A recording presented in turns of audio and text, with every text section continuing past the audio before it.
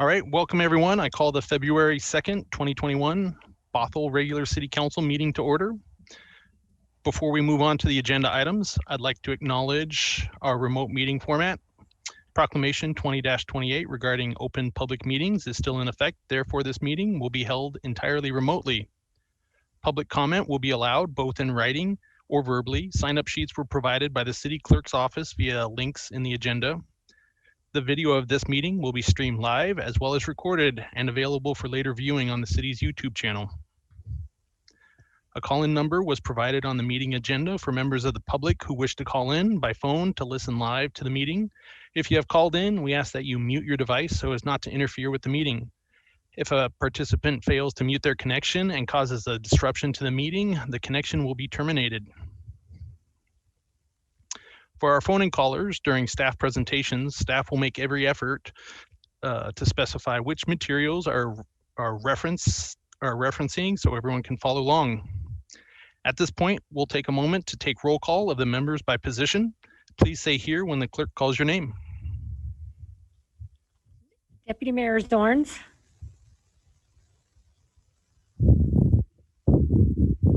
Sorry, the screen bounced around. Here. Councilmember Thompson. Here. Councilmember McAuliffe.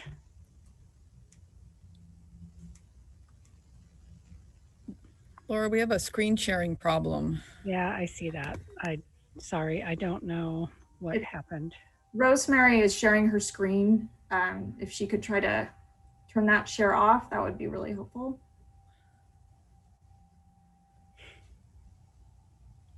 I can stop it too if you want me. I'm stopping it right now. Okay. Councilmember McAuliffe, can you say here if you can hear us? Okay, I'm going to move on. Councilmember McNeil. Here. Mayor Olson. Here. Councilmember Dorr. Here. Councilmember Agnew. Here. And one more time, Councilmember McAuliffe, are you present? Okay. All here except for Councilmember McAuliffe. Looks like she'll catch up with us in a moment, hopefully. All right, lastly, before we begin, I'd like to reiterate some of the meeting guidelines. Speak clearly and pause frequently. Mute your microphone when not speaking.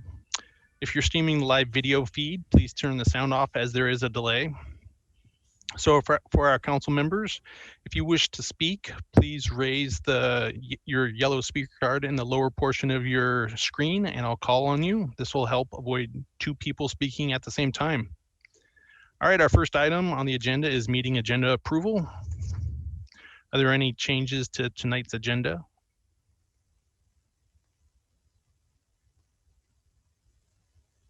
All right, seeing none. On to our public engagement opportunities.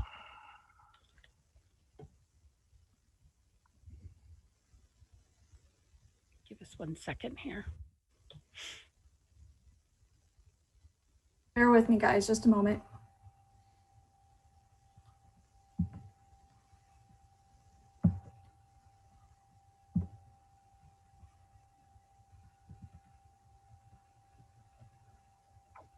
All right, apply for a board or commission by February 12th. If you want to serve your community and weigh in on important government decisions, volunteer for the Arts Commission, Parks Board, Planning Commission, and more. Learn more at bothellwa.gov/boards.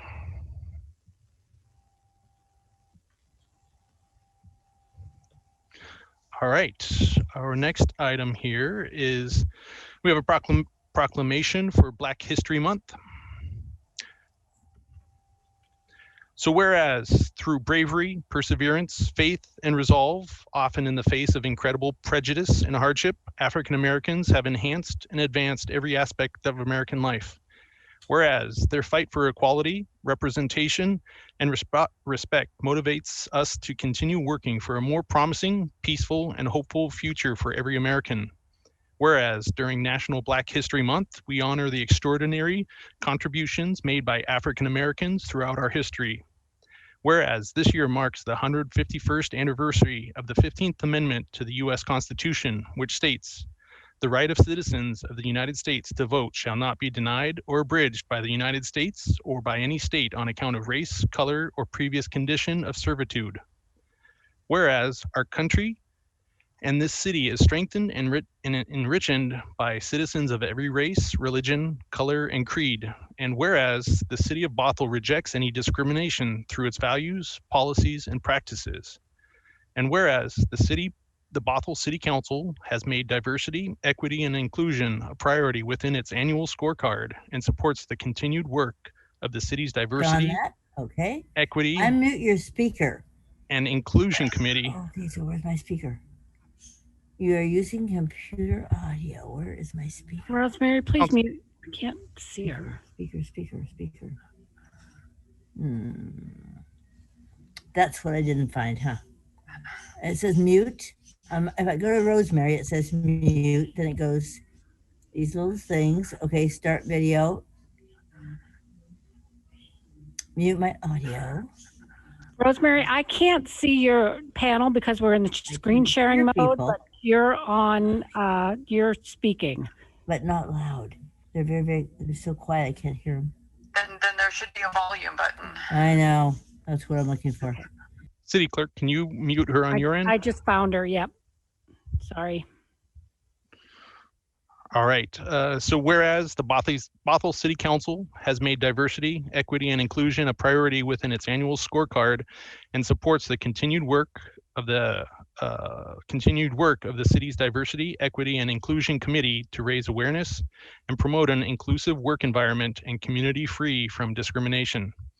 Now, therefore, I, Liam Olson, Mayor of the City of Bothell, do hereby proclaim February 2021 as Black History Month in the City of Bothell. The city makes this proclamation to celebrate the African American community and as an affirmation of the city's commitment to protect and serve anyone who resides in, works in, or visits Bothell without discrimination, and of its belief in the dignity, equality, and civil rights of all people.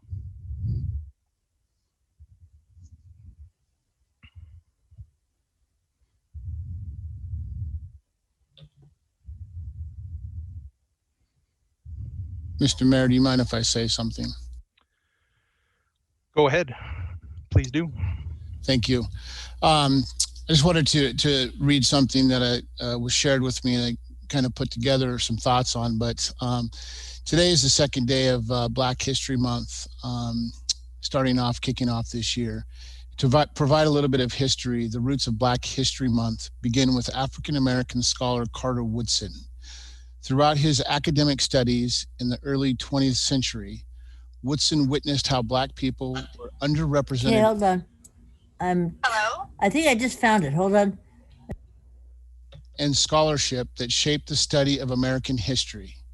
In response to this, Woodson and Jesse E. Moreland founded what would become known as the Association for Study of the African American Life and History.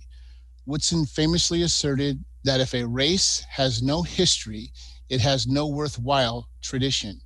It becomes negligible factor in thought of the world, and it stands in danger of being exterminated.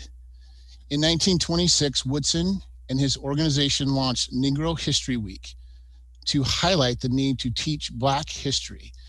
They chose the second week of February since it encompassed the birthdays of both Frederick Douglass and Abraham Lincoln. Throughout the civil rights movement of the 1960s, the celebration of the week was adopted by many freedom schools in the South, and then that week was adopted and expanded into Black History Month on college campuses. President Gerald Ford decreed Black History Month a national observance in 1976. I encourage everybody to learn more about the Black History Month by visiting the National Northwest African American Museum. And thank you, Mayor, for giving me a little bit of time to speak about that. Thank you. I appreciate taking time. I read some of the similar text on that, so thank you for sharing it with the entire city tonight.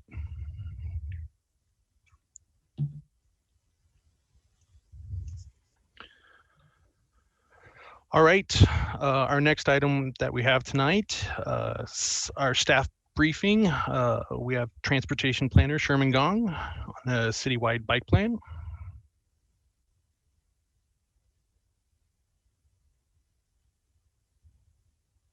All right, thank you, Mayor. Let me share a screen here.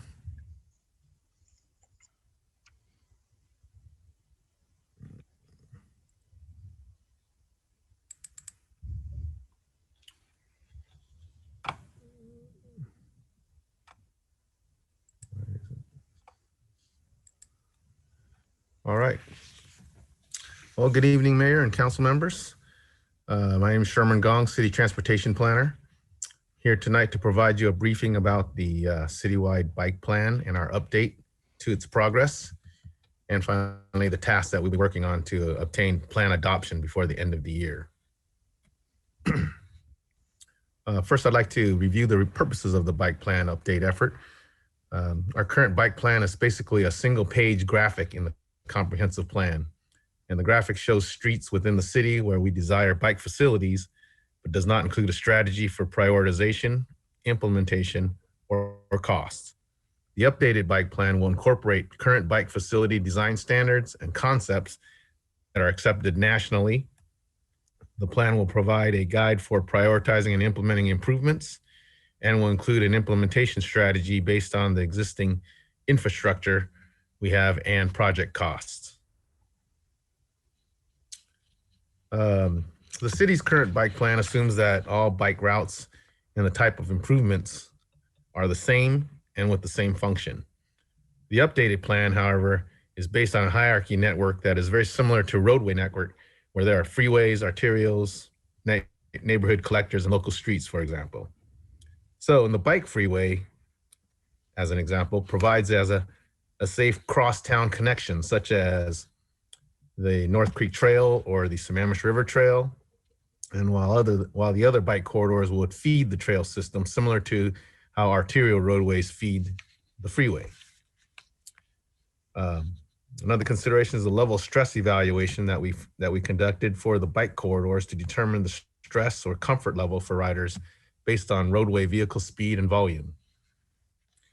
The level of stress helps to identify the bike facility type that would be desired for a particular corridor, including such facilities as a shared use path, a protected or buffered bike lanes, and shared roadway connections.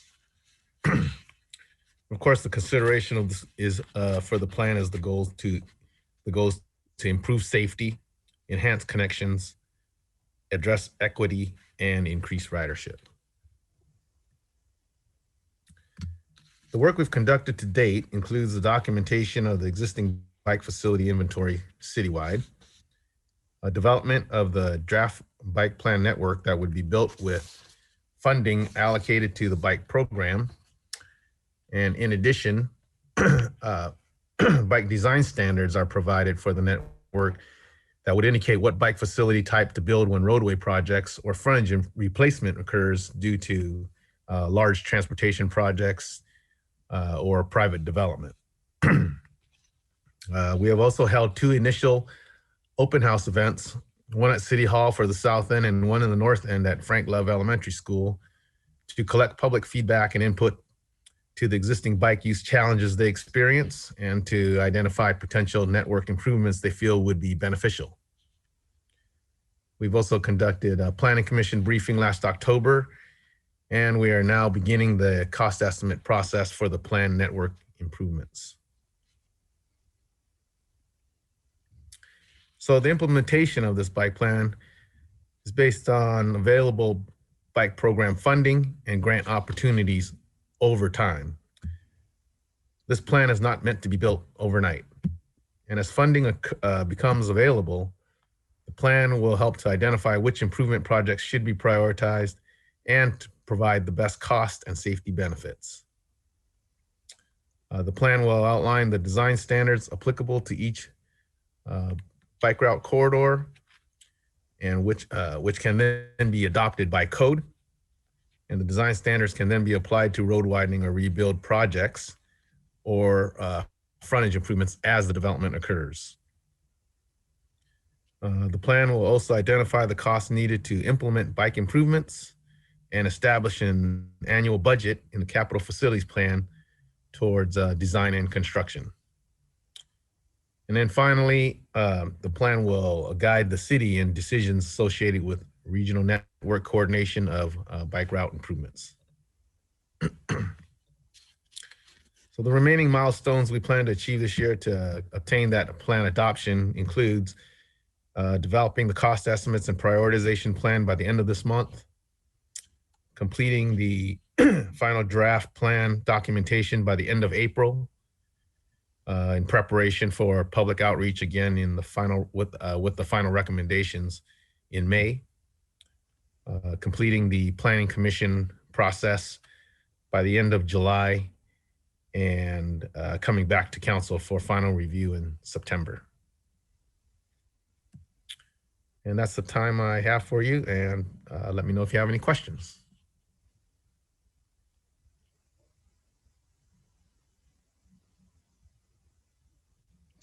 Councilmember Thompson.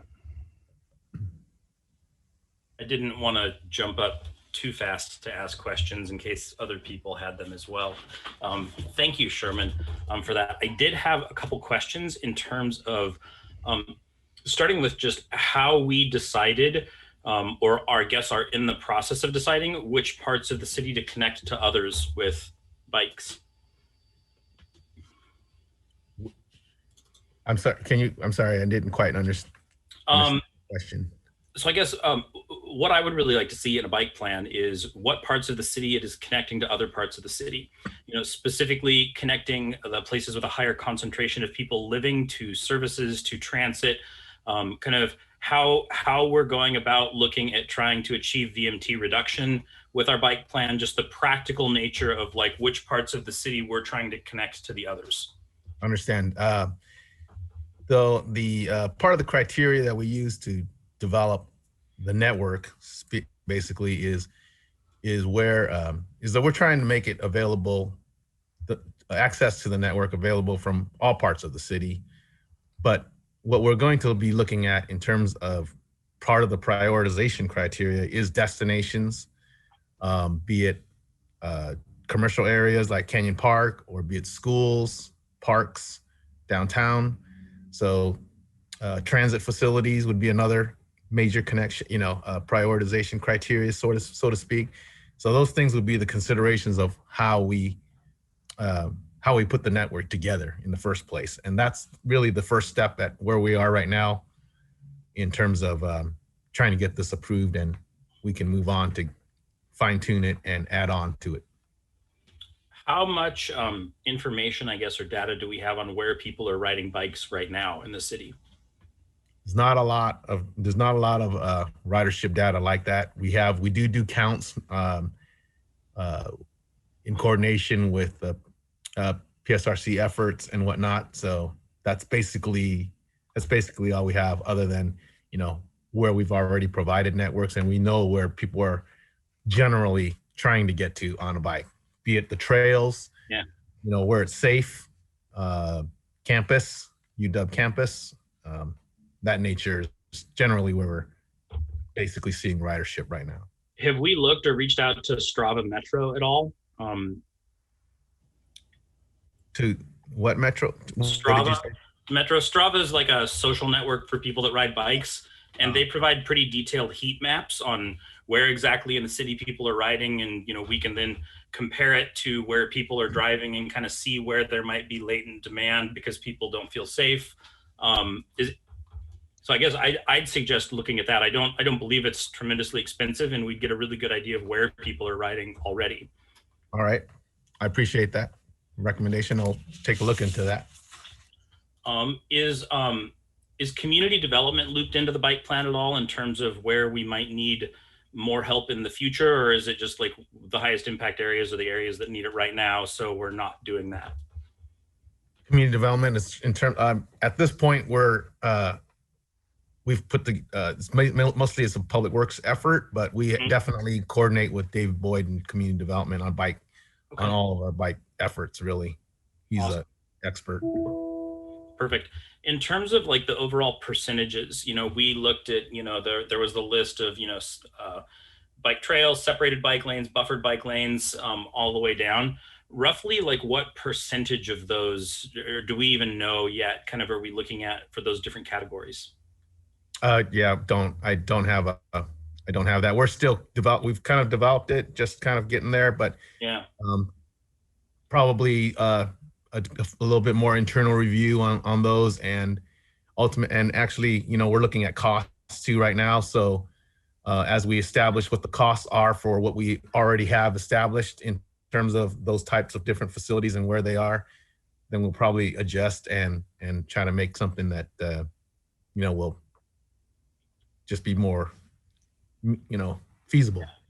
Absolutely. No, I guess the feedback that I would give as we do this is I would much rather see a smaller amount of high quality connections where it's safe to ride, where people are either protected via a barrier or separated path, than try to do as much as possible throughout the city. I feel that we'd overall get more impact that way, just by focusing on the higher priority connections and just making sure people feel safe, right, and are safe riding there.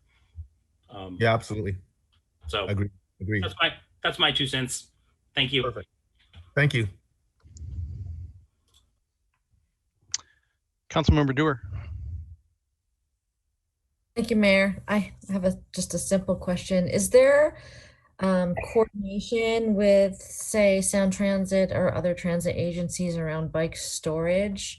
Or are we assuming that they're kind of taking care of that? I just didn't know how much coordination we're doing with those agencies.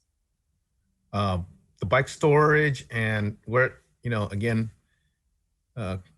we will be looking at bike storage. We're also going to be looking at probably wayfinding and a lot of these other elements of a bike plan that we would like to incorporate in the bike plan. But at this point in time, for our resources and time we have, we want to get, and our main goal right now is to adopt the network, review the network, make sure that we're all on the same page with that, and then look at where that network is.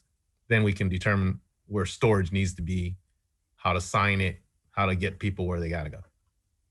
Well, I just want to say thank you, and I appreciate the timeliness of this issue.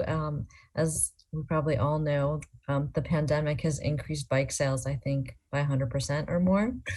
So this is great timing to be having this discussion, and I look forward to seeing where we go with it. Thank you. Deputy Mayor Zorns. I don't have a lot to add. I did appreciate Councilmember Thompson's observation of, focusing in on quality versus quantity so that we have safety on our lanes. Thank you for the presentation, Sherman. I always enjoy it when you bring your thoughts and your work before council.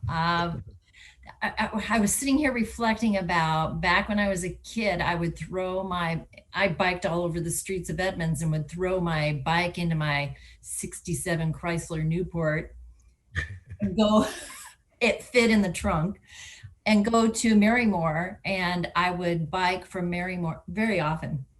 I would do this bike from Marymore out to Ranch Drive-In, fuel up and go back. And not a lot has changed in a few decades as far as biking around this area. So I am glad to see this being part of the conversation. My only question is, are we going to make some progress before I'm dead so I can get on my bike and go enjoy it? We'll come up with a plan, a funding plan, and we're definitely with something that we can put our arms around and utilize more efficiently than just what we have now. I think it's definitely, and keeping on top of any opportunities that come about, whether they're road projects or development, anything that we see, I'll see that we can grab onto, and I guarantee you I'll be pushing for bike improvement projects everywhere. Yeah, we've got a few cyclists here in the city. I do appreciate that you're addressing a variety of cyclists' needs. That is fabulous to see. And I'm looking forward to seeing more bike clubs return back to Bothell, because our streets used to be thick with bike clubs coming through. So this is a high point of something to look at down the road. So thank you, Sherman. Thank you. All right. Mayor Olson, sorry to interrupt. Councilmember McNeil has his hand raised. I didn't know if you saw that. I do not. He would like to speak, I believe. Councilmember McNeil. Thank you, Mayor. I apologize. I'm having technical camera issues tonight, but I just wanted to raise my hand. Thank you, Mayor. Thank you, Sherman, for the presentation. I had a question around mobility in as we move forward in the changing of the way people are moving around during the pandemic. And as we come out of, hopefully as we come out of the pandemic, when we're looking at bike lanes and the way that we plan, are we also going to be taking a look at the way that transportation's changing, specifically around transit organizations? Are we going to include those conversations in this plan? That's a good question. I think we have to look, keep in mind any other all transportation modes with these bike facilities that we incorporate.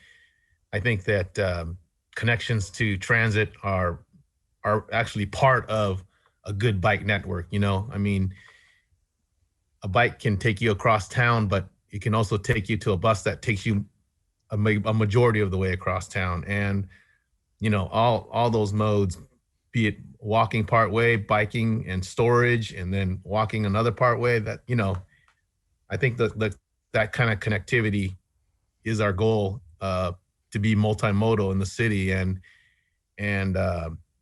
even our comp plan, when we get ready to update that in a couple of years, the comprehensive plan will look at a multimodal level of service as our approach.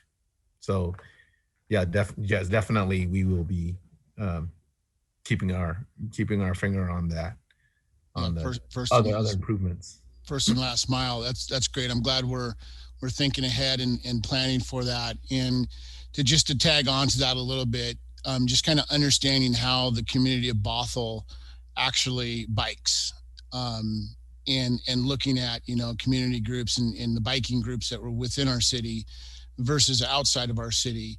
Because I know it's sometimes it's challenging at best to get on and ride a bike just to get onto the trail from certain locations within our city. So it's important that we look at all that holistically and how people get to and from the amenities that we have. But thank you so much for the presentation, and I look forward to more on this. Thank you. Councilmember McAuliffe.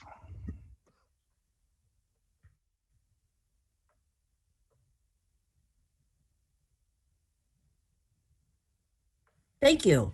And Sherman, I'm very impressed with the plan.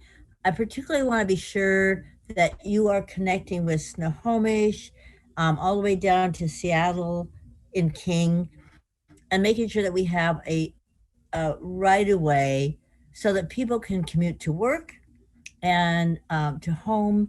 And I want to know, you might have mentioned that and I could have missed it. So would you tell me how you coordinate that? Yeah, I did mention that regional connectivity. This will definitely help us and help us to, basically, if not even guide, some of the connections that we have with regional connections. For example, even our preliminary planning right now with what we think can happen. We have a project that's being designed over on 228th between 35th and 39th, which is really a county project, but we have expressed our desire to have a specific type of bike facility on that section, and they're planning to incorporate that in the design, even though that's their project and their projects. I mean, so that's just one example, but others, including,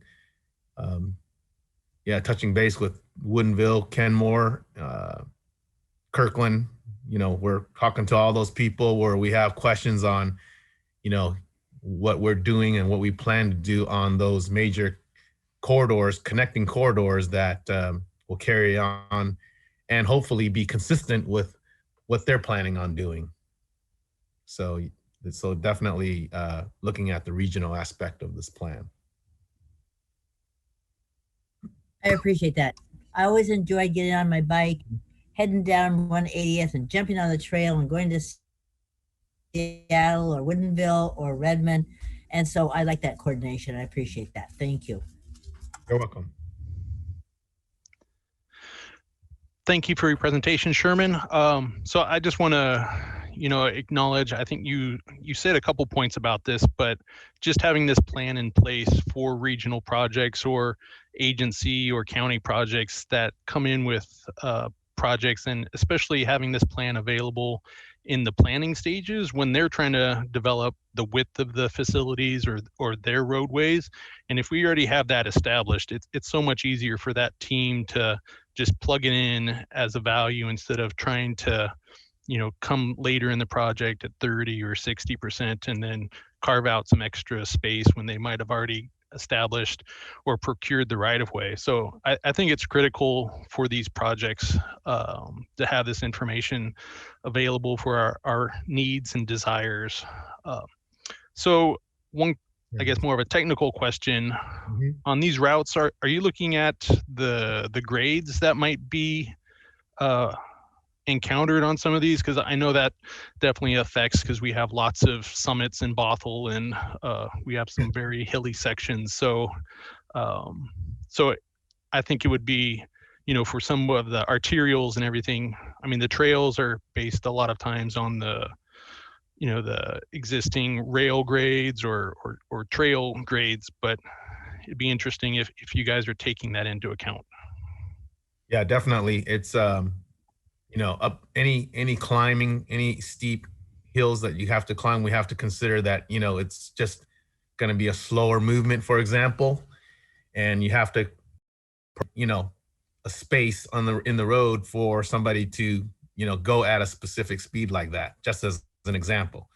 But we are, looking at this plan, considering what we can and can't do, in the near term and long term, so it's some improvements may or may not work right now, the best for, for every situation, but we are based on the topography, the pavement width and everything that we have to work with. That is definitely how we're looking at, what we are recommending in terms of a facility, including that topography, that climbing, that's Yeah, which may become more of a moot point as the electric bikes and electric assist become more prevalent, and you just see people zipping past you on your pedal bike. Game changer for sure. And we have recommendations on some of these corridors where if it is a grade issue that we may have a bike lane on the uphill direction, and you may share the road coming down because you can maintain the speed and keep up with the, be safe. So things like that, it's definitely something we're looking at. Great, I appreciate that. Yeah, so once again, thank you for the presentation. You're welcome. Thank you, guys. All right, on to our city manager report, or should I say assistant city manager, with Assistant City Manager Mazzoli. Good evening. Give me just a moment and I will share my screen.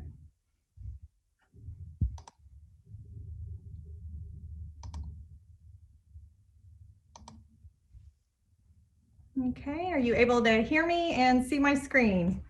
Excellent. Good evening, Mayor and Council. Kellye Mazzoli, your Assistant City Manager. I have your February 2nd legislative session update. We are currently in the 4th week of this legislative session already, and that began back on January 11th. There have been about 440 bills introduced at this point in the House and 402 in the Senate. And as a reminder, the session adjourns at the end of April. So just a brief update, nothing too major at this point, but I wanted to highlight on our legislative priorities. We actually had a prior 405 improvement priority that the city was successful in getting across the board, and those improvements were threatened with a bill that was introduced. We opposed that bill, and Councilmember Thompson testified on behalf of the city on January 26th last week. And due to this strong city opposition, not just ours, but a number of other cities as well, it's expected at this point not to move forward. So our widening of Bothell Way Northeast priority, also known Bothell Everett Highway, we're looking for $7 million in construction funds. And in order to secure those, we're going to need to do that through a new transportation revenue package. And so Senator Hobbs actually introduced his transportation package on January 27th of last week. And we had Councilmember Thompson testify on January 28th to request that we be added into that package. So everything's moving along on that front. The other priority I wanted to update you on is the North Creek Regional Trail Section 4. As you know, Representative Dewar has submitted this for the capital budget on the House side. And so all those forms have been submitted, and we are expecting that budget to be released in March. So I'll have some more information on that in the future as it's available. In general, as it's highlighted in your weekly report that is emailed out to you, we have 11 issues that we are supporting. We have the one that we opposed that I just spoke about, and we have one that we had some technical concerns and submitted some comments on. And those are outlined and detailed specifically in your reports, and not much different from my first presentation to you a couple weeks ago. We're monitoring a number of bills at this point, with so many having been introduced. Everything from density, there's the tax increment financing bills, and then a number of social and criminal justice bills that are also currently being amended and working their way through the committee process.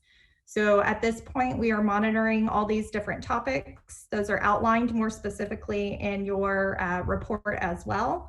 And for the upcoming week, well, actually the week that we're in, we're not looking at any testimony that we're anticipating at this point, but just monitoring and going through committee hearings. And with that, I'll accept any questions if there are any, but that's my update.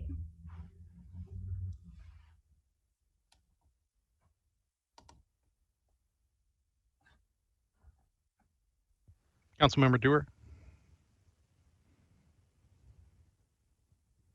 Thank you, Mr. Mayor. I just wanted to note that I dropped a bill to lift the 1% property tax cap for cities. It doesn't have a hearing yet, but it should next week. So just wanted to tag that for you. Thank you.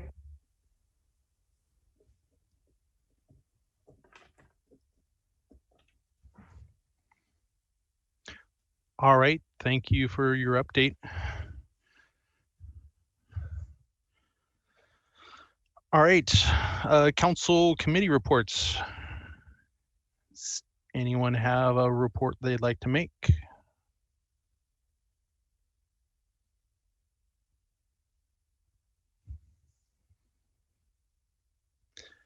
All right, seeing none. Mr. Mayor. Oh, yep, I see your hand now. Councilmember McNeil. Thank you, Mayor. So I've actually sent several updates, some information, some presentations to Laura, has been kind enough to forward that on to council. So thank you, Laura, for getting those out to everyone. One thing I wanted to draw your attention into, I spoke to Eddie Lowe, Director Lowe, this week, and PSRC has passed the transportation policy board funding recommendations. So I think there's some good work in there that may be a benefit to the city of Bothell. And I also forwarded on a transfer development right presentation that we heard. Currently, there's no way to transfer development rights from one jurisdiction to another, but there's new conversations around how to do that. And one of the cool things that came out of that conversation is the fact that Bothell spans 2 counties, and we potentially have some really great opportunities here by spanning those 2 counties. So I'd like us to all pay close attention to those conversations as they come about and how that might benefit our community here in Bothell. Thank you, Mayor. Thank you. Councilmember Agnew.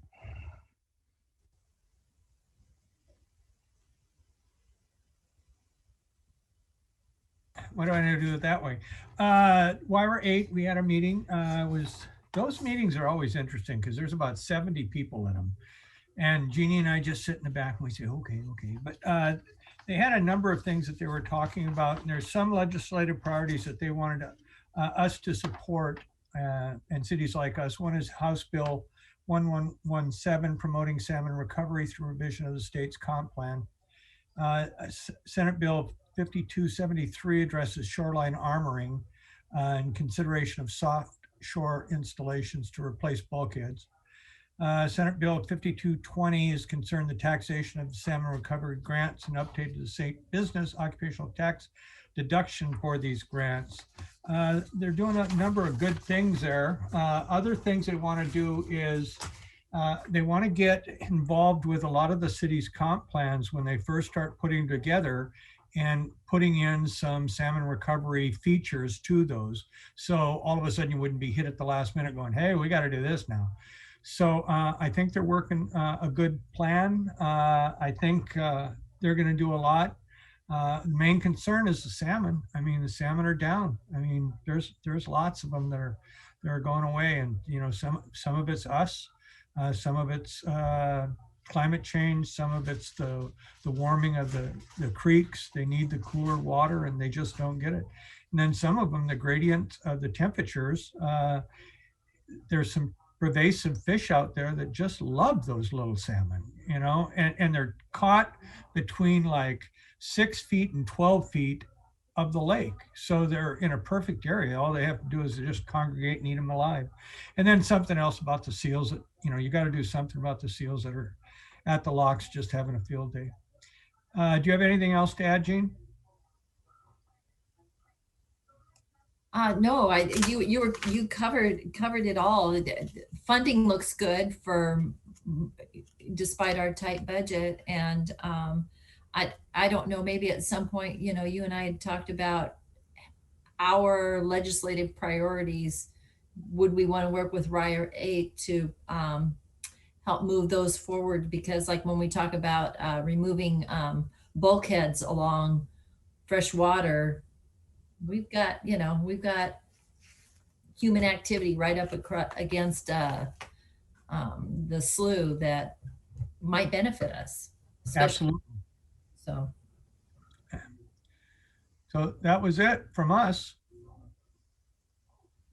All right, thank you. All right, seeing no others. Oh, we'll move on to consent agenda. Visitor comment. Oh, I went right by that, right by it. Visitor comment, thank you. So in keeping with Governor Jay Inslee's emergency proclamation 20-28 regarding open public meetings, the city has accepted visitor comments in writing as well as accepted sign-up sheets for those who wish to speak at tonight's meeting. Written comments submitted to the city clerk no later than 3 p.m. Today were forwarded to all city council members and are part of the record. City clerk, did we have any comments that were received? We had quite a few that were received this evening. We had 11 written comments received. I'm going to read the list of who submitted written comments only. And then we have 13 and possibly a 14th person who wishes to speak this evening. So written comments were received from Angela Maida regarding DEI and the Hummel investigation, Ajmer Singh, mental health crisis, Laura Dunn regarding mental health crisis, Tiffany Phillipson regarding mental health crisis, Rosemary Sutton regarding the DEI status, position status, Sean Wheeler regarding the Hummel investigation, Tiffany Anderson regarding mental health crisis, Sharma Farag regarding the DEI position status, Ellie Henry regarding the Hummel investigation, Sarah Gustafson regarding the Officers Guild bargaining agreement, and Catherine Sharp regarding Black Lives Matter and the Hummel investigation. So you should have received those comments today. And then we have, like I said, we have quite a few people that are requesting to speak. So our first person is Manny Ocampo. And Robin, as I say these names, could you panel them in? Thank you. There's Manny. Manny, go ahead. You have 3 minutes to speak. And you're on mute right now. So you need to unmute.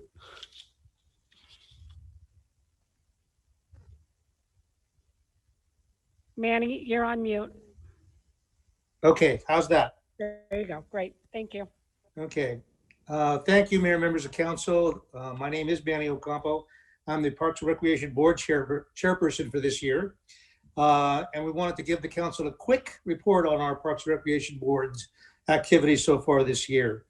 First of all, I know this was probably oversimplistic for the council, but I do want to let the community know just a couple of comments about the importance of Parks and Recreation in Bothell. On average, the citizens of Washington spend 56 days a year recreating outdoors. Of all the places they go, according to this statistic, local parks are the most visited. Even during the pandemic, we've seen unprecedented levels of usage in our parks and on our local trails.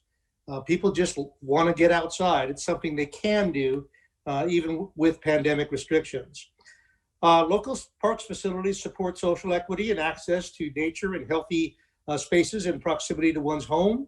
Local parks are an equal access destination and experiences for all segments of society, regardless of their income, their racial makeup, their religion, or their sexual orientation. Parks and outdoor recreation environments provide some of the lowest cost, most effective public health interventions available in our community. And for these reasons and a whole lot more, we recognize or we appreciate your continued support for Parks and Recreation in Bothell. Recently, the Parks Board has had a couple of meetings trying to talk about our 2021-2022 work plan. During these times of challenge and certainly with the pandemic, and I'm seeing some of those challenges this evening with the council, you have a difficult task in the best of times, and these aren't the best of times. So what we decided to do was, after meeting with individual meetings with our park staff, we came up with discussing in our joint meeting 4 areas of interest the board has identified to incorporate into our work plan. Those 4 areas are as follows. First, the cultural events and community programming. We want to work with existing community organizations to attract virtual and in-person special events with a cultural focus. Look for opportunities to add cultural emphasis into existing programs such as Music in the Park when that starts again. So again, cultural events and community programming is emphasis number 1. The next emphasis is corporate partnerships and capital fundraising, which is a particular interest of mine, to identify and seek corporate partnerships in the community to help support programming, maintenance, and assist replacement needs in Bothell's park system. We have a significant amount of corporate entities in presence in our city, and we need to maximize, or we need to have them recognize the importance of Parks and Recreation to their as well as mine. Mr. Ocampo. Thank you. Thank you. Okay, next on the list is Han Tran.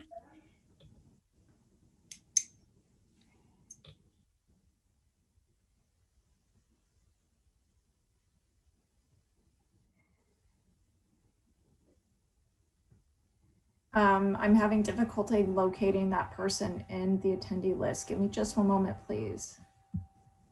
They've been there the whole time. Now I don't see them.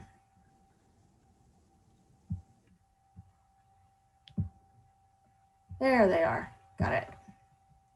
Coming down the hall.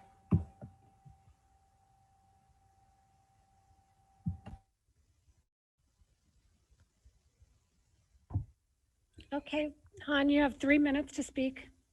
Thank you, City Council members, for your time and including a proclamation for Black History Month. My name is Han Tran. I'm serving on as one of the board members of Anti-Racist Communities in Bothell, known as ARC. I also have the honor of being on the North Shore School District's Ethnic Studies Collaboration Team.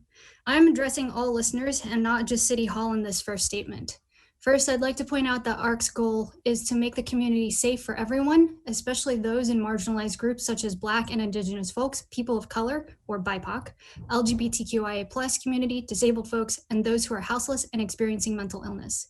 The proclamation Mayor Olson read states, "Our country and this city is strengthened and enriched by citizens of every race, religion, color, creed, and quality." So I'm surprised to learn earlier today, Deputy Mayor Zorns is drumming up concerns around defunding the police and calling us dogs. We cannot be fear-mongering and calling others derogatory terms while we are trying to help those who don't have safe places to go. It's uncalled for, highly unprofessional, and has long-lasting ramifications on the community. Words matter. You have now just put a bigger target on our backs, the people of color who are enriching this city, and you have made Bothell less safe for us. This needs to be remedied. Hopefully you are not referring to ARC or Black Lives Matter supporters. We also need to have justice for the Hummel family, and we need to start healing the community. Imagine having your son or brother shot and being in limbo for 6 months and feeling unsupported by the community you live in. These are not criticisms of SMART or City Council, but failures of an inherited justice system that existed before your time and my time. Justice for the Hummel family also means keeping our city safe by getting that woman who drove through our vigil this past weekend off the streets. The inactions of police on site were not shocking, but disappointing. We have a huge disconnect between BPD and marginalized communities. Bothell needs to do better. Juan Rene Hummel was shot in a matter of seconds during an encounter with police roughly 6 months ago. He was schizophrenic. All of what I just said is to let you know where I'm at.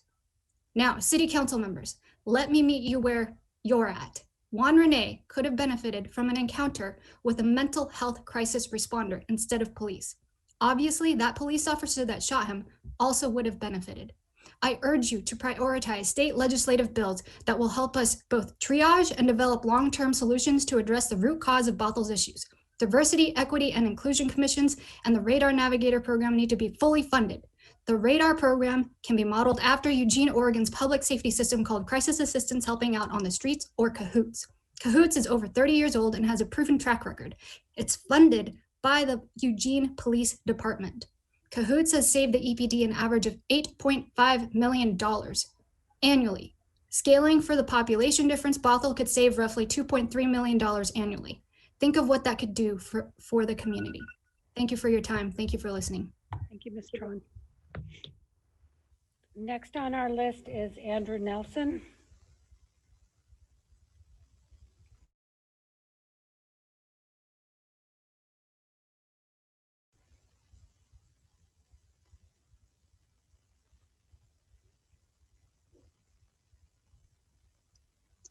Hello, City Councilors.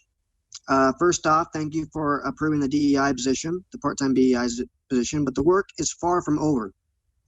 We, the people of Bothell, who brought this idea to the table, deserve a voice regarding that position. With that in mind, an idea is to form a commission made up of citizens to help with the hiring and responsibilities of said DEI staff member. Second, as some of you may know, a vigil in March was hosted on January 30th for Juan Rene Hummel, a man killed by Bothell PD in late July of 2020. We started at Stipek Park and ended at City Hall. While marching, a woman in a car narrowly avoided a biker, hit 3 to 6 cars, a fence, and narrowly missed the attendees of the march. I've talked to members of Bothell Police Department, and they reported she has not been charged and most likely will not be charged. That is unacceptable. The people of Bothell deserve to be safe in our city, expressing their First Amendment rights, and the lack of punishment this woman received is an injustice to the city of Bothell. Third, I've seen the plan for Lot D is for it to be made more or less into apartments. It's just a big concrete block. The people, your constituency, do not want that. We have expressed multiple times we do not want that. I also find it odd that we don't work with local architects. The architect that was worked with is from Texas. I'd imagine there are a ton of local architects who would want to work in their community and do what's best for them. I appreciate your time. Thank you for listening. Thank you. Next, we have Hannah Mendro.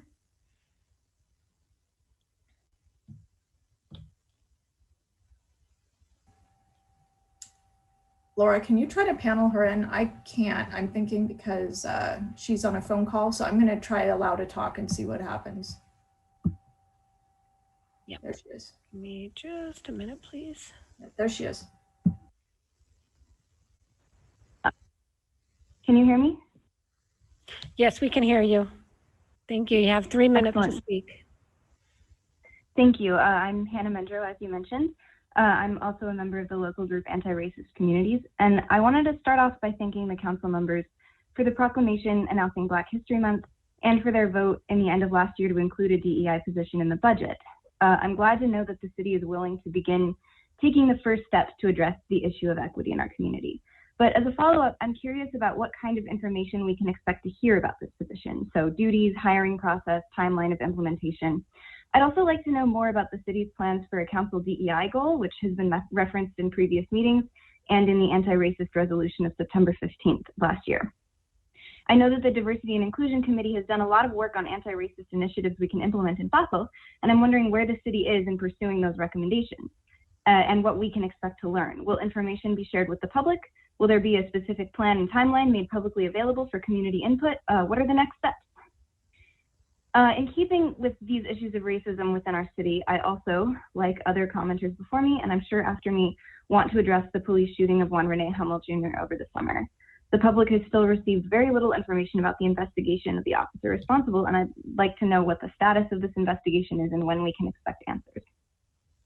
And I also would like to hear the city's response to the events of this weekend that Andrew mentioned in his comment before me, in which a vehicle drove towards a crowd of peaceful demonstrators. The driver hasn't been charged with a crime, and the victims are receiving dismissal, disinterest, and misinformation from the police, and attempts from city council to stir up fear and create a narrative that sets us against the police. The truth is that we want the police to work with us. We want to feel protected and served by our police and by our city leaders, and we do not, and we are not. Juan Rene Hummel was not protected and served. Those of us attacked this weekend were not protected and served. We need the police in our community to be willing to protect us, and we need our city leaders to stand behind us, but so far neither of these things have happened. So my questions to you are, what are the city's plans to increase oversight and accountability over the police force? And what does the council plan to do to prevent what's happened in the last few months, from the Hummel shooting to the protest this weekend, from happening again? Because we've seen over and over again that hate is very much still active and alive in our city, and if we don't respond to it, it will happen again. Thank you for your time. Thank you. Next on the line, we have Cameron Chapman.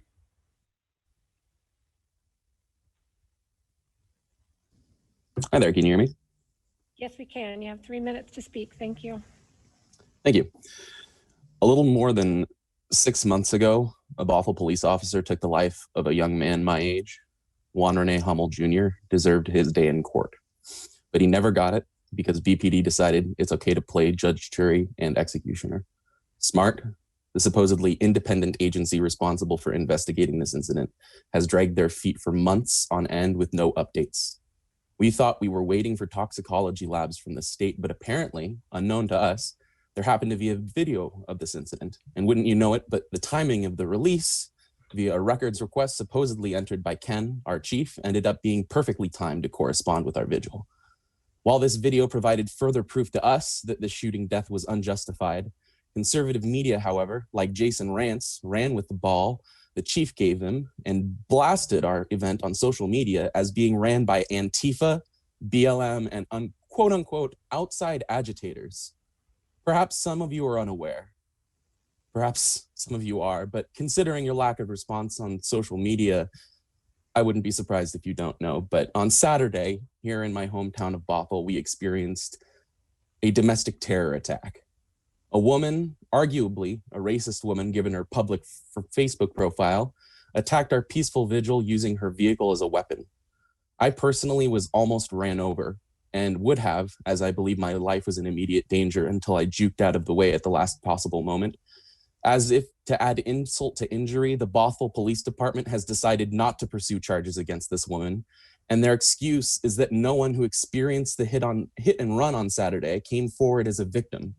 I, as well as others, are victims, not because our property was damaged, but because we were faced with death at the hands of a crazed motorist who, in my belief, drove into our crowd with the intent to do physical harm. And it's pure luck that today I am not in the hospital as a result of being struck head on by this vehicle.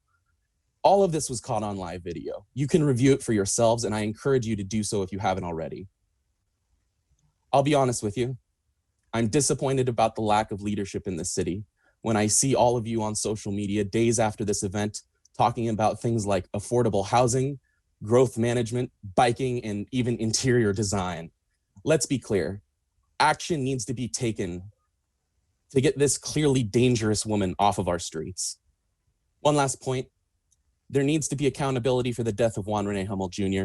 The officer responsible for his death, who supposedly is still under an independent investigation, is back on duty as of January 1st of this year. Think about that for a second, will you?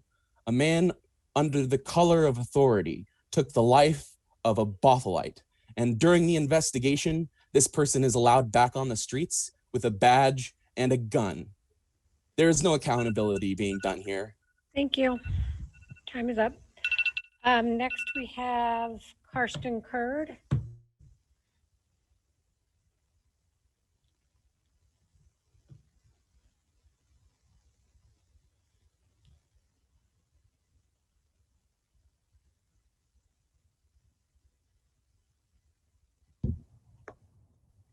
Can you hear me? We can hear you. You have 3 minutes, Karsten. Thank you. Hey, Council, it's Karsten Kurd, speaking as a private citizen tonight. I don't want to minimize the other stuff that's been said, but I live at 19,007 100th Avenue Northeast. I just want to drive home 3 key thoughts about the bike master plan that you've discussed tonight. Safety, outreach, and equity. First, safety. About 5% of Bothell households, or maybe 2,500 or so of our neighbors, don't have cars, and they rely on transit, walking, and biking to get around. It's our responsibility to ensure all people who live, work, and pass through Bothell are kept safe. Painted lines on the road, like here on Beardsley near the college, aren't protection from cars for bikers, especially on roads where the posted speed limit kills and collisions 65% of the time. Tonight, Public Works has probably told you that they prioritize projects with painted buffers and road markings, passing them off as safe for all ages and abilities. Question that. If you wouldn't let your kids ride on it, it's not safe. They've even said that they don't use collision data in their ideas and rankings for projects. So how about outreach? They've held only a couple of public sessions in the 3 years that the plan's been in progress. The meetings have been relatively poorly attended and held at the tops of hills, inaccessible for some in the biking community. With that, we haven't had formal opportunities to comment since 2018. Now let's talk about equity. High quality, physically protected bike lanes have the opportunity to radically transform our surrounding neighborhoods and are guaranteed to stimulate adjacent businesses and properties. An equity lens is critical, and it needs to be applied to the plan to ensure that underserved businesses and communities aren't further disadvantaged or displaced by our planning. I hope you'll take tonight as an opportunity to think critically about it and to seriously consider our city's approach to multimodal transportation. Take steps to think about what it says about our collective priorities for the city too. So thanks for the time, and watch for bikes. Thank you. Next on the list is Stephanie Sarantos. City Clerk, I cannot see a name Stephanie, but I see a few, a phone number and another title that's unrecognizable. So Stephanie, if you're in the attendee list, could you please use the raise hand feature and raise your hand so I can identify you? There. All right. I will panel you in. Thanks, Stephanie.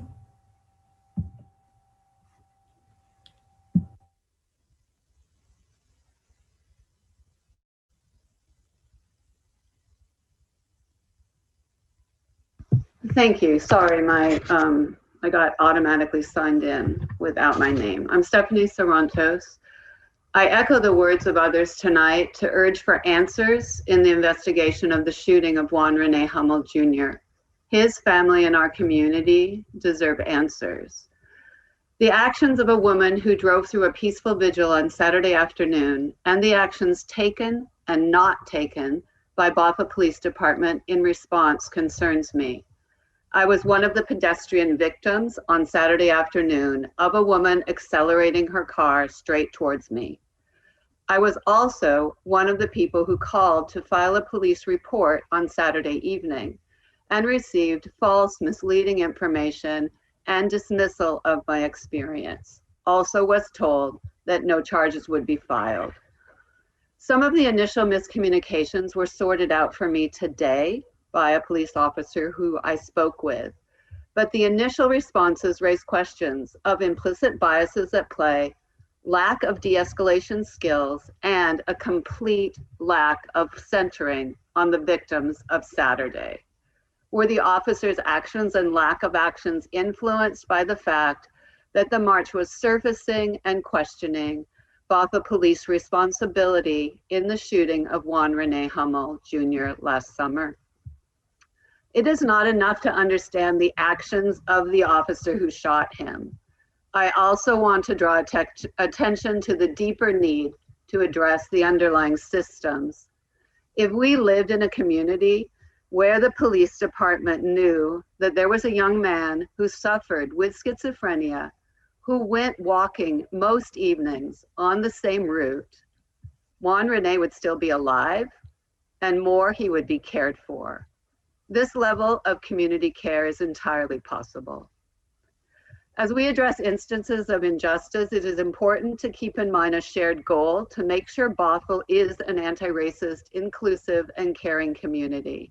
The first step identified by the council is to hire the DEI position, and you need to establish community engagement in and with that position. These problems are multifaceted and require concerted effort and constant attention by BPD and by the City Council. The situation Saturday and ensuing investigation provides a concrete example of the need for seriously engaging in anti-racist inclusive work.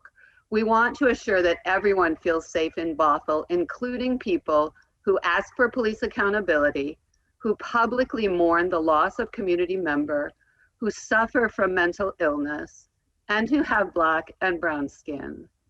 ARC Bothell wants to make sure this is true for all our community members.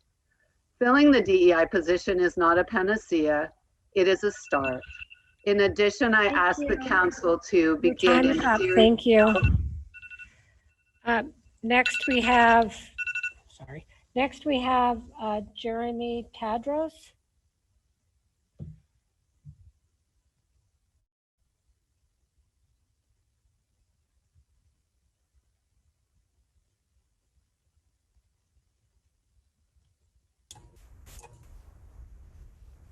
Hi there, I'm Jeremy Tadros, and I am a resident of Bothell, not an outside agitator as some have claimed that ARC is. I'd like to speak on the murder of Juan Rene Hummel and the intentional ramming of peaceful protesters at the vigil this Saturday. I'd first like to speak on a comment I overheard from an officer who was talking with one of the marchers. This officer asked, why were we not in the streets for Officer Shoup? The reason why I'd like to respond to this comment is not to single out this officer, but because I believe the department, some council members, and other members of the community seem to have a fundamental misunderstanding of why this vigil occurred and why there have been previous protests and why there will continue to be protests until we find a way to have solutions. The night Officer Shoup was murdered, the suspect was caught. He is now being placed on trial and is facing prison time, as someone who murder should be. Justice for Officer Shoup is underway. Justice for Juan Rene Hummel is not, on the other hand. We've had 6 months of investigation with little transparency. The 2 videos that we have were only available after BPD requested them from SMART. It's a little convenient that that happened a couple days before the vigil, but that's not the point of this. Juan's family and the community know little. The officer involved is currently active again on the force, and justice for Juan Rene is being delayed. And we're all concerned that his case will be another case in which there's no justice. Our BIPOC community is unfortunately well accustomed to justice not being achieved when it comes to police being responsible for investigating the actions of other police. Keeping that in mind, that brings us to the vigil in which a woman clearly intentionally tried to run my family, my friends, my neighbors over, your neighbors. In response, the police escorted her from the scene and took her side of the story without detainment. Compare that to Juan Rene Hummel. Responding to reports of slashing tires, he was met with deadly force within seconds without non-lethal means being used first. The discrepancy between how police reacted to Juan Rene Hummel for alleged property crime versus how they reacted to a well-documented attempted vehicular homicide highlights what these protests in Bothell and around the country have been about. Some have liked to spin this as people just hating cops or not understanding that policing is a dangerous service.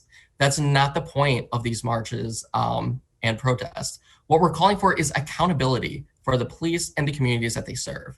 I'm a teacher. When I make mistakes, I'm accountable to my parents, my students, my principal, their families.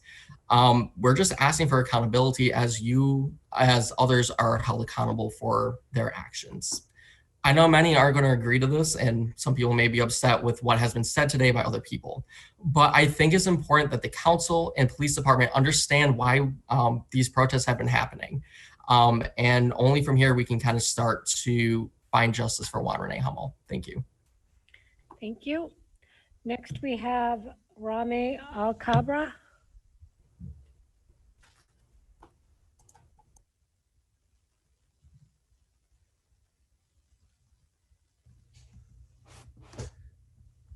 Good evening, dear council members and city staff. As you know, my name is Rami Alcabra. As I've mentioned before in the past, I'm an American Muslim and immigrant. I'm also a Bothelite who loves my city and wants the best for it. I'd like to start by saying that to be anti-racist is to be equitable, especially to the people of color who have been disproportionately targeted by police for centuries. I consider Chief Suberlik and Chief Cummings before him as friends of the Bothell Muslim community. They stood in solidarity with us through a number of adversities, including a bomb threat targeting the Islamic Center of Bothell and the massacre of Muslims at Christchurch, New Zealand. However, as friends, we should hold each other accountable to our actions. The actions of Bothell PD over the past few days really hurt and made me feel scared. I'm imagining this horrific scenario of a white supremacist walking into my place of worship, gunning down everyone in sight, then letting the gunman go because none of the victims were comfortable giving statements to police investigators. Demographics of our city are changing. We are no longer 90% white. According to the city manager's own research presented in October last year, a third of residents are people of color, and the numbers are growing. And we are not dogs on a bone. Police swore an oath to serve and protect. Right now, I feel like the oath only benefits a certain group of people. Moreover, earlier this evening, Mayor Olson read a proclamation. From that I took, whereas the city of Bothell rejects any discrimination through its values, policies, and practices. And just yesterday, I was in a lobby day to ask our state representatives to support the police reform bills because we need them. So to help those of us who have been affected start healing from this trauma, as you heard earlier, and me personally, I asked that Bothell PD not only investigate the hit and run against peaceful vigil attendees, but to also apprehend the person who committed the criminal act as they would any other person who commits a crime. Thank you. Thank you. Next on the list is David Levitin.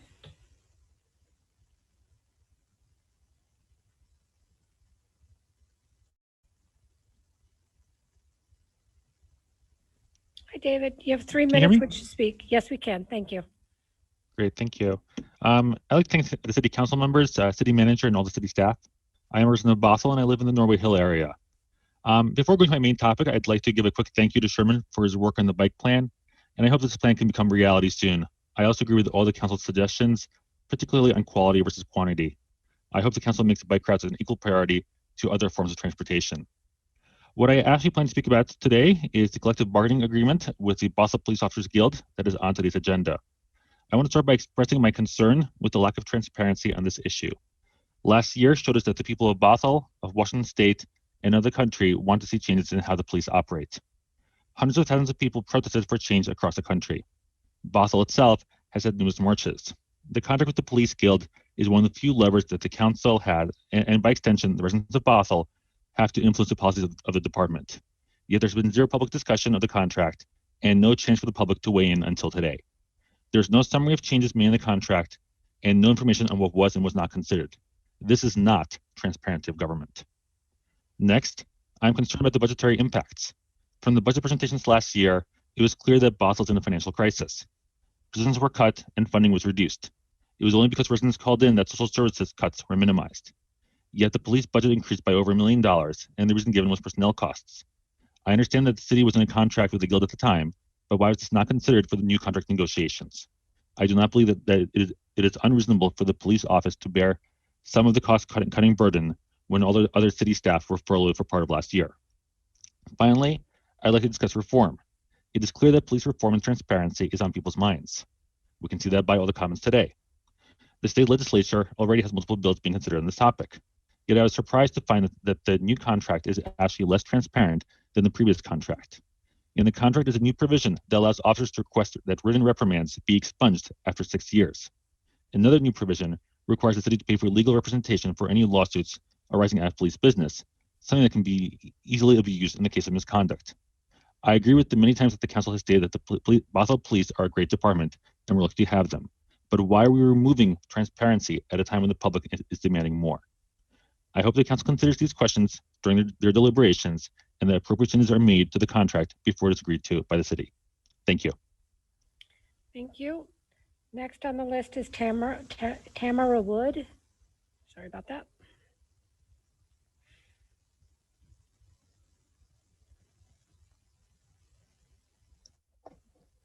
Hello. Can you hear me? Tamara. Hi. Hello, Council, and thank you for your active listening to some heavy feelings that I'm about to unleash. I originally wanted to write about the Bothell Police Union contract, and I have a lot to say about that. But first, I want to address the smearing of the citizens of Bothell who are passionate about the basic human rights of Black, Indigenous people of color in this city. I am a citizen, a mother, a property taxpayer, a business owner, a Cascadia College student, and also a person of color in this community. And I will not be framed as some fringe activist from outside this city. When some of you, Zorns, go to the Chamber of Commerce meetings to smear our work with fear language to scare business owners by saying they want to defund the police, you distract from the transformative work we are trying to do. Police reform is coming, whether you guys like it or not. And believe it or not, we are trying to help and advise the department to do better, be better. Imagine a department that has navigators to help those suffering from mental health episodes or drug addiction. Imagine using Cahoots, a system that allows social workers to ride along with police officers, a system proven to work. Imagine being a Black person driving a car in Bothell and not being constantly pulled over and harassed. Imagine if communities got to dictate how they are being policed through input, oversight, and accountability. Imagine having a peaceful vigil that doesn't get violently interrupted by an angry white woman that tries to run you over in her car. Imagine a department that holds that woman accountable for her actions. Now, in regards to the contract, what we want are the same austerity measures that the rest of the city gets. We don't have the privilege as a city with double the amount of debt that our sister cities have to continue police salary increases. That is not even including the last 2 union contract extensions signed by the city manager with 2.5% salary increases. It's absolutely inappropriate and tone deaf to lay off and cut other departments with none for the police department. No new salary increases, get Juan Renee's killer off patrol, and qualified immunity, and as always, Black Lives Matter. Thank you. Thank you. Next on the list is Jeannie Elderks.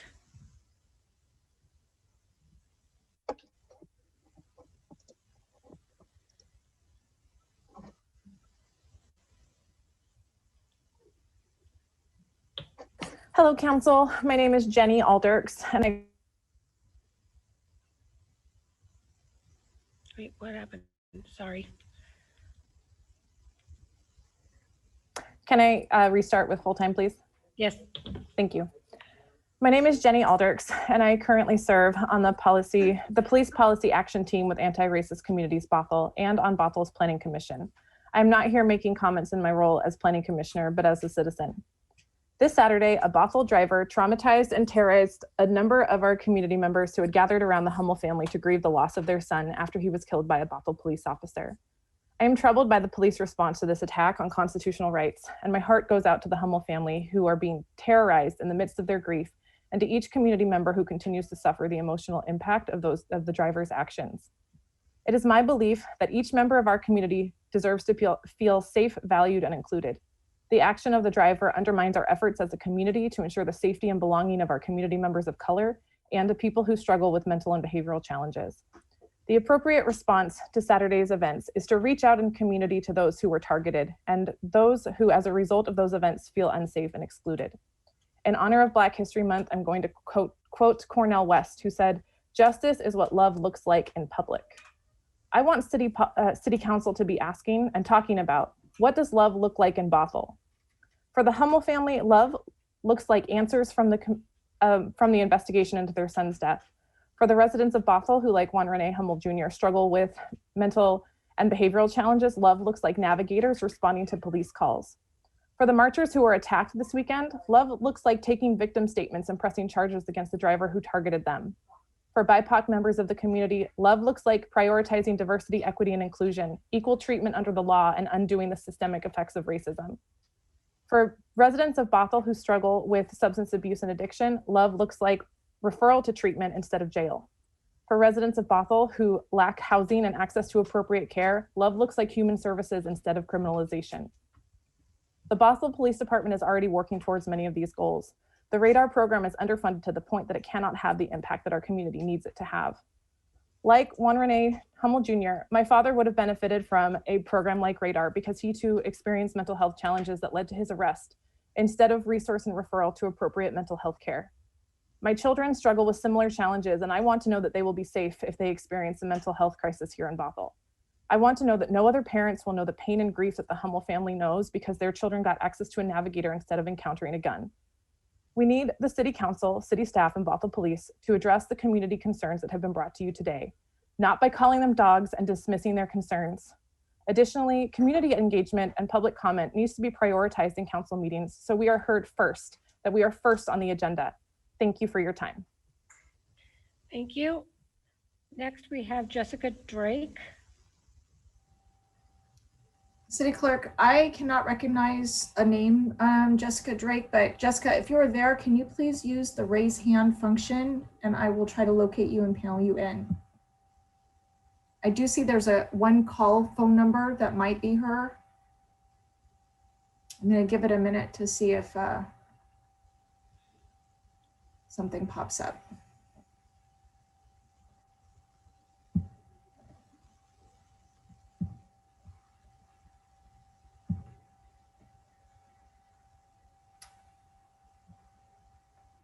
I'm going to go ahead and allow this person to talk and we'll ask to see if it's them. Thank you. Hi, is this Stephanie? Jessica. Sorry. Thank you, Jessica. They're not unmuting their phone, so I'm thinking maybe it's not. Okay. Well, Mayor Olson, that is the last person I have that signed up on the list. I don't know if there are any other audience members besides Jessica Drake that are in the attendee list or portion of the meeting that wish to speak. But if you do wish to speak, please use the raise hand function and we will panel you in.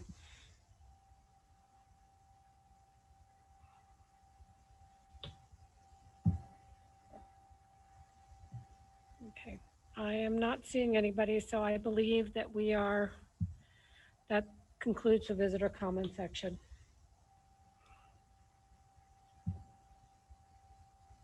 Thank you. City Manager, I think you have some information that you can share for the comments that we had. Sure, absolutely. I was going to address the DEI position and the process that we're going through for that. And then Chief Suberlick is here, and he has some information with regards to a couple of the other topics that were brought up by the speakers.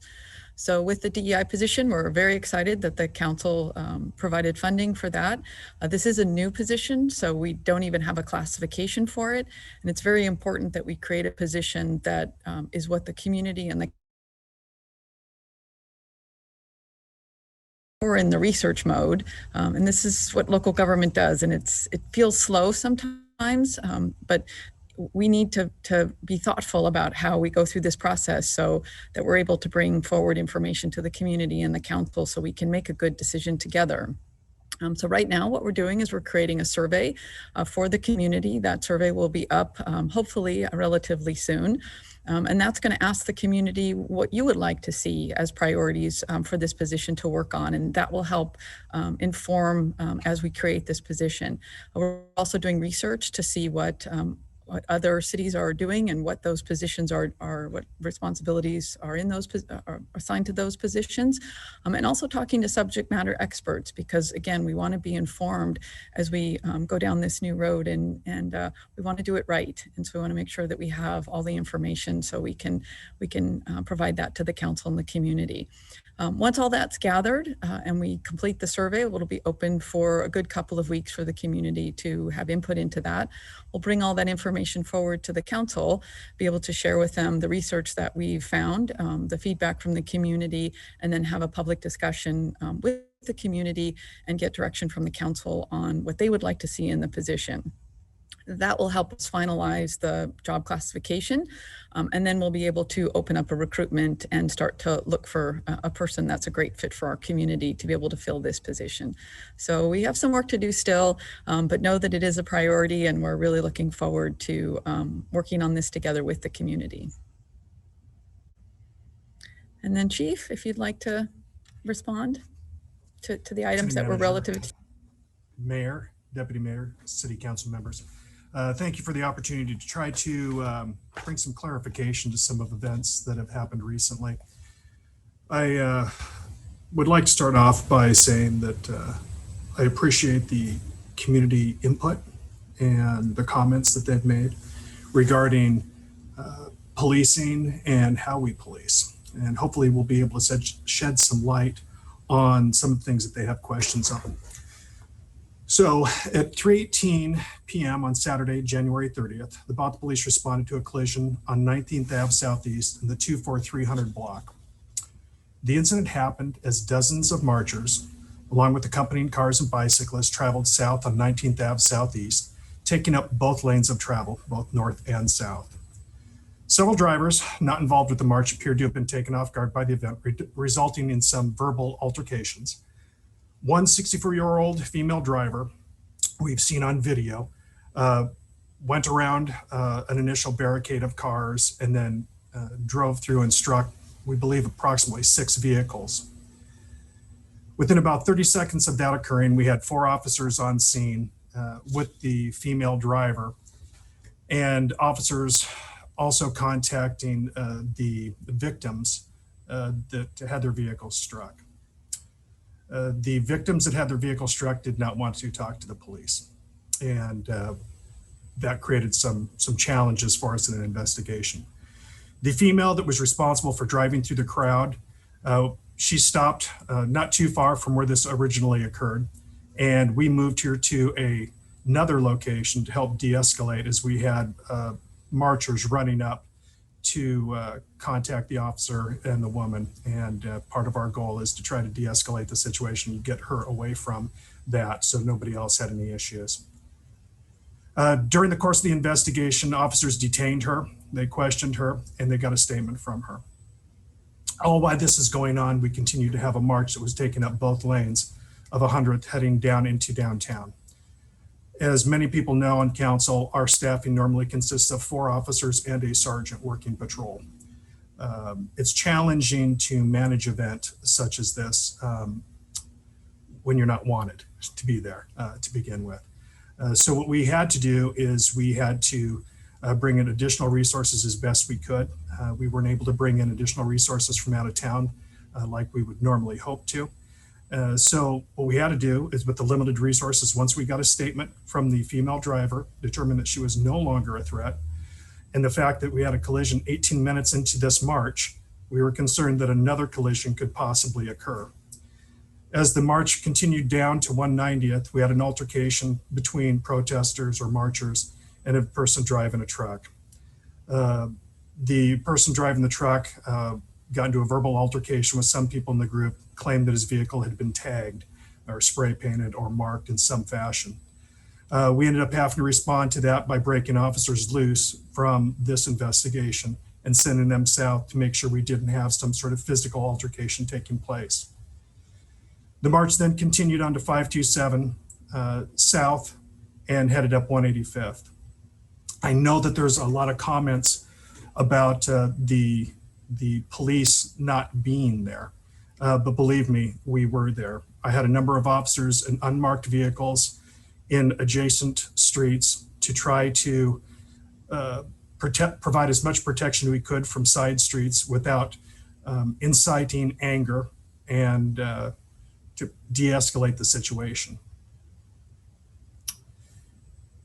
The one thing that we're looking for right now as this investigation moves forward, we've tried to contact those drivers again. We have license plate numbers. Most of them are not local. So we're reaching out hoping that we can get additional information back. If we don't get that information back, it does impact the investigation, but we'll forward charges to the prosecutor's office for him to determine exactly what charges we'll move forward with. So this is not something that we're not investigating. This is not something where a woman was allowed to go free without any sort of ramifications. This has a lot to do with real world events and us trying to use limited resources to try to provide as much safety as we can to individuals that are trying to utilize their First Amendment right to free speech and to protest. I will also tell you a little background on this. There was a march a few weeks earlier, and it started at Canyon Park, QFC, and headed south on 527. We sent officers up there in hopes of trying to provide additional protection for them as they wanted to have their parade or march of cars and marchers down south. We were told in no uncertain terms that they did not want our assistance. And when we tried to make recommendations for what we needed them to do for their own safety, they would then do the exact opposite of what we asked. So it was my decision and my decision alone to try to de-escalate this march by having officers in plain clothes and unmarked vehicles. So that rests with me. And it also rests with me that I asked the officers to break from the person that they had in custody to make sure that we didn't have another vehicle go through the crowd as they entered a busier roadway down in State Route 527. So hopefully that provides a little bit of insight as to what occurred. We want people to be able to exercise their First Amendment right. We believe that that is important. We understand their desire for us not to be involved, but it really creates a challenge, a safety challenge for people in our community when we're trying to balance that. We understand, I understand specifically, that this was probably one of the most traumatic and scary moments for many of those people that were standing there marching down to grieve the loss of somebody in the community. That isn't lost on me. Many of us have had similar situations in our life. And the one thing that I can promise the community, this is not going to be swept under the carpet. We're going to investigate this, and we're going to file this case as soon as we can. And if that means we don't have people that want to be victims, then we don't have people that want to be victims. But we'll file it anyways and let the prosecutor determine what charges are going to occur. As to the Renee Hummel investigation, there was comments that I conveniently asked that the video be released at the time of the march. The fact of the matter is the attorney for the Hummel family sent a letter requesting that I asked it to be released. I agreed to that. I thought it was the right thing to do. There's no hidden agenda on this thing. I am not involved in the investigation. To be quite frank, I was surprised that I could send a letter and ask for that, considering it's an independent investigation that I really have no control over. It's frustrating that cases take as long as they do, but that's just the reality of it. We have an investigation involving an officer that we lost that is still under investigation by the SMART team. Investigations take time, and unfortunately, that can be frustrating. I totally understand that. I wish things moved faster. I wish Crime Lab operated faster. I wish things just happened faster, but that's just not how things operate. This is an independent investigation as a result of I-940, which the voters approved. Prior to I-940, they would share information with me. I get the same amount of information now that the family gets, which is really minimal. I'm hoping that this investigation will be wrapped up like everybody else in the community, so we can get some closure and some healing. And we can evaluate exactly what do we need to do as a department. Are there things that we need to correct? But we won't know that until this investigation is complete. And I am available for questions.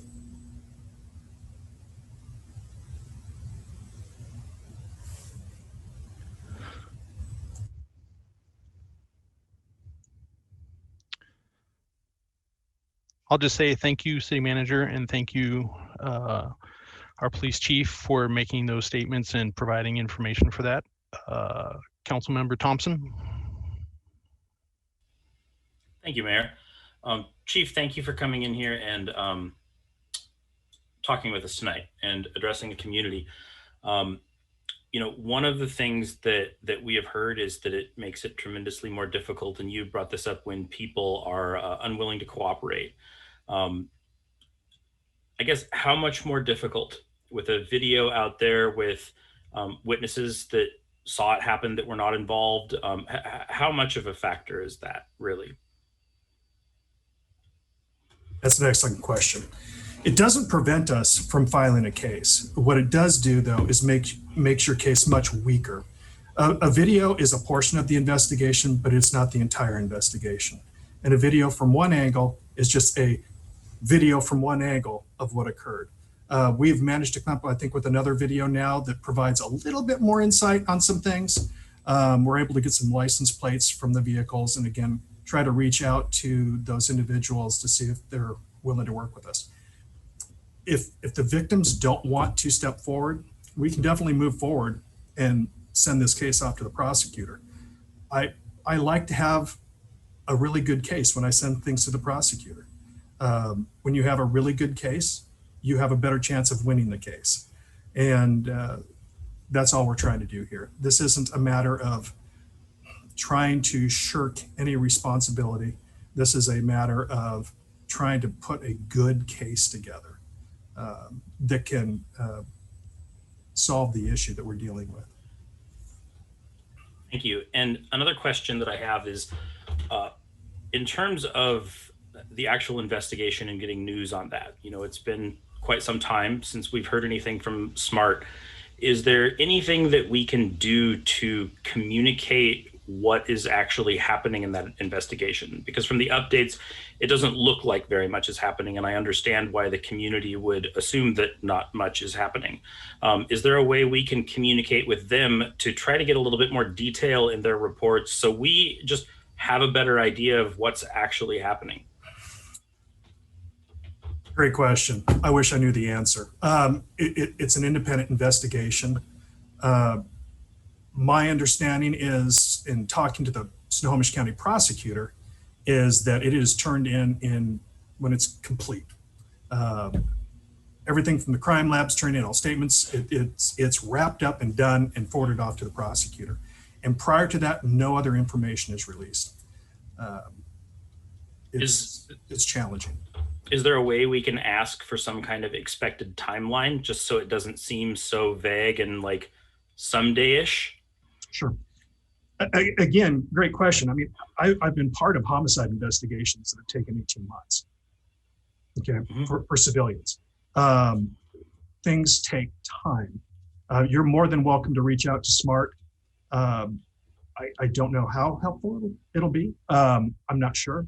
I don't know where they're at on the investigation because they don't share that with me. It's an independent investigation.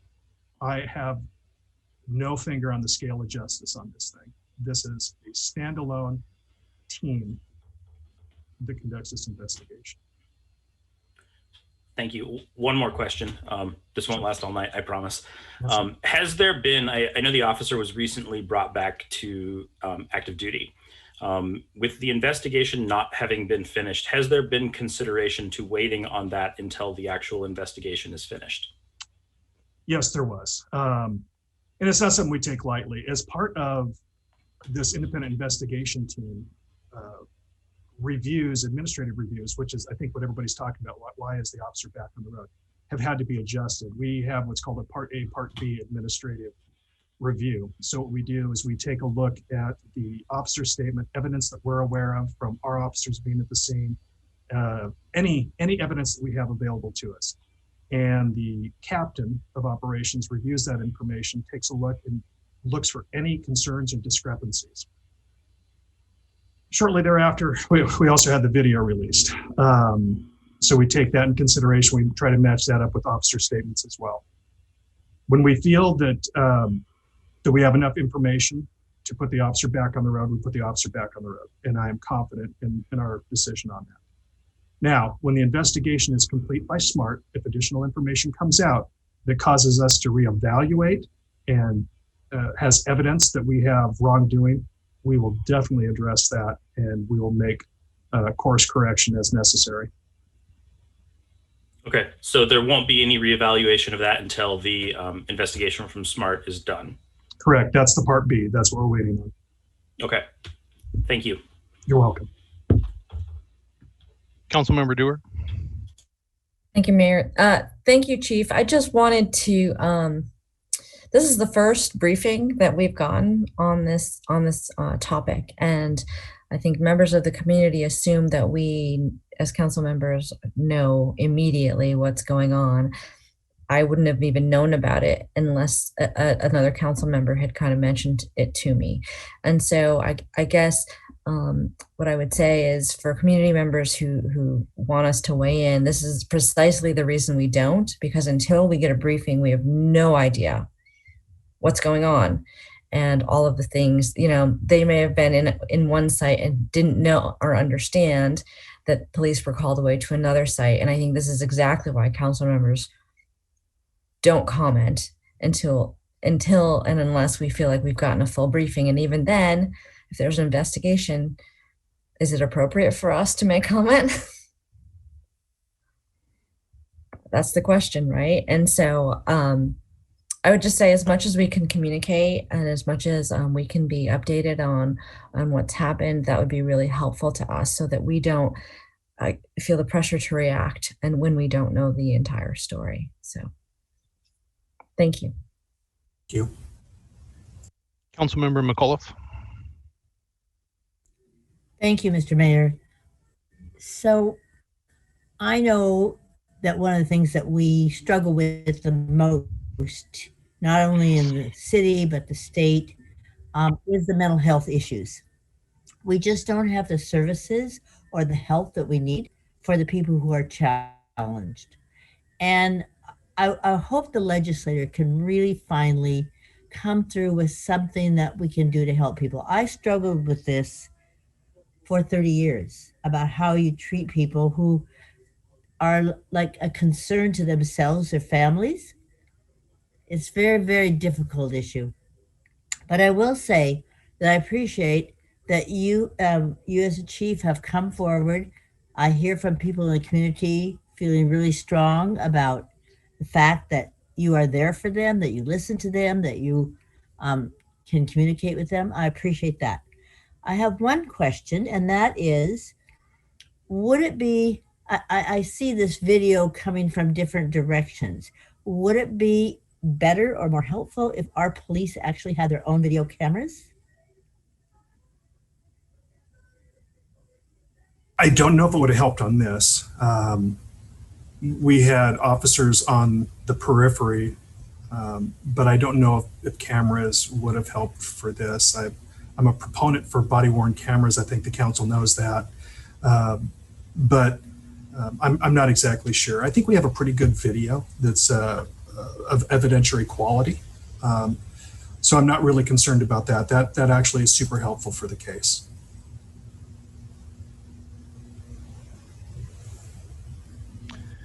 Councilmember McNeil. Thank you, Mayor, and thank you, Chief, for providing the updated information. I must tell you that I'm a bit shocked by some of the things that I've heard tonight from the community.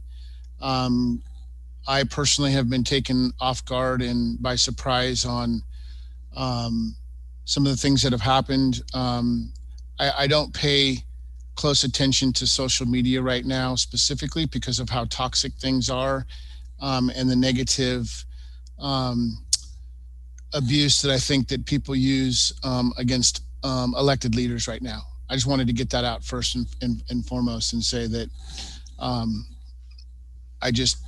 didn't even know that this was actually happening until we started receiving these emails. With that said, is there a reason why, I'm gonna discuss the Hummel investigation first. Is there a reason why these investigations are independent? And can you just speak to why that would be an independent investigation? Certainly, excellent question. Well, I'll kind of provide a little bit of history. We have been a member of SMART since 1995. And that has been the investigation team that has responded to shootings since I've been a police officer in Bothell. A few years back when I-940 passed, that voter referendum, it mandated that these types of uses of force are conducted by a completely independent investigation team. So specific that they're not even allowed to use our building to conduct investigations. They want a completely standalone view of this investigation where there can be no comment of us having some sort of influence into this investigation. And I'm a big fan of that. I personally like not having somebody on the team because then when the investigation is completed, it's the investigation. And we get to read it along with everybody else. And so I guess to that point, then we as a council we can't engage in that independent investigation either. Is that correct? Municipalities can't engage in that? Well, I don't want to say you can't ask. I just wouldn't anticipate an answer because from my understanding, they work this and they turn it in when it's completed. And the information that they provide is absolutely minimal to the department and to the families. They want to make sure. You're actually making me think as you're talking through that, it's making me now fully understand why you want the independent investigation, because you obviously don't want the department to be part of that investigation because they can have a say in that investigation. Correct. And I guess that would be the same thing for the underlying body, the council and or the city. You wouldn't want them to be you wouldn't want them to be able to have input into that investigation. You want them completely clear of the investigation, so therefore it is independent. Am I understanding that correctly? You are spot on.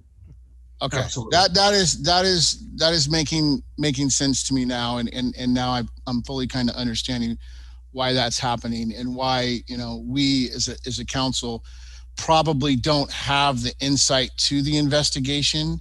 That I haven't heard anything specifically about the investigation. I just know that there is an independent investigation. So thank you for clarifying that for me.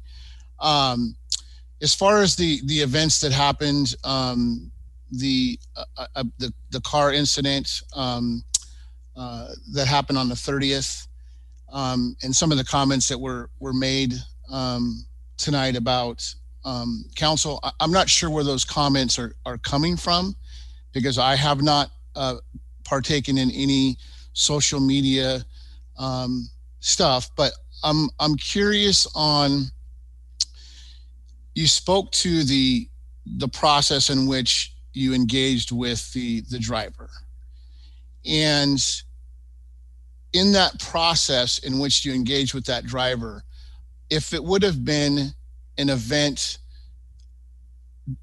a different type of event, not a march, not a protest, would the procedures have been the same, or would you have treated it differently?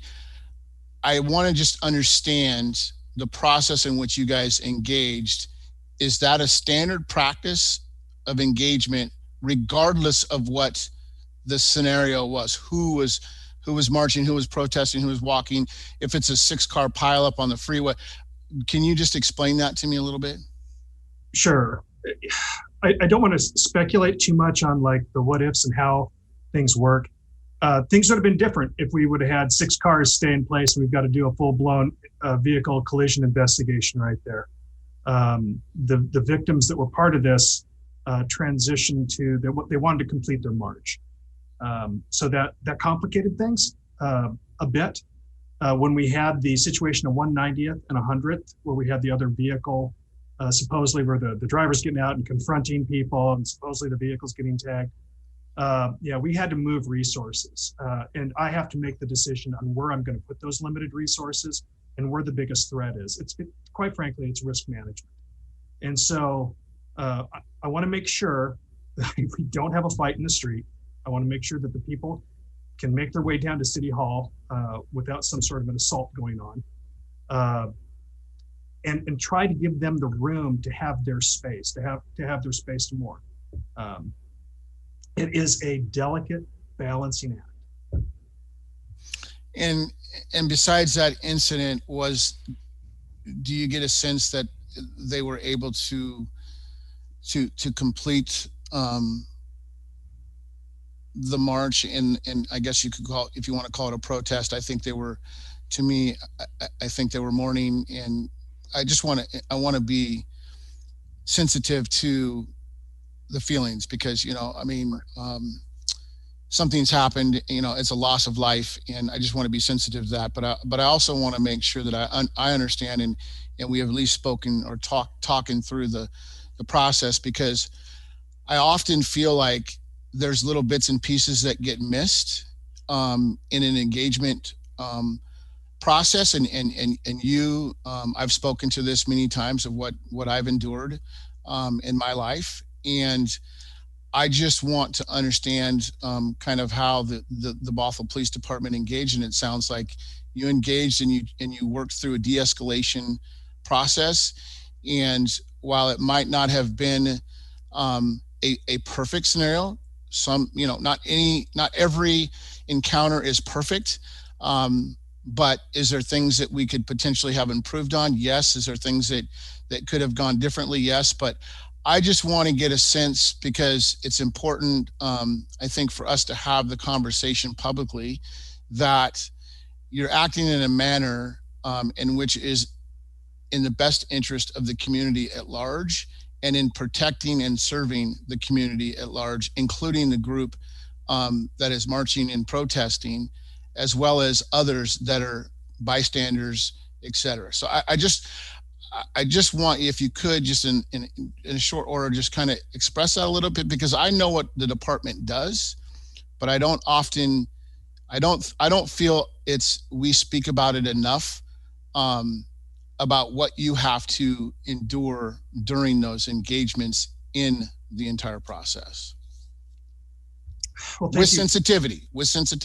Right. So when we had this event, we called in additional resources, officers on their days off, to come in and work this. And the marching orders for this, the best way I could frame it, is give people an opportunity to grieve, give them their space, stay on the periphery, so if we need to jump in, we're available, and with a focus on de-escalation. That was in essence the order of the day. We wanted to make a safe place for people to exercise their First Amendment right. So there was a lot of work that went into this as far as unmarked cars, plain clothes, being on the periphery, making sure that, you know, my marked vehicles aren't out there. We don't want to heighten any sort of an emotional response from those that are grieving and wanting to march. So it's a bit of a balancing act. And honestly, I know I'm not going to get it right all the time. I'm doing my best to try to balance need, protection, risk management. And I think if you asked anybody that was down here on the plaza for the candlelight vigil, and if you asked them how many officers they saw or how many officers contacted them down in this area, I think the number would be close to zero, because we wanted to make sure that they had their space. Well, thank you for sharing that. That's the piece that I think is often missed about the sensitivity side of things. We all have things to work on and improve, but I think that I wanted you to share that. The last thing I have is the mental health issue and the navigator program. There was mention about that not being or being not being funded properly or something like that. Can you speak to that briefly? Absolutely. I will tell you, I'm excited to say that we received 100% funding for our radar program. So that was a huge lift. I cannot praise Brooke, our manager, enough for making that happen. So we were going to have 4 part-time navigators and additional 2 navigators that we work with out of Kirkland for a total of 6 part-time navigators between the 5 cities, which is huge. And I think somebody mentioned Cahoots. Cahoots is a great program. It's been around for 30 years. It's taken time to kind of grow into that program. I'm hoping that our radar program will also be able to grow. We have additional cities in the region that want to copy our program because of the success stories that we've had. So hopefully we will be the Northwest version, I guess, of Cahoots, and we'll keep making that program grow. Well, I'm excited for you. On the Navigator program, I had the opportunity to work alongside the county and other leaders around the region. And I can speak to the fact of being on the PSRC, the Regional Policy Committee, PIC, and all the stuff that we do regionally, Bothell does, engages in regionally. And the navigation, the Radar Navigator program is highly respected across our region. And for us to get the 100% funding to have that program available in our community, I hope the community is listening. That is a huge win for us because a lot of communities don't have that and they wish they did. So I want to thank you for ensuring that is brought to our community, Chief, and for all your hard work and dedication. And I look forward to continue on our conversations on how we can, find ways to work together to communicate with our community as well. Thank Absolutely. you. Thank you, sir.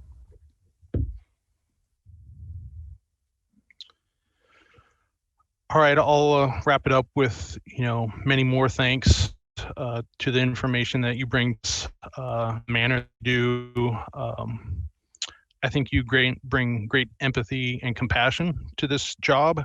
I can really hear and feel your passion that you have for the community, being an asset to the community. So I just want to say thank you again. This was very helpful for having this in-depth of a briefing at this point. As it was unfolding over the weekend and, the emails coming in, it's always hard to sift through the data, the information that's coming in, it's changing with all the emotions. So I appreciate your take on it, and thank you. Thank you, sir. Mr. Mayor, I don't want to double dip, but I would be remiss if I didn't thank the city manager for the update on the DEI position. I think that that was a fabulous update, and I look forward to continuing that conversation in our community as well. Yes, I couldn't agree with you more. I especially liked her statements to, local government is not the fastest machine out there. It is a large machine, though. There's lots of moving pieces. I think it's in the best interest to do it once and do it right. So I appreciate her and her team creating this survey that will be coming out and giving our community an opportunity to engage with our staff to develop this position and be part of the vision. So yes, thank you again, Jennifer, for that. All right. Well, we have 8 o'clock here. I say we take a break, and then we can come back to the consent agenda, and we have our public hearing left to do. I'm showing 8:01 on my computer here, so let's take a 10-minute break, come back at 8:11.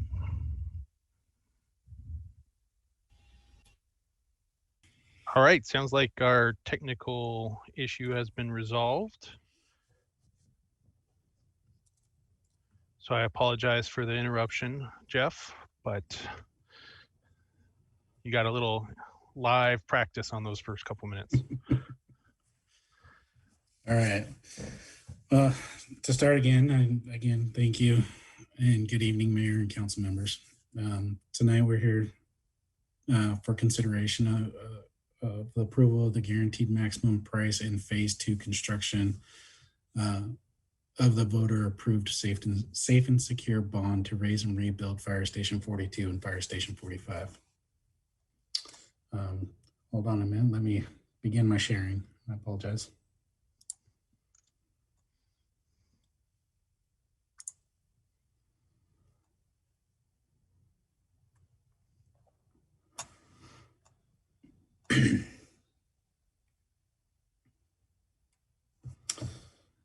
Again, tonight's agenda, we'll go over the background, fire stations and timelines, guaranteed maximum price, next steps, funding, recommended actions, public hearing, and questions. Background. Over the past 2 years, we've had previous council decisions regarding this project. The latest new item that I'd like to point out is the selection of the artist John Fleming as part of the 1% for Arts. As a reminder, progressive design build method was chosen as the best method to deliver this project due to the complexity of the project to maintain operational services and response times. Project includes 2 new permanent stations, relocation of fire administration to City Hall, and 3 interim facilities. Some of the key advantages to the progressive design build method are all individual projects combined into one master project, all designed by the same architect, all construction by the same contractor. Additional benefits of utilizing the same architect and contractor is the ability to overlap these projects, shared resources, efficiency in design and detail, and bulk buying. With the progressive design build method, we also get early market pricing and price validation, iterative process to conduct valued engineering, early cost certainty with design builder guaranteed maximum price. The team has been able to utilize these advantages to identify early in design budget overruns and allowed the project team to make adjustments accordingly. Fire stations and timelines. Here's rendering of Station 42.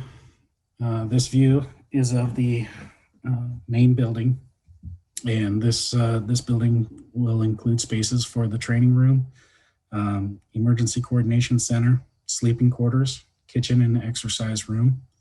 You can also see in this view that the proposed art for Station 42, which includes the entry wall display and the station number identification. In this view of the apparatus bay for Fire Station 42, the new apparatus bay will off-ramp onto 185th. I would like to point out that the current design does not include the reserve apparatus bays. This is an example of one of the areas of reduction that was accepted to assist with meeting the budget.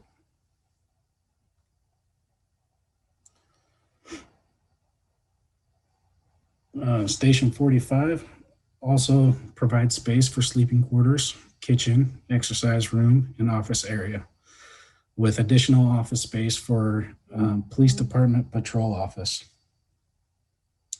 Station 45 includes a fourth apparatus bay that will be utilized for the reserve apparatus.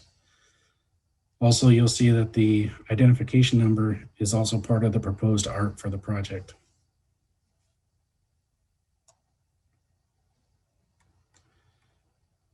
For timelines, for Fire Station 42, construction start of the interim facilities will start in April of 2021.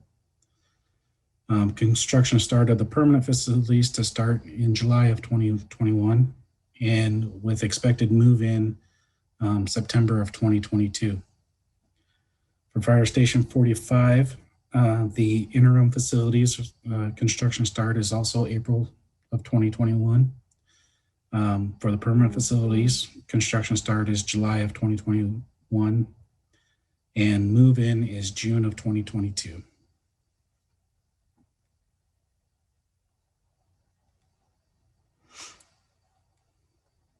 Guaranteed maximum price, or GMP. Guaranteed maximum price is the total combined cost of the work to date and the addition of phase 2 construction provided by BNBuilders BNBuilders. This includes design, permits, and construction costs. The GMP does not include items of owner soft cost, which includes project management services and legal services. The GMP does not include owner contingencies, which is reserved for allowances of unidentified scopes, owner requested changes, and any unknowns. The GMP also does not include Washington State sales tax.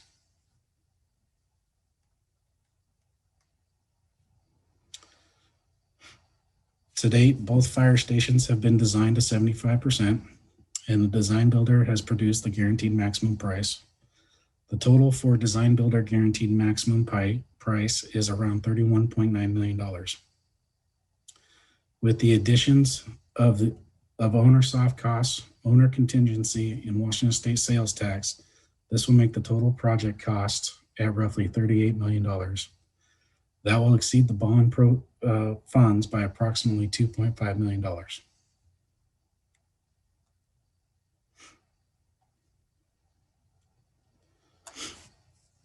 The team has performed a cost comparison of 9 other recently completed and comparable fire stations. The comparison results indicate that we are below the average price per square foot as compared to others. The 2018 pre-designed bond budget estimated came in at $768 per square foot. Currently, the total project cost is at $880 per square foot. Looking at the median cost of the comparables, we get an average of $1,175 per square foot.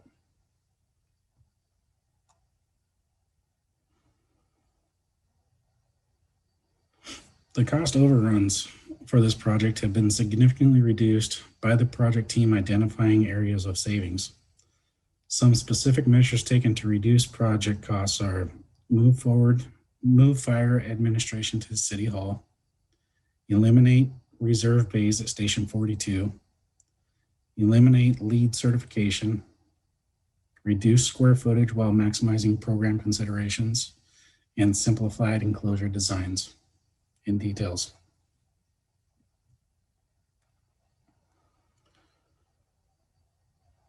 The team has also performed an analysis as to why the cost is over budget. Some of these items were not accounted for in the pre-design study, performed for the bond budget, and some are due to current market conditions. Some of these items identified are COVID-19 impacts on labor and materials, interim housing and phased construction, escalation costs beyond June of 2020, full capacity emergency coordination center at Station 42, and underground of overhead utilities.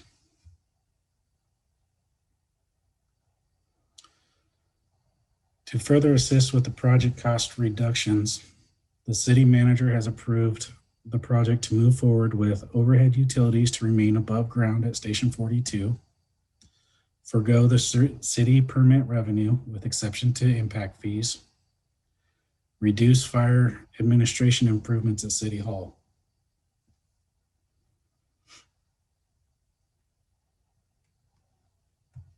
Next steps. Moving forward. The council tonight has a decision that could impact the budget. The decision for council is whether to include a full functional emergency coordination center at Station 42 or to remove. If council votes to remove the emergency coordination center functions, this will be the third time that this opportunity will have been passed up. Currently, the emergency coordination center operates out of a training room at the police department. This location is not ideal as the layout of the room is not efficient or effective for emergency coordination center operations. The estimated savings to remove the emergency coordination center from the guaranteed maximum price is $280,000. It is the project team's recommendation for the project to include the emergency coordination center at Fire Station 42 and is currently included in the guaranteed maximum price.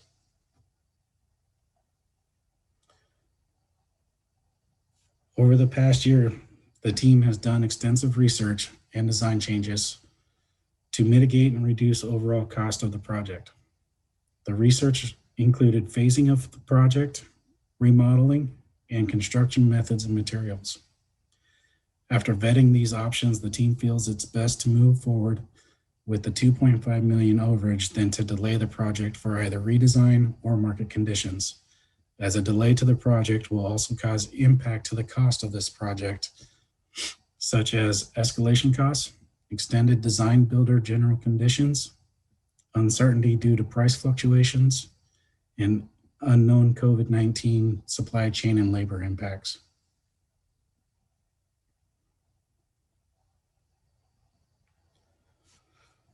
With the approval by council, phase 2 of the design builder agreement will include development of 100% design, submittal of all remaining permits, and construction and closeout of both Fire Station 42 and Fire Station 45.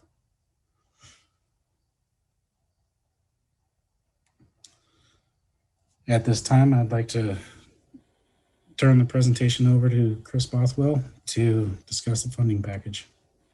All right. Thank Good you. evening. I'll be doing funding.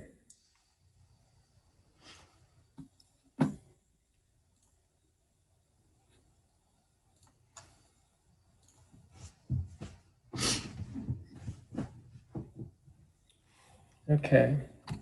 So I'm going to start with an overview of the project, the total funding for the project, just as a reminder and kind of to give some context to the discussion that we're engaging in tonight. So the voters approved a bond and levy back in 2018 for this project with a value of $35.5 million. Back in November of 2019, we issued the first round of bonds for $25.5 million, and we expect to issue the second round for $10 million later this year. We have a proposed excess funding package for $2.5 million, and that's the subject of tonight's discussion, for a total project funding package of $38 million, which is the current need for the project. So the proposed excess funding package includes a general fund loan of $1.8 million, and that loan is to be repaid by future fire impact fee collections over the next 10 years. And it does require that we increase fire impact fee rates by 50% to make that repayment. The next piece is a general fund contribution for $375,000, and this is just a one-time transfer to the project with no repayment. The third piece is the fire impact fee collections for $325,000, And this is the value of the fire impact fees that we've collected to date since they were implemented back in 2017. And the total of the three pieces is at $2.5 million. So there's essentially four pieces of legislation required to execute this funding package. The first one would be a fire impact fee increase. And so that's a resolution that's in your packet that would increase those rates by 50%. The second item is largely housekeeping. It's a budget amendment to provide an additional budget for the project and also to recognize things like transfers and loan repayment and that kind of thing. The third item is a loan agreement from the general fund to the project. And the fourth item is a capital facilities plan update to recognize the increased budget for the project and also to update the funding package. So there's a number of financial impacts that result from this package. The one I want to focus on is the effect that it has on the general fund ending fund balance. So between the loan and the general fund contribution, the general fund will be contributing about $2 million from its cash to this project. So we plug that into our 6-year forecasting model for ending fund balance for the general fund.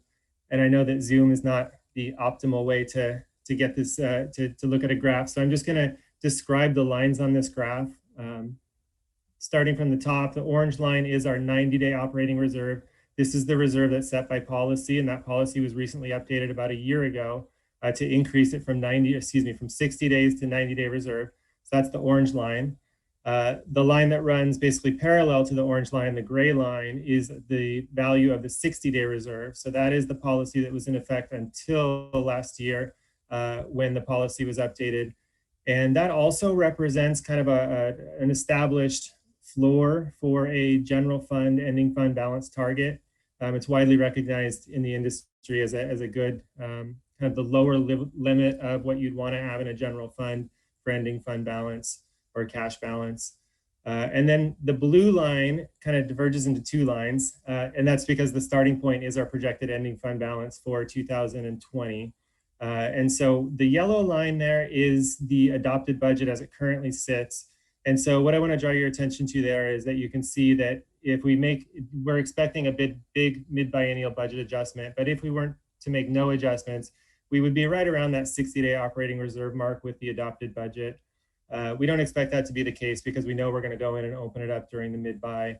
And what the blue line is what the result of this funding package, if it's approved tonight, what it would look like. And it effectively takes $2 million out of the general fund ending fund balance. And so it drops us significantly below that 60-day operating reserve line. So there are a couple of challenges and concerns that I want to draw your attention to, and these are associated with the funding package. First, the challenges.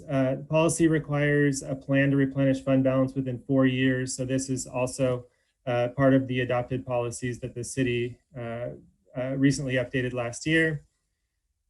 Next is rebalancing during the mid-biennial budget review.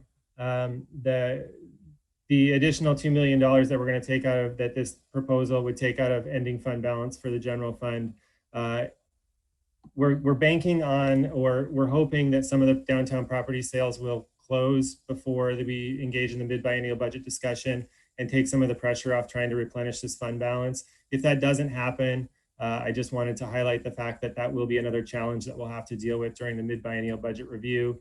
And if I can just go back up to the prior one, the policy requires a plan to replenish fund balance. The current plan is to get us up to that 90-day operating reserve by using the proceeds of sale of properties in the downtown that the city owns. So I'm going to go down to the second one that concerns the reduced general fund cash balance may lead to a bond rating downgrade. So you may recall that when we issued the $25.5 million for this project, we were upgraded from an AA2 to an AA1. There is a possibility that the lower general fund cash balance would have us downgraded to an AA2 or an AA3. And then the other item is that there is possibility that we would need to have a financial statement disclosure in the notes of our financial statements, just disclosing the reasons for the decrease in fund balance and what our plan is to replenish that. So that's your overview of the funding package. I'm going to unshare here. Always happy to take questions.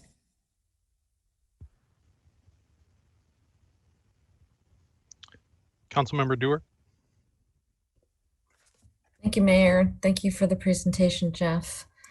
I have several questions. So what was the team or who worked on the budget for the bond estimate? And was there an architect involved?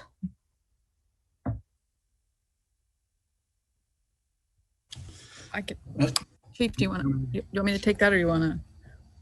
That was, so the bond was, if you recall, council member, the council had asked us to explore both the public safety levy as well as the bond measure. And so we did that in a fairly tight time frame. And so we did hire an architect to assist us with some fundamental drawings to give us at least a sense of what the raise and rebuilding of both stations would cost us. One of the things that we didn't take into consideration adequately was the temporary housing. So that's one of the areas that we underestimated for requesting the bond amount, but we did hire an architect to help us with the estimates, yes. I thought we completely missed the temporary housing, so we really just underestimated it. It was so underestimated, you could categorize it as a miss. We thought it would be much less expensive. There were some ideas that we had floated around that we thought we could come up with some very inexpensive options, which turned out to not be feasible for a variety of reasons. And so it's just much more expensive than we had anticipated. So when it comes to the chart that said that we're paying $880 per square foot, does that include the temporary housing or not included the temporary housing in that cost? That does include the temporary housing. So the actual cost per square foot of just the building is actually lower than $880 per square foot. Yes, for the permanent facilities, if we just look at the permanent facilities, we'd be looking at $1,043 per square foot. Oh, if we added in the temporary housing. No. Okay, I saw $880 per square foot. So I'm not understanding the number that you just gave. Yeah, so the $880 per square foot includes the interim housing and 2 permanent stations and the remodel for the fire admin move to City Hall.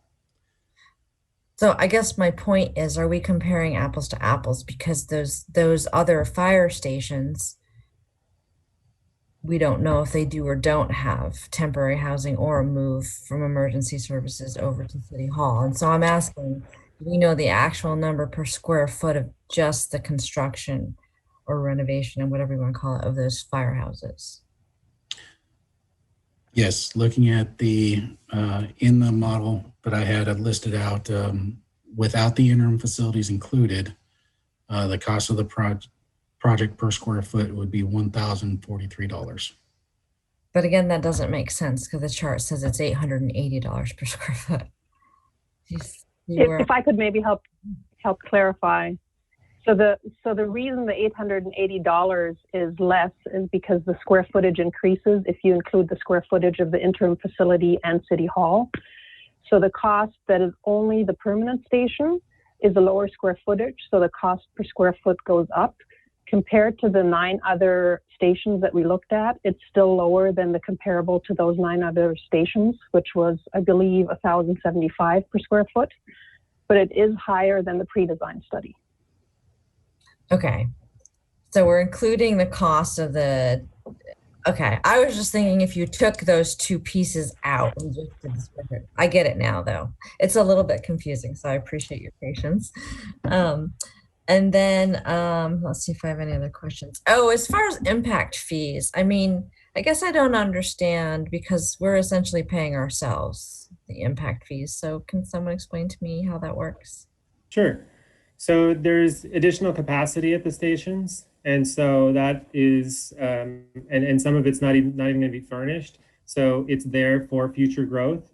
And so what we can do when we're building buildings that are going to last decades, we can build for that growth, fund it with a loan. Going out to the market with a repayment with fire impact fees isn't real attractive. So we're proposing to do it from the general fund, but we would repay those over time. And then we would have the ability to go ahead and occupy that space as the development comes and the growth happens. Was that the question, Councilmember? Were you asking why we had to pay the impact fees and could waive the other fees? Yeah, I mean, Yeah. thank you. That's Yeah. what I was asking. I guess Yeah. I wasn't very clear. Chris, there's a specific reason why we have to pay the impact fees. We're not able to waive those. Can you share that with the council member, please? Actually, legal determined that that was the case. So Paul? Paul's on, I think. The reason for that is that if we didn't pay them, we were actually asking other development to subsidize the city's development. And we didn't feel that that was proper to do so. Okay, I guess in a way it's just moving money from here to there, but I understand. I think, oh, and then the chart on our general fund reserves. So how much money do we have currently in general fund reserves? General fund's about 10 million, 10.5 million. So I need to understand the chart that makes it appear that by 2026 we don't have any. I mean, yeah, so that's just based on the trajectory of basically our operating deficit. So what we worked really hard to do was balance 2021 or get 2021 as shored up as much as we possibly could, knowing that we'll have, we're in the middle of a pandemic when we were doing that budget. And then going back and taking a look at it during the mid-biennial budget adjustment with revised revenue forecasts.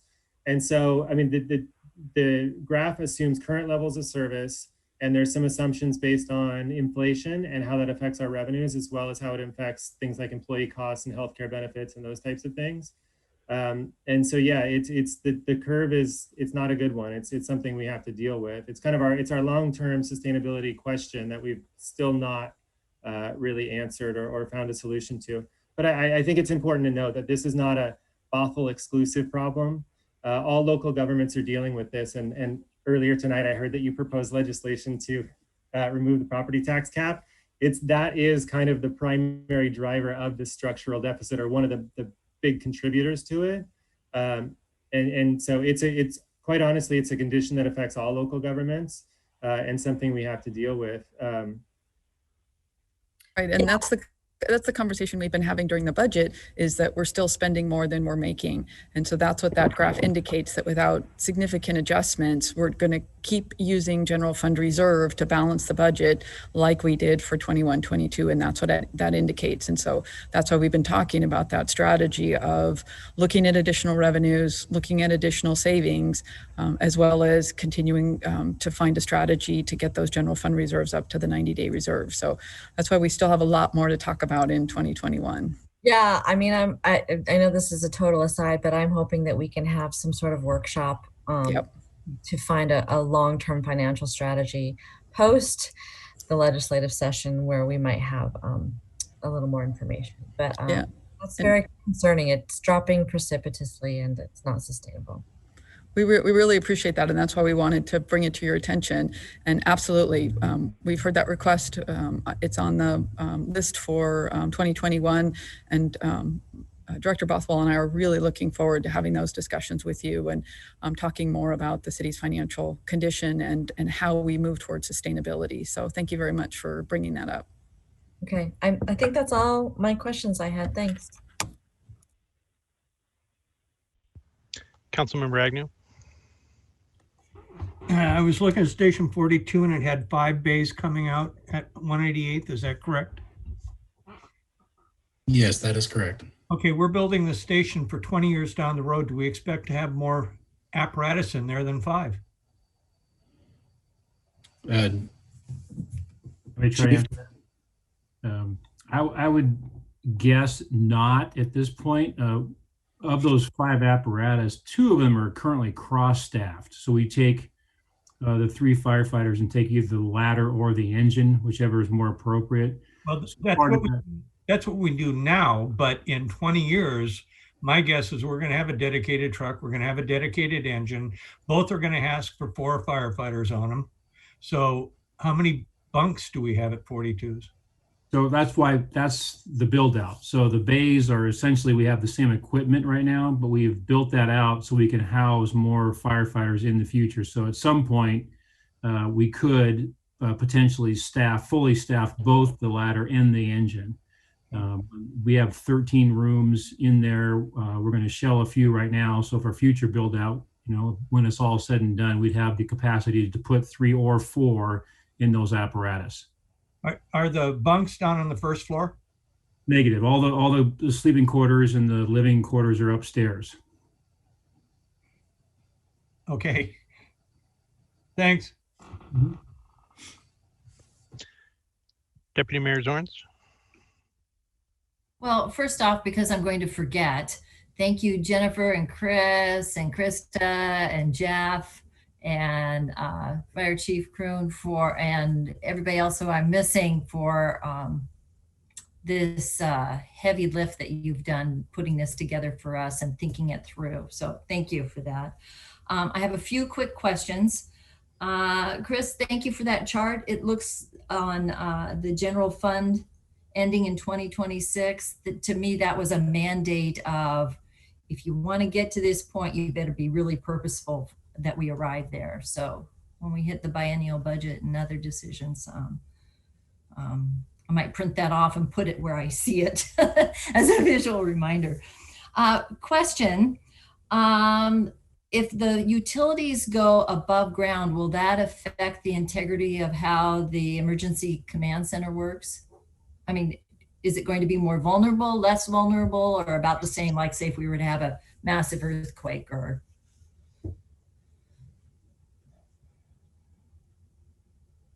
I mean, I think that's a great question. It was very difficult to make decisions on how to cut some costs out of the project. And so I think any timelines are above ground, it adds to the vulnerability of a communication system. So yes, it could. It's mostly for aesthetics. That's the plan for the city, is to underground those poles. So again, it's an option if council, we designed it to be above ground. There were points in the design process where decisions had to be made. And so after a long discussion, I made a decision, because we were at that point, to not underground those utilities as a cost savings. But you're right, Deputy Mayor, it does add a touch of vulnerability to that center.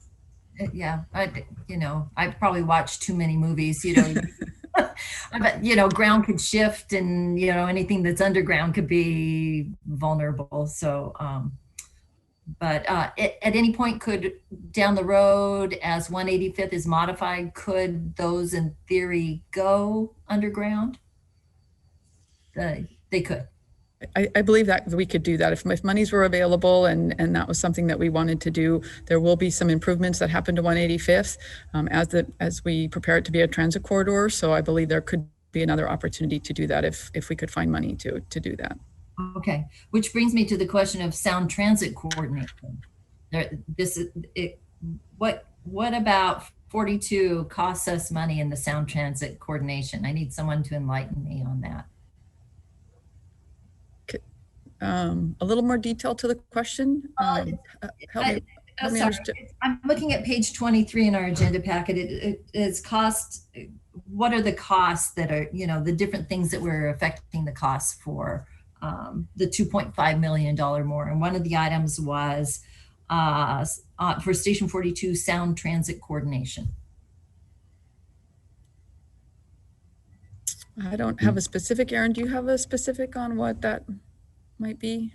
I think one of the items was, for example, working with Sound Transit on the signalization of the intersection and sort of waiting to figure out what the plans were going to be for Sound Transit. It took a while for them to determine if they were doing roundabout or traffic signal. And so there's been coordination that's sort of held us up time-wise, and I think time is money.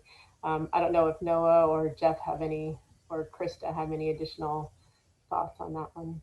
I know there was a lot of discussion on roundabouts, so that makes sense as you're working out the intersection. So thank you for that. Unfavorable soil conditions on Station 42.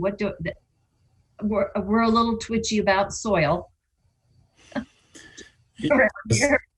So what about Station 42's unfavorable soil? What do we need to know or not know? Krista, would you like to take this one? Krista? Sure. So yeah, we had a geotest report done and did soil borings on Station 42 and encountered peat pockets in certain locations. We did some additional borings to confirm where those peat pockets are. So because of the peat pockets, we have to deal with the foundations in certain ways. And in addition to that, there's also a fairly high water table. So those were things that were previously unknown when the pre-design study was made.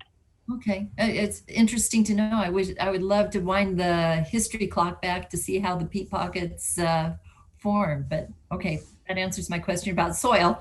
Phew. No, nothing that needs to be cleaned. So that's it. And thank you again.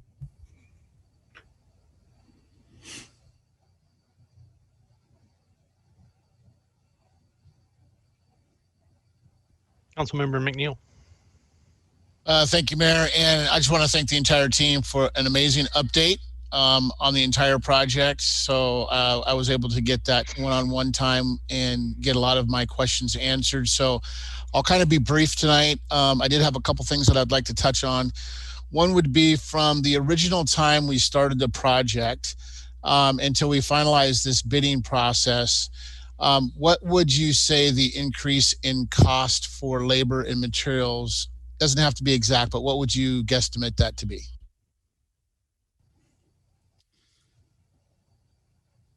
Krista, Noah? I'm going to unmute myself. We may have to go back and do a little study for you and come back to you with more information. Can you clarify real quick when you're talking about the original time for the pre-design, or when we started, what are you thinking of? So when we put an original budget together with our architect, we go through design phase, we put a budget number to it. As an example, let's say that's 2018, 2020. Now you've dialed in your bidding process. You've got numbers in, you've got the design build GMAX contract in place, and it's 5% higher than what it was originally estimated at. That's kind of what I'm looking for. What do you think, that it's about 5% or 3%, Yeah. 2%? Hard to say. Really hard to say. We're gonna have to look at that a little deeper. Okay, so just knowing construction, from the time we originally start a project to the time it's under construction, there's cost increases for labor, materials. You touched on the geotech report that there was some cost things that weren't originally estimated. We talked a little bit about the temporary housing, things like that. Those things come up, they pop up. One of the things that I was educated on is the GMAX versus a cost plus in our roundtable conversation. And typically I don't like to use GMAXs because they're not transparent and they're not open, because if I GMAX, it means I'm giving you a price. I'm guaranteeing my price. I'm not showing you all my invoices. And what I was reassured in this process, it's GMAX for us is a guaranteed max with open, transparent information.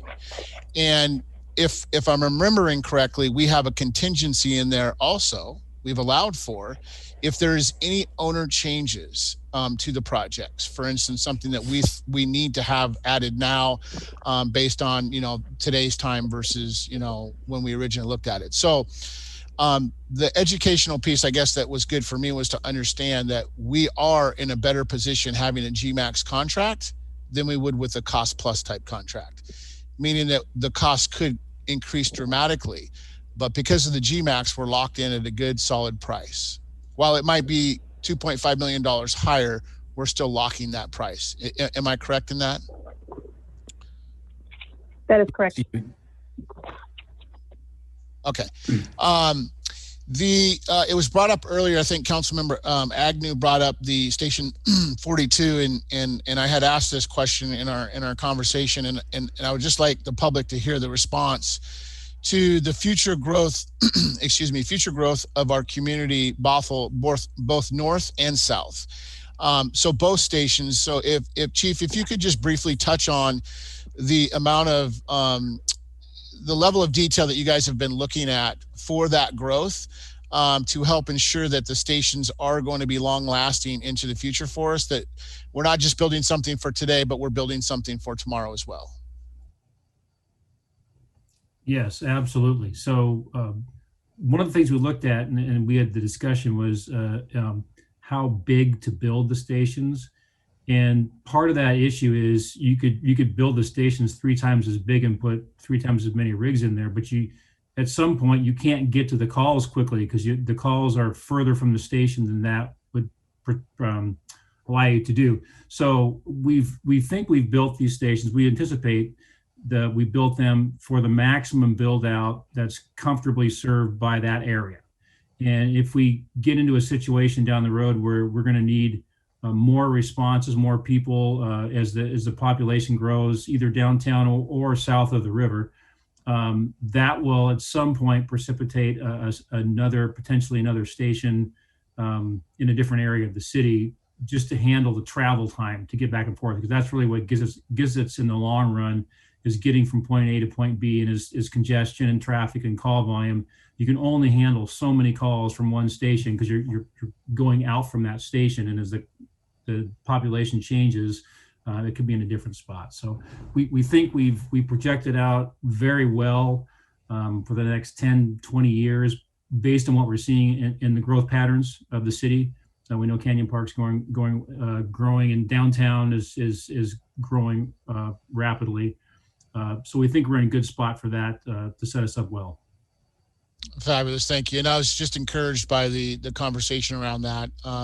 We are going to be expecting quite a bit of growth on the north end and some growth on the south end. So just ensuring we're looking and being fiscally responsible with our dollars, building towards the future, especially with the Growth Management Act and the amount of level of that we need to increase. So the last question I have is pertaining to what if we don't do this now?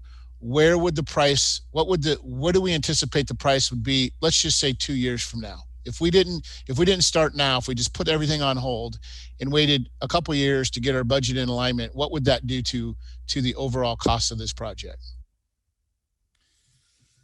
The expectation of how that would impact the project would be the increased escalation costs for labor and materials, as well as that we'd probably have to look at minimizing one of the projects to either a remodel or a renovation and rebuild only one of the stations with new. And in addition, Councilmember McNeil, we'd also have to be cautious of, I can't think of I had the word in my head. Help me, Chris. Arbitrage. That we can't borrow money from the bonds. We're expected to, we can't just hold on to those monies. So not that we're earning any interest, because there's no interest being earned, but we borrowed those monies, floated those bonds to build these stations, and we're expected to deliver on that project. We're obligated by the bonds, and the community has spoken. Yes. So now what we're trying to do is be fiscally responsible and find the most valued engineered opportunities to build the stations that will best serve our community. Well, that leads me, actually, I apologize, to one additional question. If the properties don't sell in that 4-year period, what happens?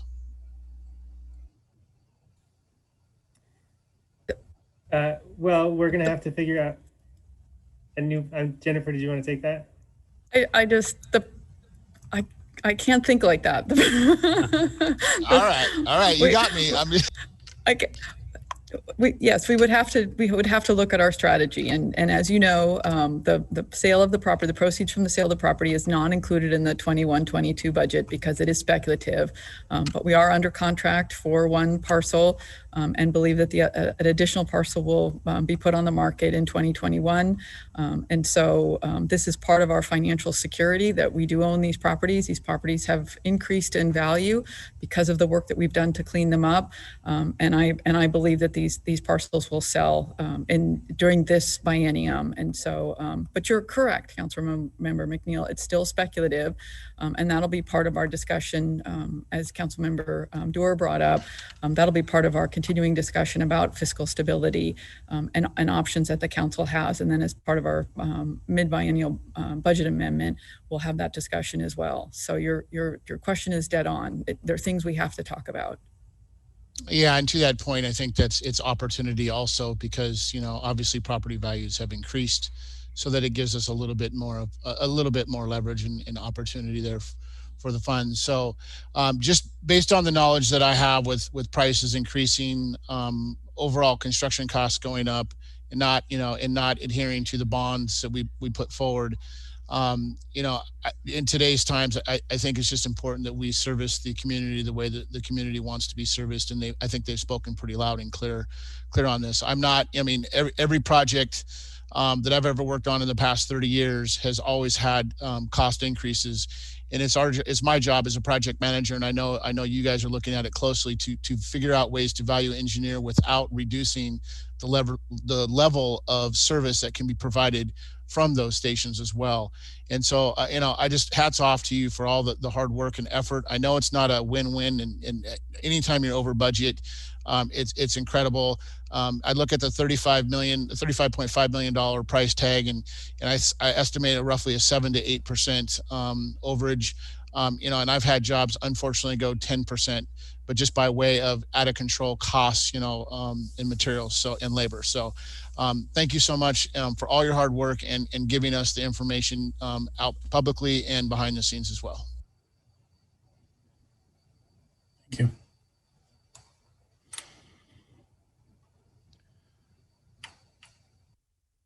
Councilmember Thompson. Thank you, Mayor. I have a couple questions. The first time, or the last time everybody's here and we talked about this, I asked about the natural gas heaters in the bay. And the answer I got was that we included those, and really the big win there is that the bays would heat up a little bit more quickly, but the interior was all electric.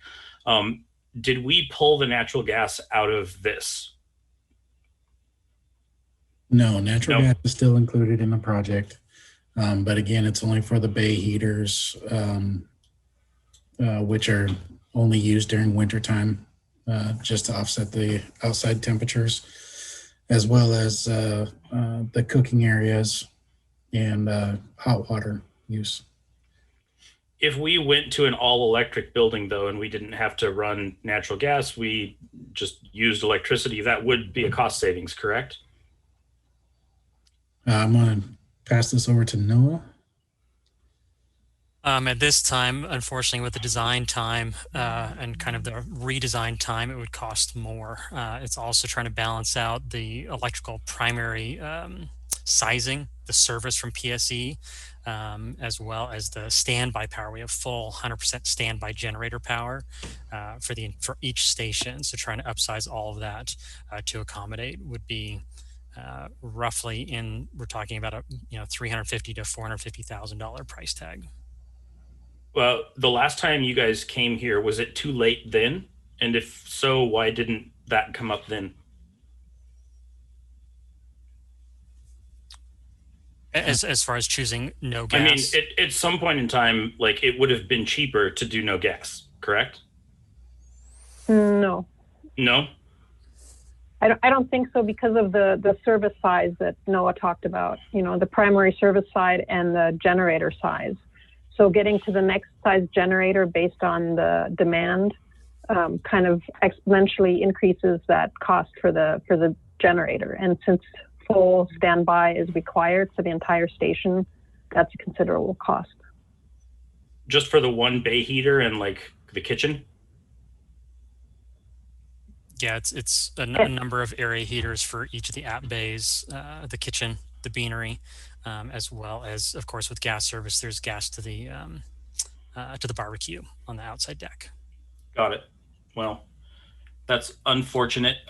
Fossil fuels in buildings is a leading cause of pollution, and it would have been nice to see the city lead on that. Another question, it looks like this, just looking at the square footage, we've been in virtual meetings for a year and I still point at my computer screen like that means anything to you guys.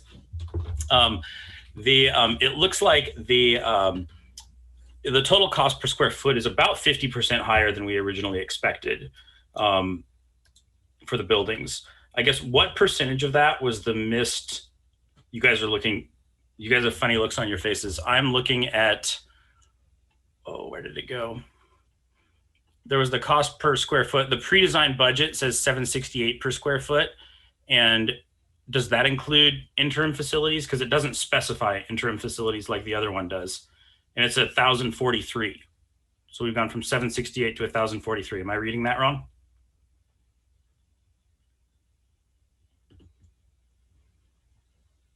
You're reading that correct if you take out the interim facilities in that 1,043. Yeah, but the 768 pre-design also didn't include the interim facilities, so that's apples to apples, correct? Okay. Yeah. I'm seeing a nod. Thank you. I guess how much of that 50% is the interim facilities and half of it is the other list that we saw? Because 50%, I mean, I'm being rough. That's pretty big. I guess, you know, we've got a list of where this came from, but we don't have a list of like the amounts next to it. I mean, can you give me a rough idea? We actually have the amounts for the direct construction cost in your packet with the GMP proposal. The soft costs aren't broken out by interim versus permanent facilities, but you do have the breakout for the 2 temp facilities in your packet. All right, I missed that. Can you tell me what it is for the, like, roughly, since it's in there, and so I don't have to look at it while we're on video? Yeah, that easy access. Sure. Krista. Yeah, so Station 42 temp facility, and that's construction cost only, is just under $1 million, and for Station 45, it's 700,000. And then for Cedar Grove, which is part of the temp scenario, it's another $24,000. Okay, got it. So that is a pretty big. And what did we budget for temporary facilities? I know it was so low as to be zero, but like, is it actually zero? It wasn't identified as a line item in the Robinson estimate that was included in the pre-design study, so we don't know exactly what the assumptions are, but clearly it wasn't identified in a specific manner. There was not a line item. It was not taken into account at all. Okay. If I remember correctly, Councilmember Thompson, I think we put in a couple $100,000. That's what I recall, but it was very we thought we had some strategies on how to make this happen very inexpensively based on some other fire stations that were just built, and we thought there would be some synergies, and we weren't right. So it's much more expensive than we anticipated. You know, thank you, and I appreciate that. And I am not assigning any malevolence here. It's just the way that this is being phrased to us is really frustrating, because we just got shown a graph that said if we continue on the course we're on, we're 5 years away from having no money in our general fund at all. To me, that is a huge emergency, like red alarm bells should be going off and sirens. And instead, we're sitting here talking about how we have to take a quarter of our general fund reserves and put it toward cost overruns. And we haven't been given any like trade-off. Like we haven't been shown, here's what you could do for the amount of money that you have. Like I have no idea how much fire station we could buy for the total project cost, 35.5, or what it is. So just, and it says something in here like, you know, there's nothing else we can do that wouldn't cost more. I mean, is it impossible to build 2 fire stations for $35.5 million? And I think and I understand your frustration, and I'm very respectful of how you and other council members must feel. And the challenge that we had is, you know, we have cut everything out that we can possibly cut out of the project and still make them functioning fire stations, with the vision of you know, being able to serve the community for more than 5 years. I mean, down to, you know, the offices are going to be here at City Hall with no build out. We're just going to use fire will just be integrated into the second floor in the middle of Public Works. No remodeling, just fitting them in. So we have really tried. And so our first strategy is to come to you and see if you're willing to look at this financial strategy, one that does have the payback opportunity for the 1.8 million, you know, that we would borrow from the general fund and then pay ourselves back through the increased fire impact fees. If the council is not interested in that financial strategy, that is absolutely a policy decision that the council can make, and we would have to go back and look at other options. We have committed to the voters that we were going to raise and rebuild 2 fire stations, and so that is our challenge. We underestimated the cost of both stations. We're pretty close. I mean, I appreciate that Councilmember McNeil, we're 7 to 8% off for an estimate that we did in a pretty big hurry in 2018, before the pandemic, before, as the market was booming in the Pacific Northwest. 7 to 8% isn't that bad. So we understand, and I'm really respectful of how frustrated you are. We've shown you the chart before with the general fund reserves. And again, that's without any, we're trying to be very, very transparent so that, one of my commitments has always been to give you the information you need so that you can make informed decisions. And so that's why we're sharing with you what the impact would be of taking this $2 million, a little over $2 million out of the general fund to support this project. We have a lot of financial strategy discussions to go. We started that in 1920. We continued that discussion in 21-22, and we are committed to continuing that discussion as we talked about during the budget process in 2020, as you approved the 21-22 budget, knowing that we still have a lot of conversations to have. This is a step in the process, and before we did something different, we know how important these fire stations are to the community and the council. We thought this was the right step to come back, show you a financial strategy that we think is the most feasible financial strategy, and see how council feels about that. But I hear you, and I understand. And I hear you too, and I understand that the project. I know fire has made a lot of sacrifices in terms of what they wanted in there, and they're not taking that. And I also understand, everything that we've done to try to cut this down to the bare bones. I guess it's just hard to make a policy decision when it doesn't feel like there's a decision. Basically the way this is being phrased is like, either we spend an extra $2.5 million, and I know it's 7 or 8%, but it's 25% of our general fund reserves that are already too low. Yep. And there's no other option we've been given. There's no other, it's just do this or else things get worse. And that's, how do you vote against that if you're a council member? But at the same time, how do you vote for it? It's deeply frustrating. And I know we have the property sales coming up soon, but I worry that that's our Band-Aid to everything that comes up that we can't do. And I worry that these windfalls are just going to be spent on another few years of living beyond our means and spending more than we have. And we should be able to use those to do cool things, to make Bothell a better place to live. And if we don't course correct basically immediately, that's not going to happen. And we're just going to prolong the cuts and the things that we have to do anyway. I didn't plan on ranting tonight, but apparently I am. Excuse me.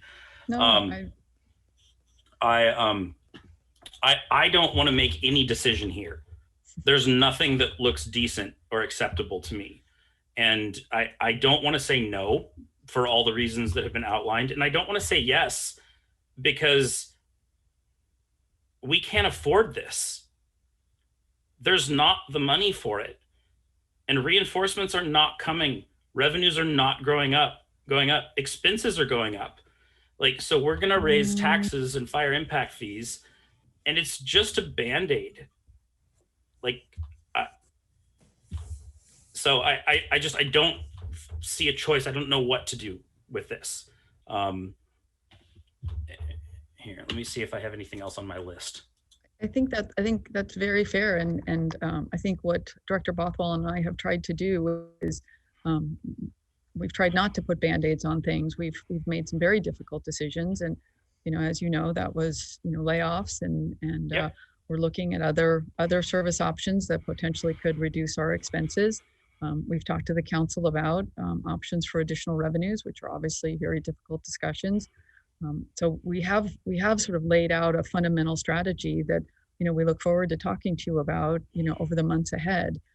You're absolutely right. I mean, the team feels the same way, and you can probably tell by the faces through this whole presentation how hard this is for us to come to you and to tell you that, you know, we are over budget, and we looked at lots of different options, and taking on additional debt is not a good solution. But again, this is a policy decision, and if the majority of the council feels that this isn't the right decision, you know, we can look at other options. And, you know, we are your staff, and we are the subject matter experts. And after months and months and months of work, we think this is a reasonable recommendation to be able to accomplish what the voters have asked us to do in a reasonably, somewhat financially. I'm not going to go hard on your phrasing. It's okay. I get where you're going. Right? Yeah. We're trying to be prudent. We're trying to be smart. And so, you know, again, the sale of the properties are out there. Quite frankly, without the properties, we would never bring this to you.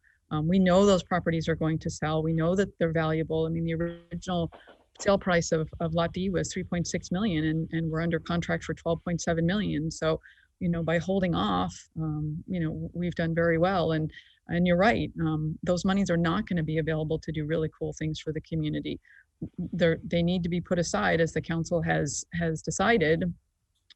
They will be put aside for the general fund reserve and being able to pay the lease payments on this building. I really appreciate this conversation, and I really appreciate over the last 4 years that we've been having this conversation about where we are financially, and you know, it's something we all inherited, and we've been working on together. And you know, I have a lot of confidence in Director Bothell and this team and the council that we will find solutions that will stabilize the financial future of this city. And I very much look forward to those conversations. And I'm sorry that you know, this is a hard conversation, and none of us like to be in this position. Well, I am looking, I don't know if looking forward is the right term to those discussions, but I mean, you saw the chart, like we need to do this now.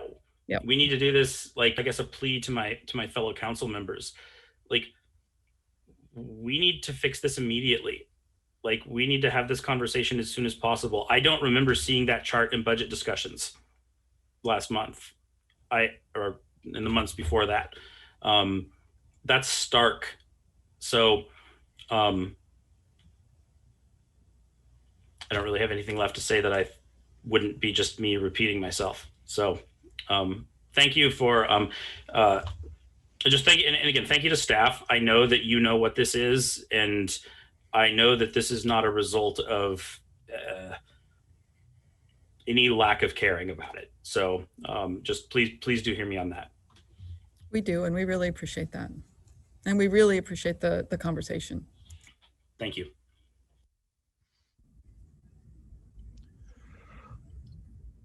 Yeah, I can commiserate with you. When I first received this information, it was a real gut punch. I mean, doing these large types of projects, you know, I do transportation projects for my day job, and most of those are design bid build, where you spend multiple years working on a project, you know, doing your cost estimates at every submittal, looking at those, projecting what the engineer's estimate is. You know, you have a contingency in the initial ones. You keep whittling away as you become more confident in your design, and then you basically roll the dice when you put it out for bid. And you know, hopefully you have a great design, contractors understand your design and give you a good bid that's in line with the engineer's estimate. Sometimes it is, sometimes it isn't. I think that's the benefit of our progressive design build that we have here, that we have the design team with us, and we can make these course corrections, and we're just not stuck at the end of the day with a bid, and we have to do some gymnastics at that time to make things work, and we have a lot fewer options. So I'm thankful that we went down this road on this construction type, this design type. And I think it's becoming more frequent for these types of projects just for this situation here. And as we were talking, it is the structural deficit, for the time I've been on council. I think the city manager, that's just the two words that really resonate in my head. Just, when I go to bed, when I wake up, is structural deficit that we, like you said, it's an emergent problem that we need to deal with. Director Bothell, laments on how it's a common issue for cities across the region, just every small city. So yeah, we have our work cut out for us, but I do feel the responsibility to the voters on this that did support this to deliver 2 brand new fire stations, meeting those service needs. So I appreciate the team cutting what can be cut to still maintain that functionality and that service that we've promised voters. So I appreciate that, and that's all I have. Mayor? Yes. If you would indulge me for a moment. So there's one question that we have for the council, and that has to do with the Emergency Communications Center. And I know after the discussion we've had this is a very hard discussion, and it's an additional ask, and it is currently in the price. I am going to ask that you do consider it. As was articulated in the agenda bill, we had an opportunity to build an operations center, emergency operations center at the Bothell Operations Center, and it was taken out of the project. We had a key opportunity when we built this building, the City Hall, and it was also removed from this project. This is our third and final chance, and after being in an emergency operations response for over a year now, and having used that room for a variety of reasons, it is utterly, totally unacceptable. And so I know it's an additional ask, I know it's additional money, but it really is an incredibly important need for our community to be able to effectively respond to emergencies. So just a small plea to see if you would consider leaving that in the project. I guess maybe we'll go reverse order because I'll just speak first on this.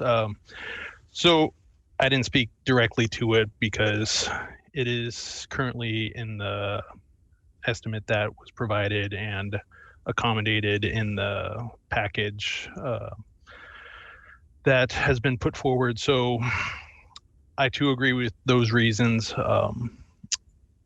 We only have so many opportunities on these kind of generational buildings that our city will create. I mean, this is going to last tens of years, 20, 30, long time.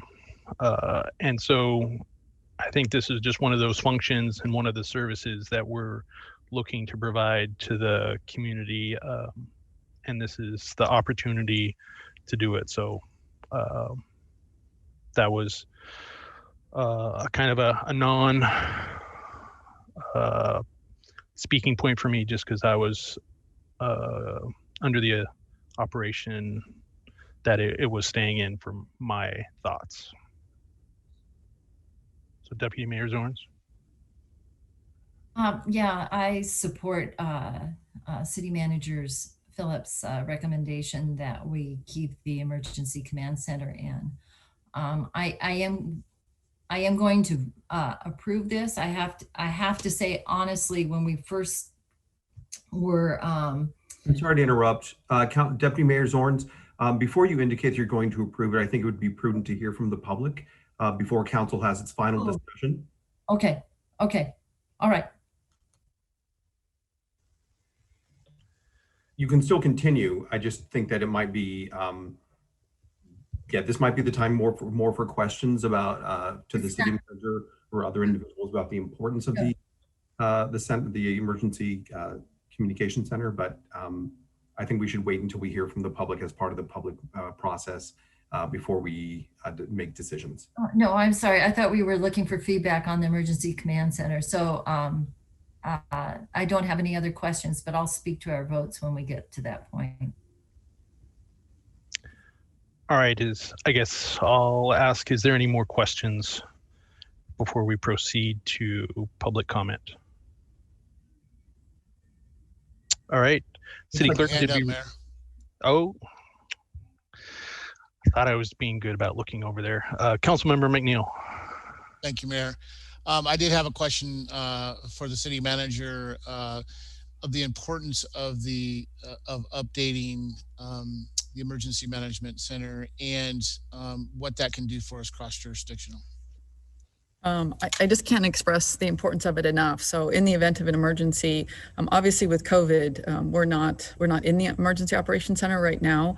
But when it was first initiated, we were all in there, packed in, trying to prepare and get the city ready for our response for the pandemic. We also, prior to me being here, when we had the fire in the downtown, that is our Emergency Operations Center, and it is just a very difficult room to communicate, to hear each other. It's just the layout is terrible. We can't see each other. We can't communicate effectively. And so we're really limiting our ability to effectively respond to an emergency situation. And then from a regional standpoint, if the emergency were to be specifically in Bothell and we were to ask for regional assistance, there is no room in that room. We fill it up just with the staff that we have assigned to that center. And so we're basically overloaded, and we sort of roll over into the police station. It's very inappropriate. And so regionally, we wouldn't be a place where we would be able to effectively bring our regional partners in, which means potentially we'd have to go somewhere else and not be able to respond as effectively and not be in our community responding to an emergency. So it's difficult for me not to overemphasize how important this emergency operations center is for our community. It sounds to me like, based on what you're saying, this is it's not only a benefit for us regionally, but more importantly, it's a benefit for us, for our community, if there's a natural disaster or something, for us to be able to respond and help our community in need. Okay, thank you. Councilmember McAuliffe. You're on mute. There we go. There you I go. appreciate everything. Yeah, everything that has been brought forward tonight. But I'm just asking, does the decision have to be made tonight, or could we hear from the public and give a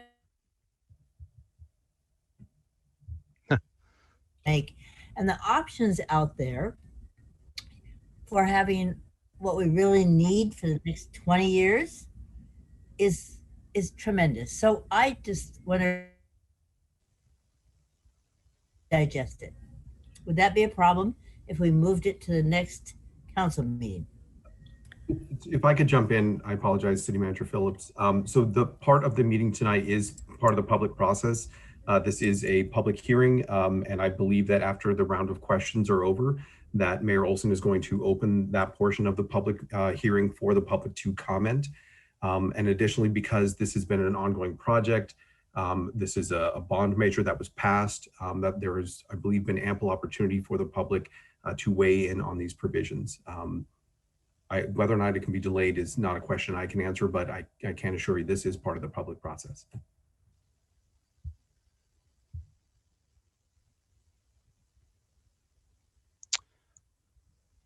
All right. Seeing no further questions, City Clerk, do we have public comment or do we have people online? And yeah, we did not have anybody sign up. I apologize, Madam Clerk. Because there was a technical difficulty, Mayor Olson, if you wouldn't mind reopening the public meeting for the public to comment, just to make sure that it's clear that this is indeed a public hearing, I think that would be appropriate. Thank you. So I'll open this public hearing for AB 21-007 for the public hearing regarding consideration of Phase 2 amendment to the Progressive Design Build Agreement. And we will go to public comment now. Thank you, Mayor Olson. We did not have anybody sign up earlier on the for the public hearing. However, I do show that there's one person in the attendee list that would like to speak. I'm going to panel them in. This will be Becca Nystrand. So just a moment.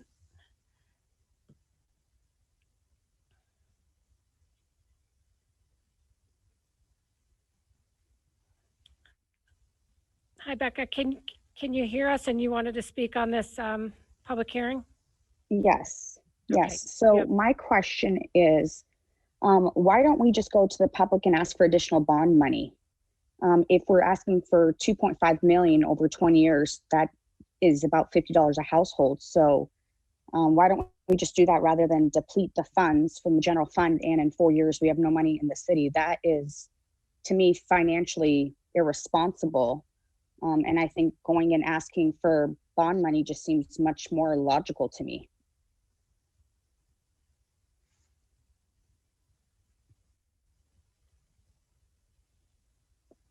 Hello? Yeah, this is just a public comment period. We're not engaging in question and answers or discussion. So I appreciate your public comment on this topic. That was my only comment. I just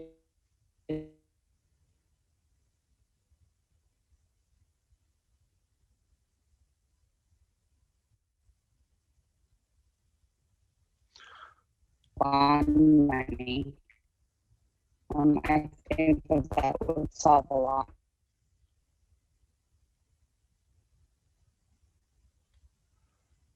I was having a hard time hearing that last portion of your comment, Becca. Yeah, Becca, we're having a little bit of a difficulty hearing you, but I've paused it, your time, so I don't know if you can rejoin us and we'll resume it. It looks like I lost her.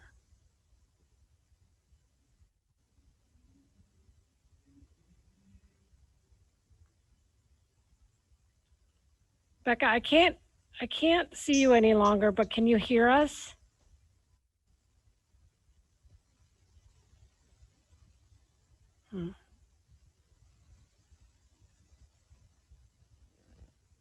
Sorry. Yeah.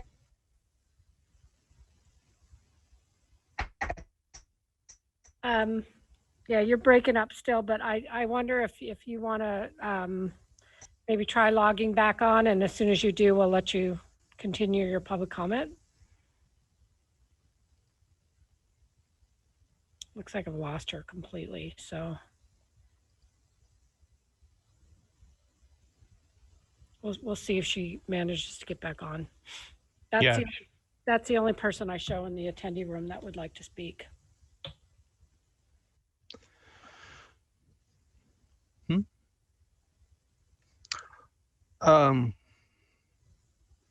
Yeah, City Manager, if you have a response to that.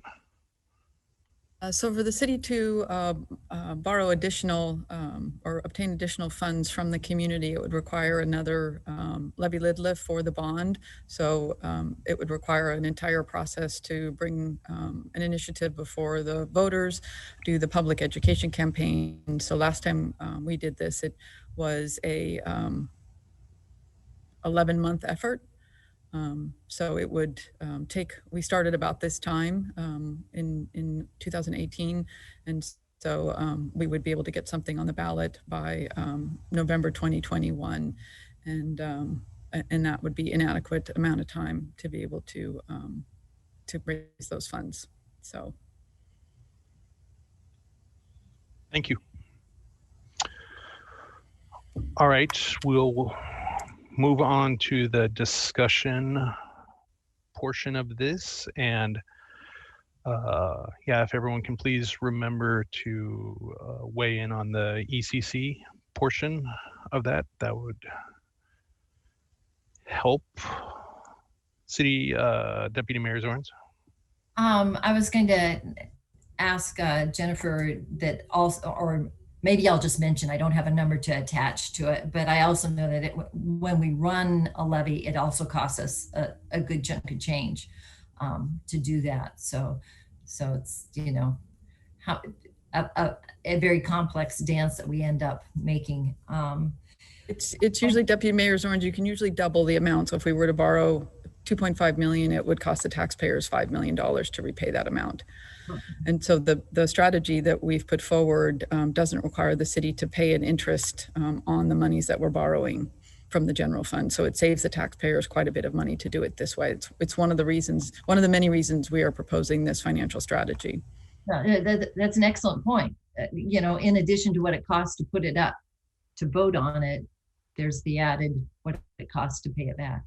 And I will tell you, when I first started digesting this, I felt like we were revisiting Sound Transit, where we had to come back and, you know, again, we were falling short and we needed to bolster up. But this morning it occurred to me, the analogy of, you know, when you're standing in line for something really long and you go, do we get out of line or do we stay in it? We are in this line to get these fire stations. There's no getting out of this line. We're committed.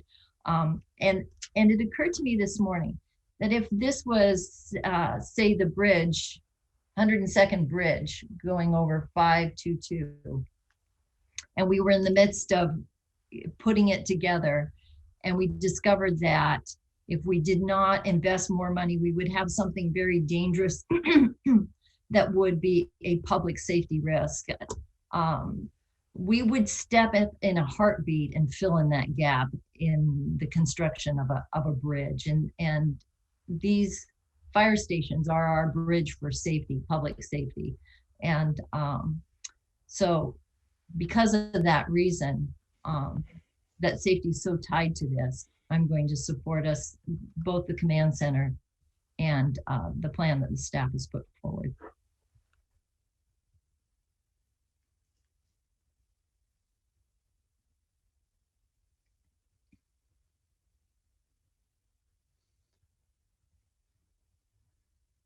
Councilmember Dewar. Since no one else raised their card, I'll go next. I share a lot of Councilmember Thompson's concerns. There is no good choice. But these buildings, how long are they made to last for? Do we know? Are we hoping for 50 years? I hope they're made of solid concrete. I don't want to lose the opportunity to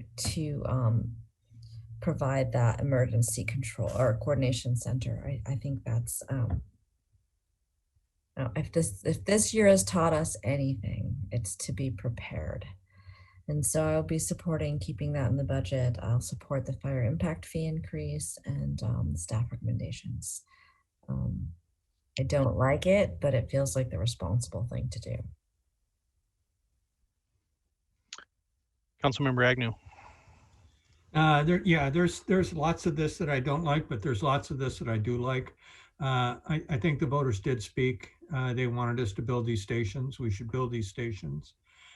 We should have a good command center, one that's functional in case we really truly need it. So I'll be supporting staff's recommendations on this.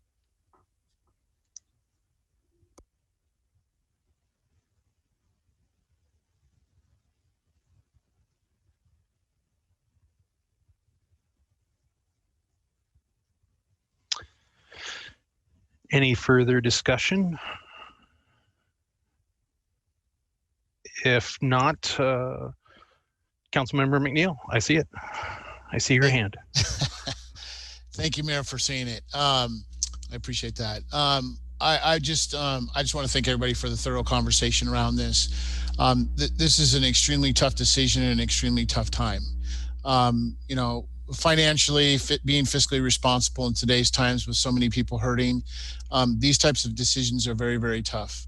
Our community has spoken, and I believe that we're listening to our community on both fronts to be fiscally responsible, but at the same time provide them with the level of service that they want to have, that they voted to have.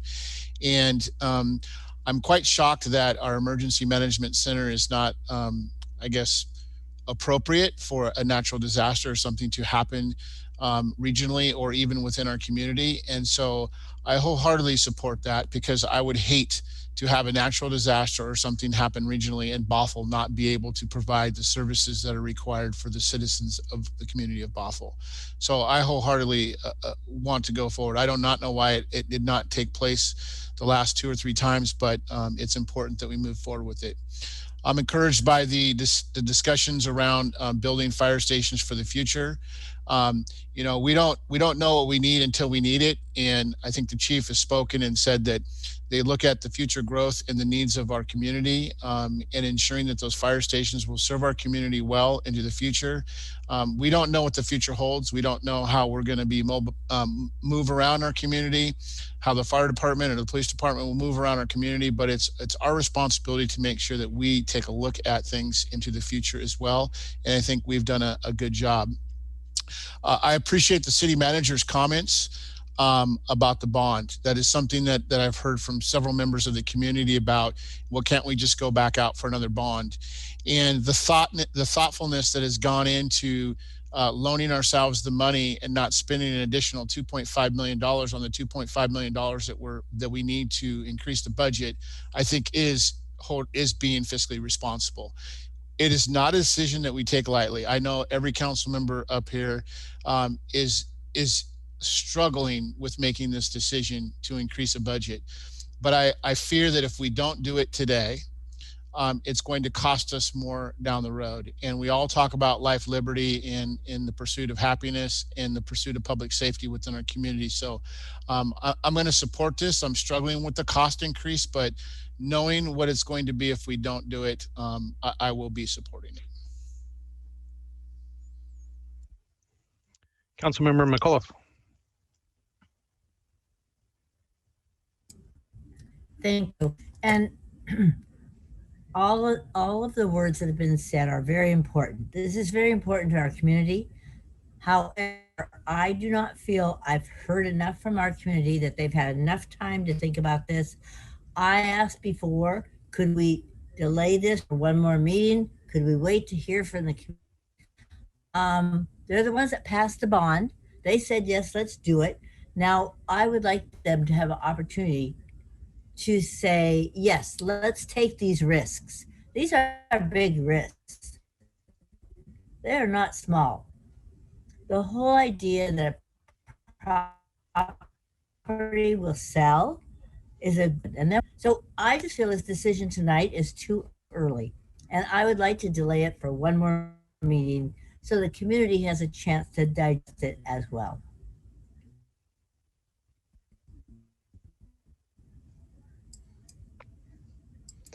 Councilmember Thompson.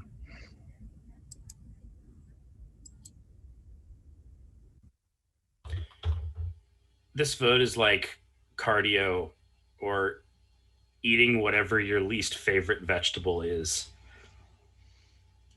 Like, and I might have to choke down some eggplant tonight, but I will be supporting this because starving is worse than eating eggplant. And I think I lost any ability to be eloquent some minutes ago, but that's my attempt.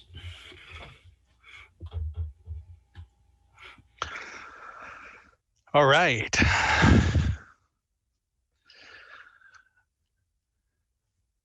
Thank you for that moment of levity. I enjoyed that. I was just imagining some 1980s spandex Mason style.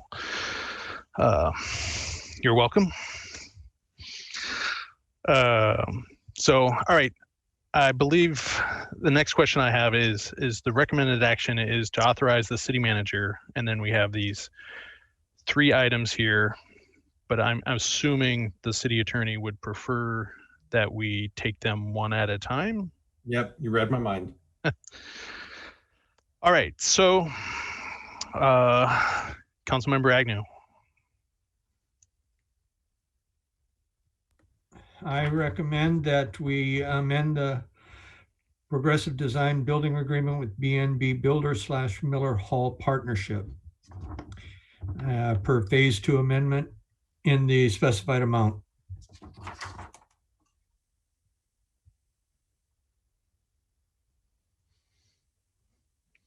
Deputy Mayor Zorns. Second. All right, so I have a motion by Councilmember Agnew for the recommended action and a second by Deputy Mayor Zorns. Any further discussion? Seeing none, City Clerk? Please say yes or no when I call your name. Deputy Mayor Zorns, Yes. Councilmember Thompson, Yes. Councilmember McAuliffe, Yes. Councilmember McNeil, Yes. Mayor Olson, Yes. Councilmember Dorr, Yes. Councilmember Agnew. Yes. Passes 6-1. Councilmember McAuliffe dissenting. She said yes. I believe it was a 7-0 vote. Is that correct, Councilmember McAuliffe? Oh, you did? 7-0. I'm sorry. I thought you said no. Okay. Passes 7-0. Sorry about that. Councilmember Agnew. I move that we approve the inclusion of the Emergency Coordination Center as part of the Phase 2 amendment and the GMP as listed above. Councilmember Dewar. I second that. All right, thank you. So we have a motion by Councilmember Agnew to for the recommended action with a second by Councilmember Dewar. Any discussion? I have a discussion, Mayor. Thank you. Councilmember McNeil. Thank you, Mayor. Just wanted to point out, please look for my hand. Unfortunately, I'm not able to be online, but I did want to make that motion as well. So just if you could. Thank you all. I will make an effort to look over there ahead of time. Such a small little blue hand. All right, any discussion? Seeing none, City Clerk? Please say yes or no when I call your name. Deputy Mayor Zorns, Yes. Councilmember Thompson, Yes. Councilmember McAuliffe, Yes. Councilmember McNeil, Yes. Mayor Olson, Yes. Councilmember Dorr, Yes. Councilmember Agnew. Yes. Passes 7-0. City Attorney, for our third item here, there's 4 sub-bullets. That's correct. So my question would be if the attorney and me would like you to do them one by one, but I understand that they're kind of a package deal. So unless there's an objection from council, I think we can pass them as a funding package as they were intended. So I guess I would ask council if anyone would like to address them individually, if you could so indicate at this time. Councilmember Agnew. I'm sorry, I didn't mean to. Councilmember Agnew? Yes, City Attorney. What I wanted to talk about was we've talked about boosting up the fire impact fees by 50%. What if we want to increase them by 75%? Then you would have to do it piecemeal, and you would then that would be problematic. There was a study done, and I would have to turn to Chris to answer that question. But the amount was planned based on projected growth. So if it was at 75%, we'd have to have justification for that. Otherwise, it would be arbitrary. So to answer your question, the study came back that there was over $6 million of project costs that would qualify for funding from impact fees, from fire impact fees. So you're well within that, obviously, to if you wanted to increase it by 75%. The study looked at increases of 0, so just keeping them where they were, 50% and 100%. And all of those are perfectly acceptable. So if you want to go with something like 75%, that would be perfectly fine. Yeah, I think when we put in the impact fees, we were pretty low to begin with. And I think we're still very low. And even bringing it up 50% would keep us at the low end of the spectrum. And so based on that objection, my advice, Mr. Mayor, would be that we address each of those items separately. And we can refer to them as 3A, 3B, 3CD, 3D, et cetera.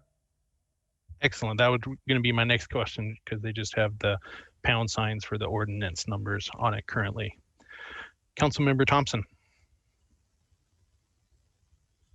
I guess if we're going to look at raising this even more, I just would like to have a little bit more of a discussion around it.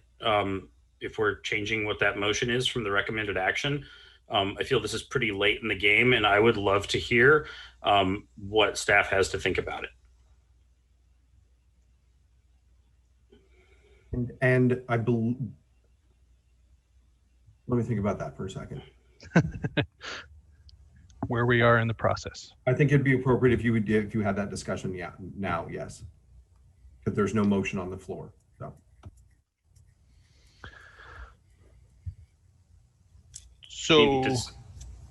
So I would say we ask the fire chief. I think in our previous discussions, kind of the one-on-ones on this, we had some discussion about how the fire impact fees kind of rate in the region. If you could elaborate on that a little bit, and then I'll see if there's further questions. Sure. Not every entity has fire impact fees, but the ones we looked at, and I know Shoreline comes to mind, and I think it's Eastside or Issaquah, maybe Kirkland have them. We are on the low side by a long shot on most of them. Redmond is kind of comparable to ours, but everybody else charges much more than we do. The interesting thing about the impact fees, this is a perfect opportunity to use those. They're very restrictive in how we can use them. They have to be for growth of the fire service. And so with Station 45, especially increasing the staffing from 2, it's a perfect fit for that. So this is a great opportunity to collect and use fees how they're intended to be. I don't have those numbers. I know anecdotally, for instance, in the fee for the single residence, I believe our fee right now is $200. So increasing it by 50% would be $300, whereas Shoreline charges in the neighborhood of $2,000 per single family resident, and they are way high. But the other entities also are charging much more than that, $500 and $600 for an individual unit. So we are clearly at the low end of those folks that are charging fire impact fees in the area.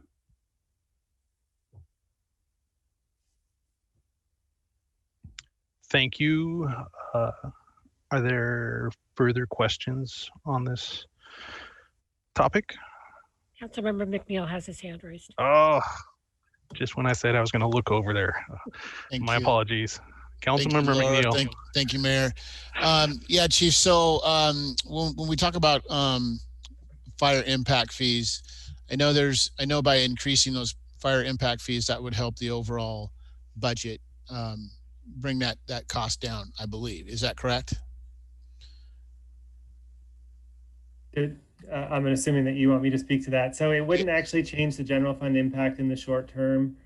Because the general fund is still going to fund that loan, and so it's going to affect the cash balance in the same way. It would just be that we would recoup additional approximately $300,000 more over the 10-year repayment schedule that we have laid out. So it would potentially it would repay the there's a couple ways we could deal with that. We could either reduce the general fund contribution, or we could have a shorter term for the repayment and get the funds, the loan repaid in maybe 8 years instead of 10. Or we could say we're going to keep it at 10 years and we're going to get repaid. We just won't have to make the big chunk of the $375,000 general fund contribution. But in the short term, it's going to affect the cash balance in the general fund the same way, because the general fund will be funding that loan. Okay, so if we were to agree to approve it, then you could look at the various options on how to use that, or are we making the decision on how to use it tonight also? I think we need to make the decision that the council needs to make a decision about what they want to do with that, because it affects other pieces of legislation like so there's a loan agreement in there too. So we can amend the loan agreement so that the schedule to repay the loan is 8 years or something like that. But we've got currently the package, the way it's currently set, there's a lot of moving parts. And so if it's the council's will that they would like to pay it off sooner, then we can do that. If you want to reduce, I mean, I guess I can line up all the housekeeping pieces of it if I just want to, if the council could also just tell us whether you want to reduce the general fund contribution that is not going to get reimbursed, or if you want to shorten the term of the loan. I guess those are that's the decision point we would also need to sort out. What's the biggest cost savings to us? Which method?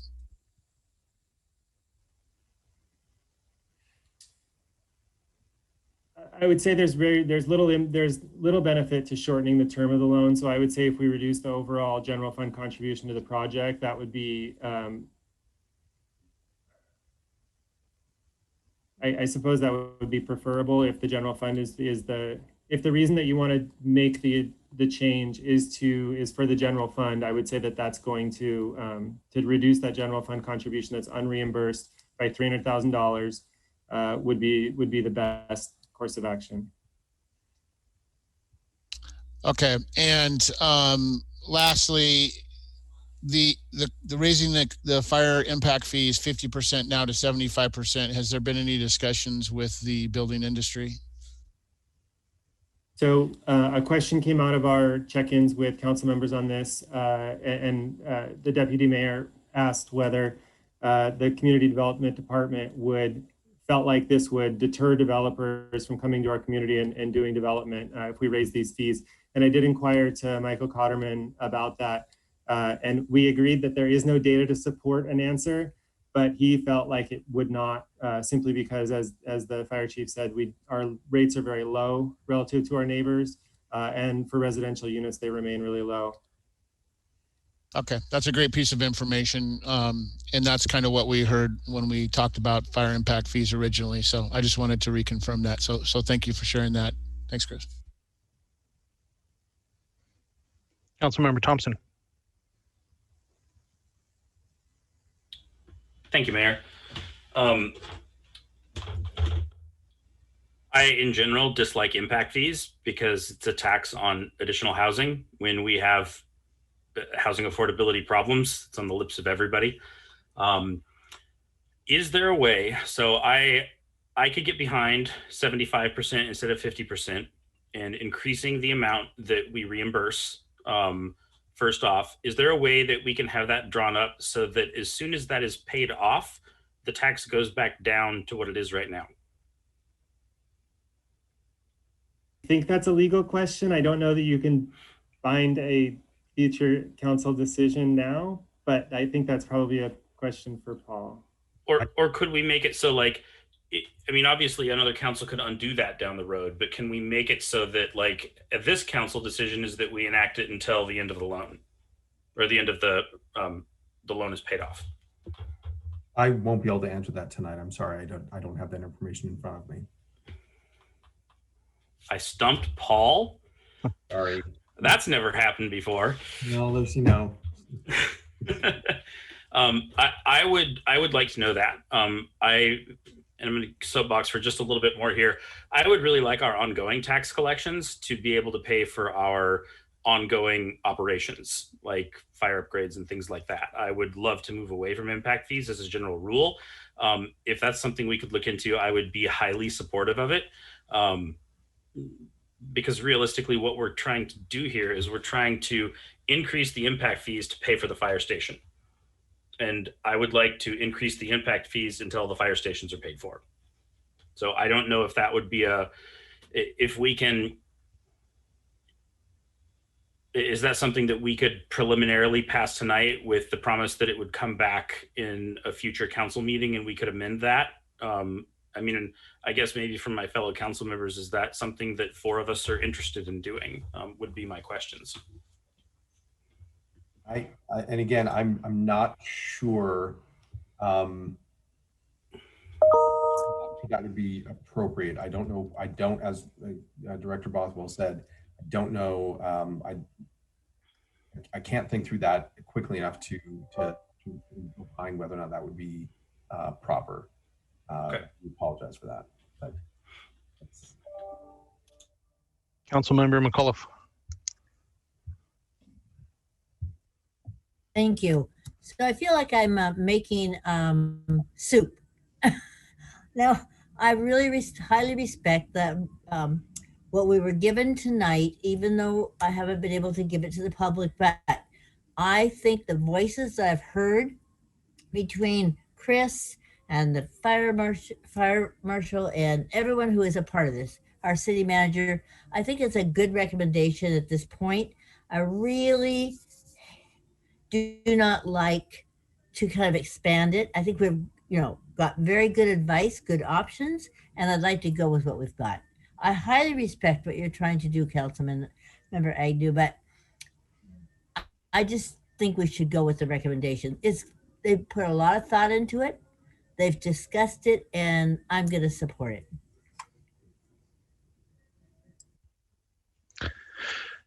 Deputy Mayor Zorns. Everyone's making great arguments here. And I appreciate Councilmember Thompson's wanting to be purposeful in how we go about the funding. But I'm hearing my inner Tom Agnew voice say, down the road, we're going to need another fire station. Yeah. And we're going to need those impact fees to build that fire station. So I'm almost leaning going to the full 100% because it still puts us below our neighbors. How's that for simplifying the discussion? Councilmember Dewar. Oh boy, can I just do that? I am in favor of raising them the 75%. It's not that much money. We've got thousands of dollars of transpo and impact fees. If we want to wage war on impact fees, let's have a discussion another day about one that is actually impactful, I guess is what I would say. So I'm happy to support raising them to the 75%.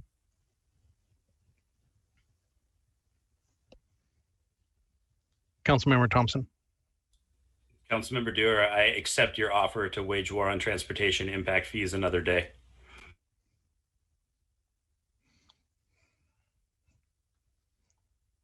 Councilmember McNeil. Thank you, Mayor. Yeah, I would just, I'd like to echo the 75%. As a person who's in the industry of building, impact fees sometimes can be a deterrent. However, as a builder, as a developer, it is important to pay the impact fees because the impact fees pay for growth, the growth that the city is taking on. And so there is an impact to the city. The impact fees help the city. And so I would be in support of it.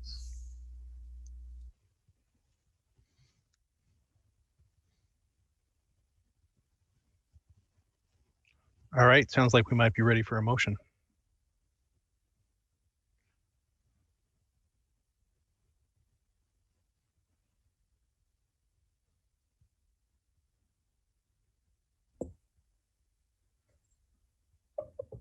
Wait, did I miss a card?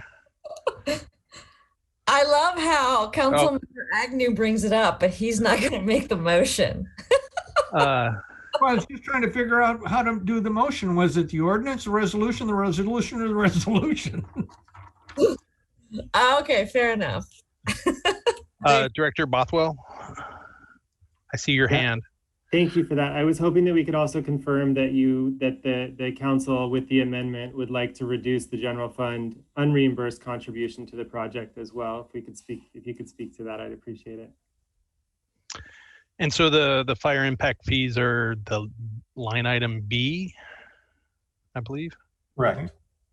And Director Bothwell, would that impact regarding the reduction from the general fund, would that impact 3A, 3C, or 3D?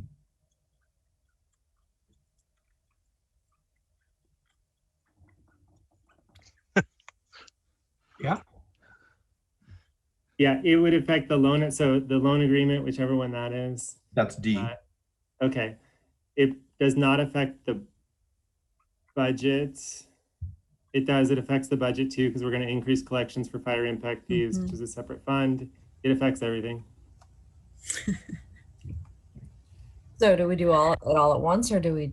I think you could. Yeah, I think you could kind of hit them all with one fell swoop. If you were to make the motion to amend the fire impact fees to 75% and authorize staff to adjust 3A, 3C, and 3D accordingly, consistent with council's wishes as they have been expressed tonight, if that 75% threshold is voted upon. Okay, I will try not to say what you said. I motion to approve the additional project funding in the amount of, it's really hard on one screen to get it all in. Hold on. In the amount of $2,483,697 by adopting, there's no ordinance numbers.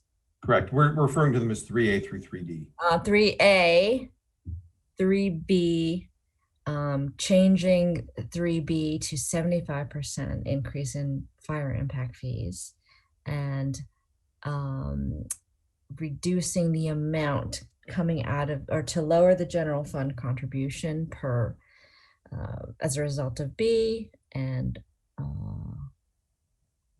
I guess that's D. So establishing a loan from the general fund in response to 3B. And then also, I believe 3A and 3C would be affected by the amount, by the Director Bothell, if you could use that language again in terms of the impact on the budget and the capital facilities plan. So the capital facilities plan would also, the funding package would also be amended to reflect a larger loan and a smaller general fund contribution. So we'd move $300,000 out of the general fund contribution and into the loan. What he said. What he said. I tried. I really did. It's too late. It's just too late. Councilmember McNeil. Thank you, Mayor. Second. All right. So we have a motion by Councilmember Dewar,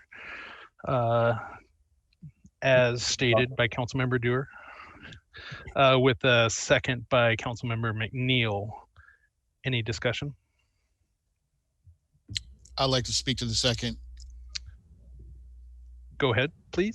Thank you, Mayor. I just wanted to thank Councilmember Agnew for thinking outside the box on this one. I think this does allow us to think about things a little bit more, being fiscally responsible and taking advantage of opportunities where we have them. So I just wanted to thank Councilmember Agnew.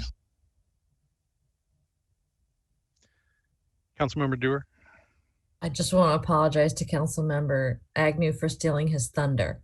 But I appreciate your recommendation to move it up to 75%. I was just trying to move things along.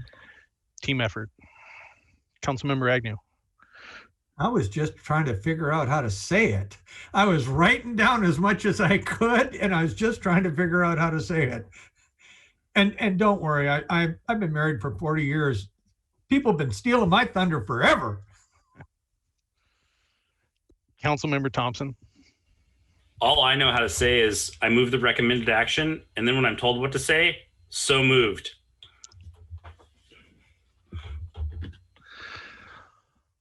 All right, seeing no further discussion, City Clerk.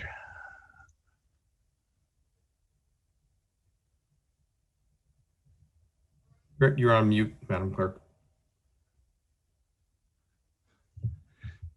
Sorry Happens about that. happens to the best of us. Please say yes or no when I call your name. Deputy Mayor Zorns. Yes. Councilmember Thompson. Yes. Councilmember McAuliffe.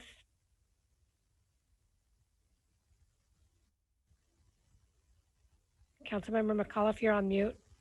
Yes or no?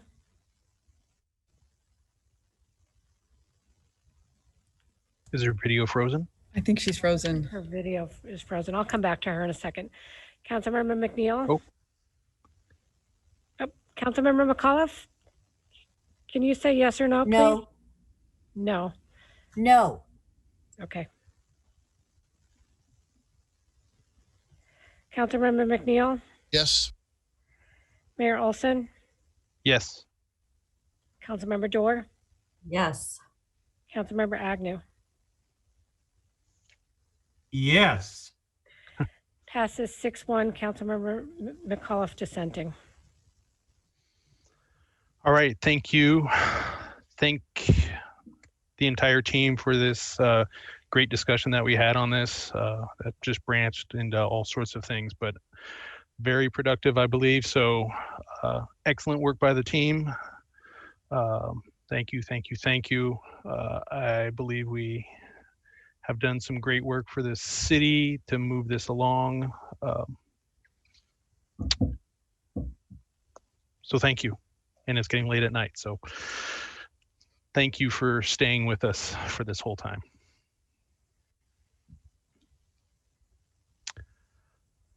All right, let's move on to our next item. So we have an executive or a closed session. We'll now adjourn to the closed session via Microsoft Teams to discuss labor negotiations pursuant to RCW 42.30.140, Parent 4, Parent A, anticipated to last 30 minutes with action expected.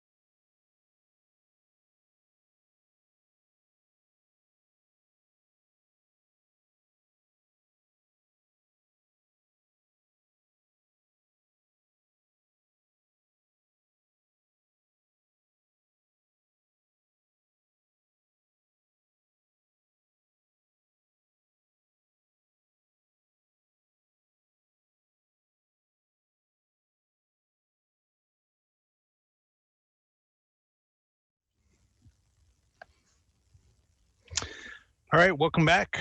We are back from closed session, and we will be moving on to AB 21-008, consideration of collective bargaining agreement with the Bothell Police Officers Guild for 2021-2023. So I see our Human Resources Director, Matt Pruitt.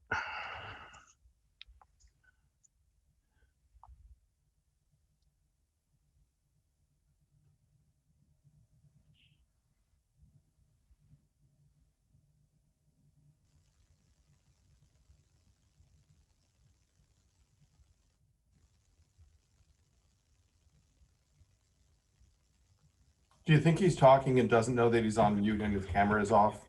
Yeah. Matt, that's your cue to talk. Jeez. I hate this. I'm so tired of working from home. Okay. Thank you, Mayor. For consideration in your packets this evening is the proposed 2021-23 collective bargaining agreement with the Bothell Police Officers Guild, including a red line version of all the changes that have been agreed to, so council and the community can see the differences between the current agreement and the proposed version. The collective bargaining agreement with the Officers Guild expires every 3 years, and negotiations for the proposed agreement began in September of this year. Council provided direction to staff regarding negotiations in executive session in accordance with RCW 42-3140 on December 1st. The negotiated agreement covers the salary, benefits, and working conditions of city police officers. It includes a cost of living adjustment salary increase equivalent to the consumer price index over the next 3 years. The The negotiated teams of both parties have tentatively agreed to the documents in your packet, and the Officers Guild has ratified the agreement. The cost of the contract does not require a change to the 2021-22 budget already approved by council.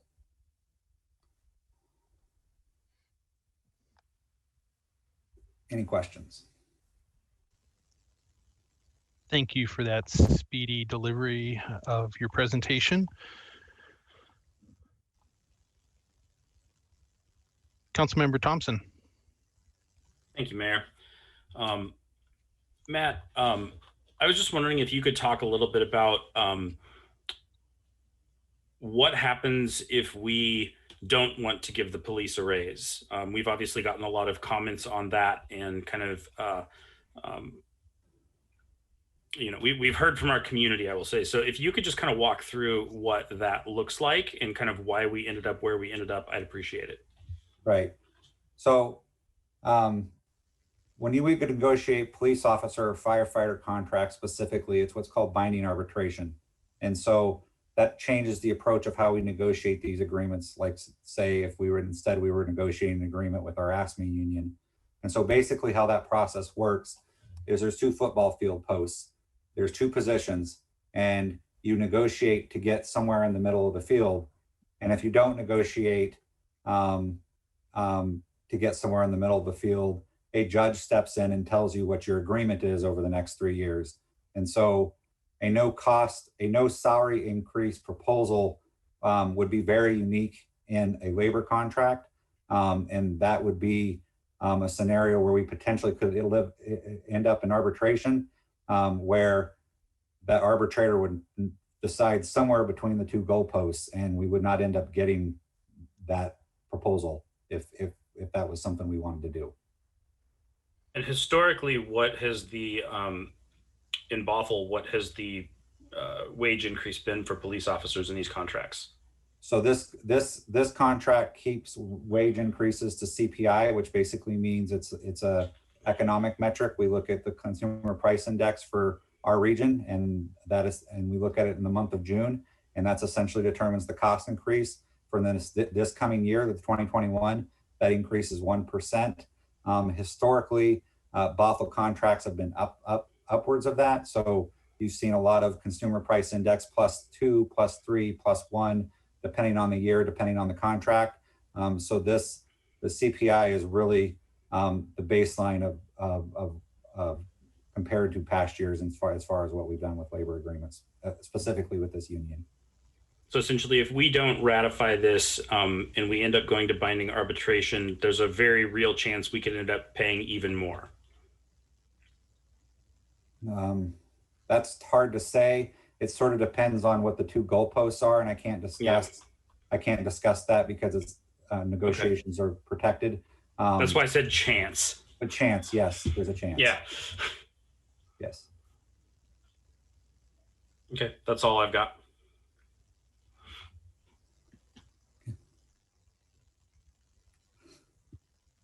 Councilmember Dewar. Thank you, Mayor.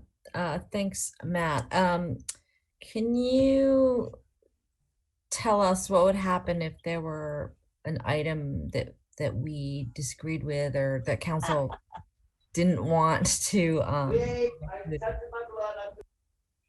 in the contract? Like, what would it look like if council didn't ratify it tonight?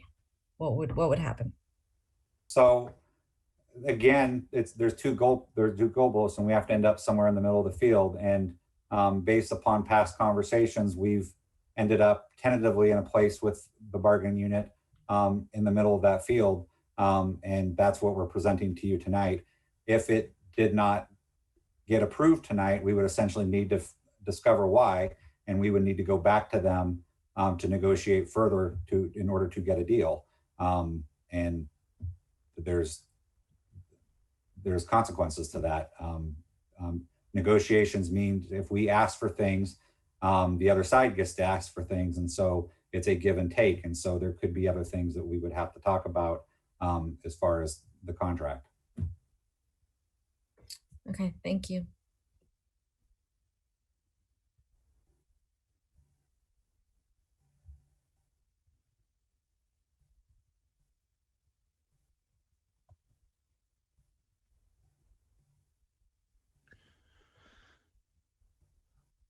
All right, looks like we're running out of steam on questions. Councilmember Agnew. Well, it's not a question. Does anybody have a question? I was going to move that we pass a recommended action.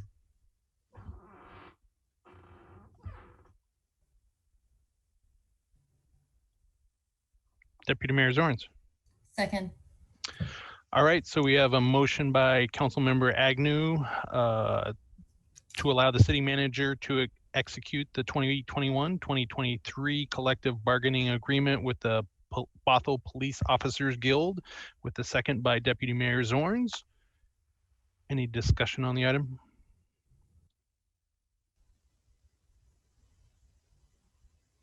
Seeing none, City Clerk. Please say yes or no when I call your name. Deputy Mayor Zorns? Yes. Councilmember Thompson? Yes. Councilmember McAuliffe?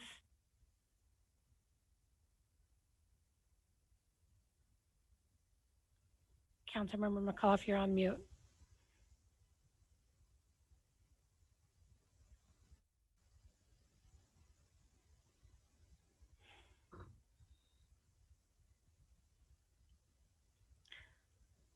Councilmember McAuliffe, can you give a thumbs up or a thumbs down?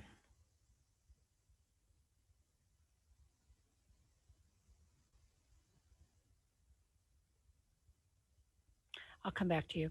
Councilmember McNeil? Yes. Mayor Olson? Yes. Councilmember Dorr? Yes. Councilmember I'm sorry, was that yes or no? Councilmember Dorr? It was a yes. Thank you. Councilmember Agnew? Yes. Councilmember McAuliffe?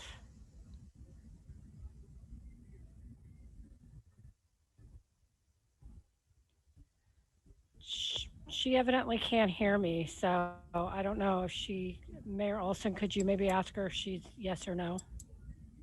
Councilmember McAuliffe, yes or no on that? Aye. Yes. Thank you. Thank you. Passes 7-0. All right. Thank you, everyone.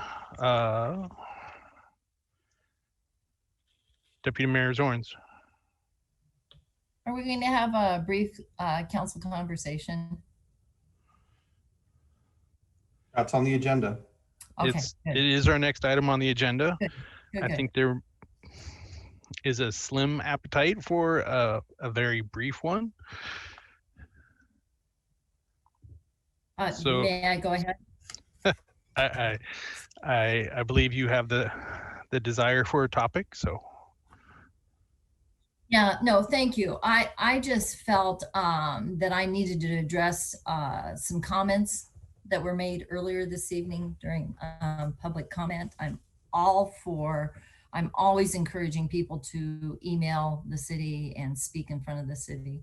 And so I wanted to address some very combative comments that were made today.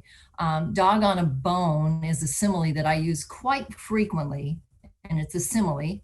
I did not call anyone in ARC a dog. And regardless of the motivation, those who were accusing me, none of them were at the chamber. So now we've been reduced to gossip, and it's one of the worst order.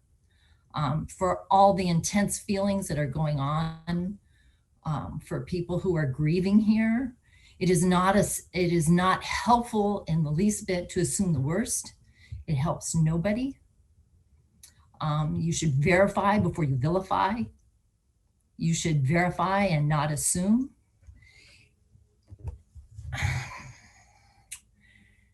It's part of what it means to be community is to love, and this means getting information before you start attacking. And so, though the protocol manual prohibits singling out council members, I'm glad that you, Mayor, allowed them to vent because they have so much passion and real grief going on that it was necessary for them to vent a pain, an added pain that was not something that they should have had to bear. So I'm not going to engage in any more banter on this. People need to stay focused on what their real issues and concerns are. But I wanted to address that and challenge people to verify and not assume. Shifting the topic at some point, not tonight, I think it might be really important when we start talking about our legislative priorities. We might as a city talk about, I think some of you are already on this track, is encouraging Olympia to be very aggressive in how we provide and care for mental health and drug addiction. And I know people in Olympia are aware that it is long overdue. I've had some conversations with some of our representatives, and they're feeling that as well. So as a city, at some point, I think it might be prudent down the road for us to weigh in on it. Other than that, I hope you all stayed dry in this deluge that we had today. It was pretty relentless at times. Councilmember Dewar. I just wanted to back up what Councilmember Zorn said. I wasn't there, but I do know that that expression is one that she uses often. And I know her heart on this was not to call anybody a dog. And so whatever else happened, I don't know, but I know for certain that that is something that she says often, and it is never accusatory or name calling in any way.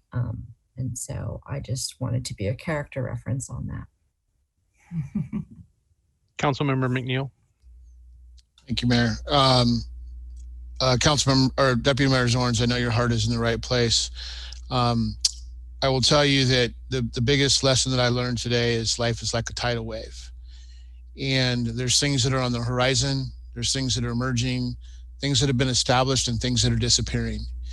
And one of the things that's disappearing right now in society is civility and compassion and understanding for one another. And while some things we say may not appear to be offensive, or we feel they're offensive to others, others may take them as offensive. And so that's funny, the lights are out. I just want to encourage everyone in our community and throughout the region, and all of us to take time to find hope and positivity, and bring positivity into somebody else's life, and try to look at life through their lens as well. Because when we do that, it makes us better. You know, and being a council person, you know, this last few years, specifically for me, the 3 years, has not been easy. There's been things that have been said to me and done to me that are just beyond imaginable. And I can speak for some of you on council as well, that things have been done to you as well. But, you know, I didn't sign up for this job to collect a check. I signed up to this job to do something good for my community and give back. And it's been very, very difficult, especially in recent times. But I trust and I love in the process. I know we can do better. We will do better. And I'm hoping we can stand strong and encourage and engage in our community and work together as a team to ensure our community knows that we have their backs and that we're there here for them. And we'll continue to do what's right on behalf of our community. I appreciate, you know, the insights that both of you have there, and encouragement. I did want to I said I was yielding the floor and I lied through my teeth. I'm sorry. But Councilmember McNeil, if I understood you earlier this evening, you made a comment about being cautious around social media. And that's one reason why I have, if I understood you correctly, that's one reason why I have stepped back from some social media, for me, much more so, because I saw so many people who read between the lines and make assumptions and get angry that it was just becoming counterproductive, and it's not a great place to get your news. So if I understood you correctly, making that point earlier this evening, thank you for it. Yeah, and I don't mean to take the floor back either, but to your point, I've specifically stayed off social media because of how toxic it is. There's an invasion of privacy into your personal privacy. As an elected leader, I'm here to do the work on behalf of my community, not to have my personal family engaged upon in a negative way. And to your point, any statement that you make in the community, there's a right side and a wrong side. And we make statements as council members, and those statements can often be construed as the will of the council. And so I've chosen personally to take myself out of that equation and do my work from the dais and ensure that I work regionally on behalf of the community, but ensure that I'm working with you. So that's why I've taken myself out. I won't speak for anybody else. Councilmember Thompson. Thank you, Mayor. A couple things to say. First, I want to, Councilmember Zornes, or Deputy Mayor Zornes, I'm sorry. I appreciate how you handled that earlier. And goodness knows you and I disagree on a lot of things. And I have never heard you in private or public disparage another person. And I've heard you refer to me as like a dog with a bone regularly all last year during the campaign. I was on the receiving end of that quite often. I took it as a compliment at the time. But if I can be a character witness to anybody that's still watching, I have the utmost confidence that the deputy mayor did not mean to call anybody dogs. And I say that I don't know the context of everything else she said. I'm not backing that up, but just a personal character reference. The other thing I wanted to talk about, and I maybe should have done this earlier before we were 5 hours in, is the bike plan. Now, I won't be long. We have a $130 million estimate in terms of our unfunded road maintenance.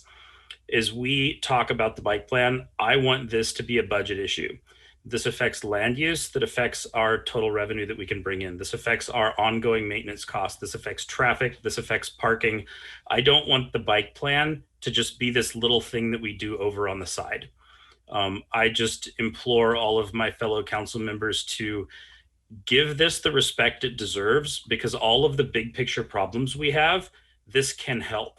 Will it solve them? Not on its own, but this can help with equity. The largest contingent of people that ride bikes for transportation are those who make under $10,000 a year, because the average car costs $9,000 a year to own and operate, and that doesn't leave much left over for food or shelter. This is a climate issue. Transportation is the #1 polluting sector in the state, and bikes are clean. This is a huge budget issue. This lines up with everything that we say our goals are and everything we want to accomplish. So as we go and we continue to talk about this, this is a thing we should fund if we're serious about what we say our goals are. And I'm going to stop there.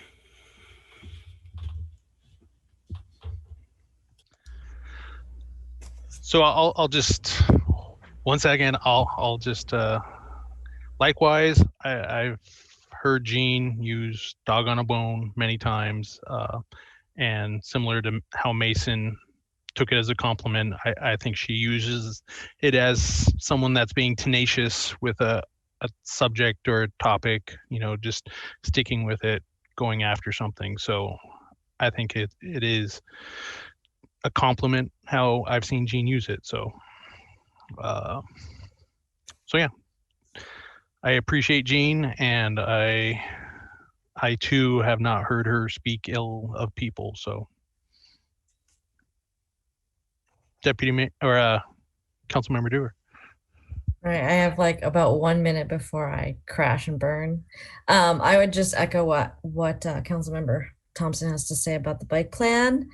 There's a lot of legislation this year, and I have a bill that's kind of related to that. And the transportation package identifies money that's for carbon reduction. And so I think we'll see opportunities for more grants toward multimodal infrastructure. And so I think the more ahead of the game we are in having our plan and our priorities laid out, the better positioned we'll be to get money toward those goals. So that's all I've got to say. Other than, can I make a motion that we end? I'm sorry, Councilmember Dewar, I do have one last thing I'd like to add, or two last things I'd like to add. One is we talk about the bike plan. I think it's amazing. I think it's an awesome opportunity. But something that's coming is mental health in youth that we're going to need to pay close attention to. And parks being what it is, and we heard how important those are, those active spaces. I think it's important that we keep the parks in our conversations as we move forward. And the last thing I would like to say is, again, I believe the heart's in the right place for the Deputy Mayor Zorns and all of us for that matter. So I want to make this statement, and I don't want anybody to take it out of context, because I'm not saying it to be taken out of context. But regardless of what you say and how you say it, it can mean something different to different people. And we must all remember that, so that when we speak to people, they may look at life through a different lens. And so words to one person may mean something than words to another.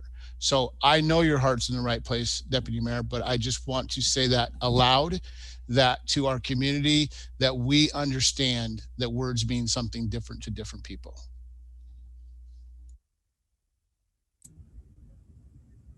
Councilmember McAuliffe.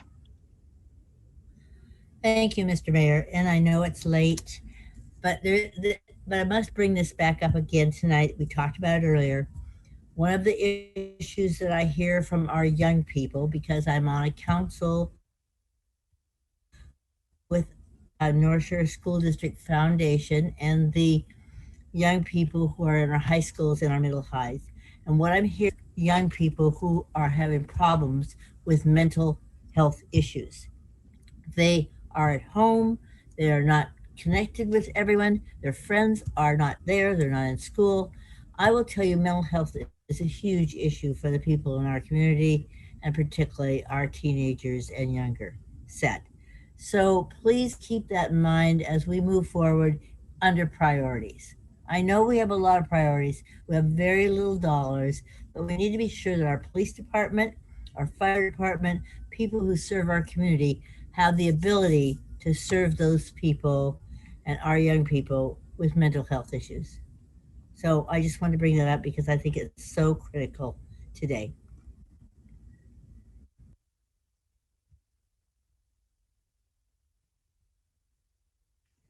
And go. Which is why it was great we funded human services, and I make a motion to end this meeting. Second. Second. All right. Thank you, everyone. It was a long and very productive meeting, so well done. Thank you for hanging in there with us.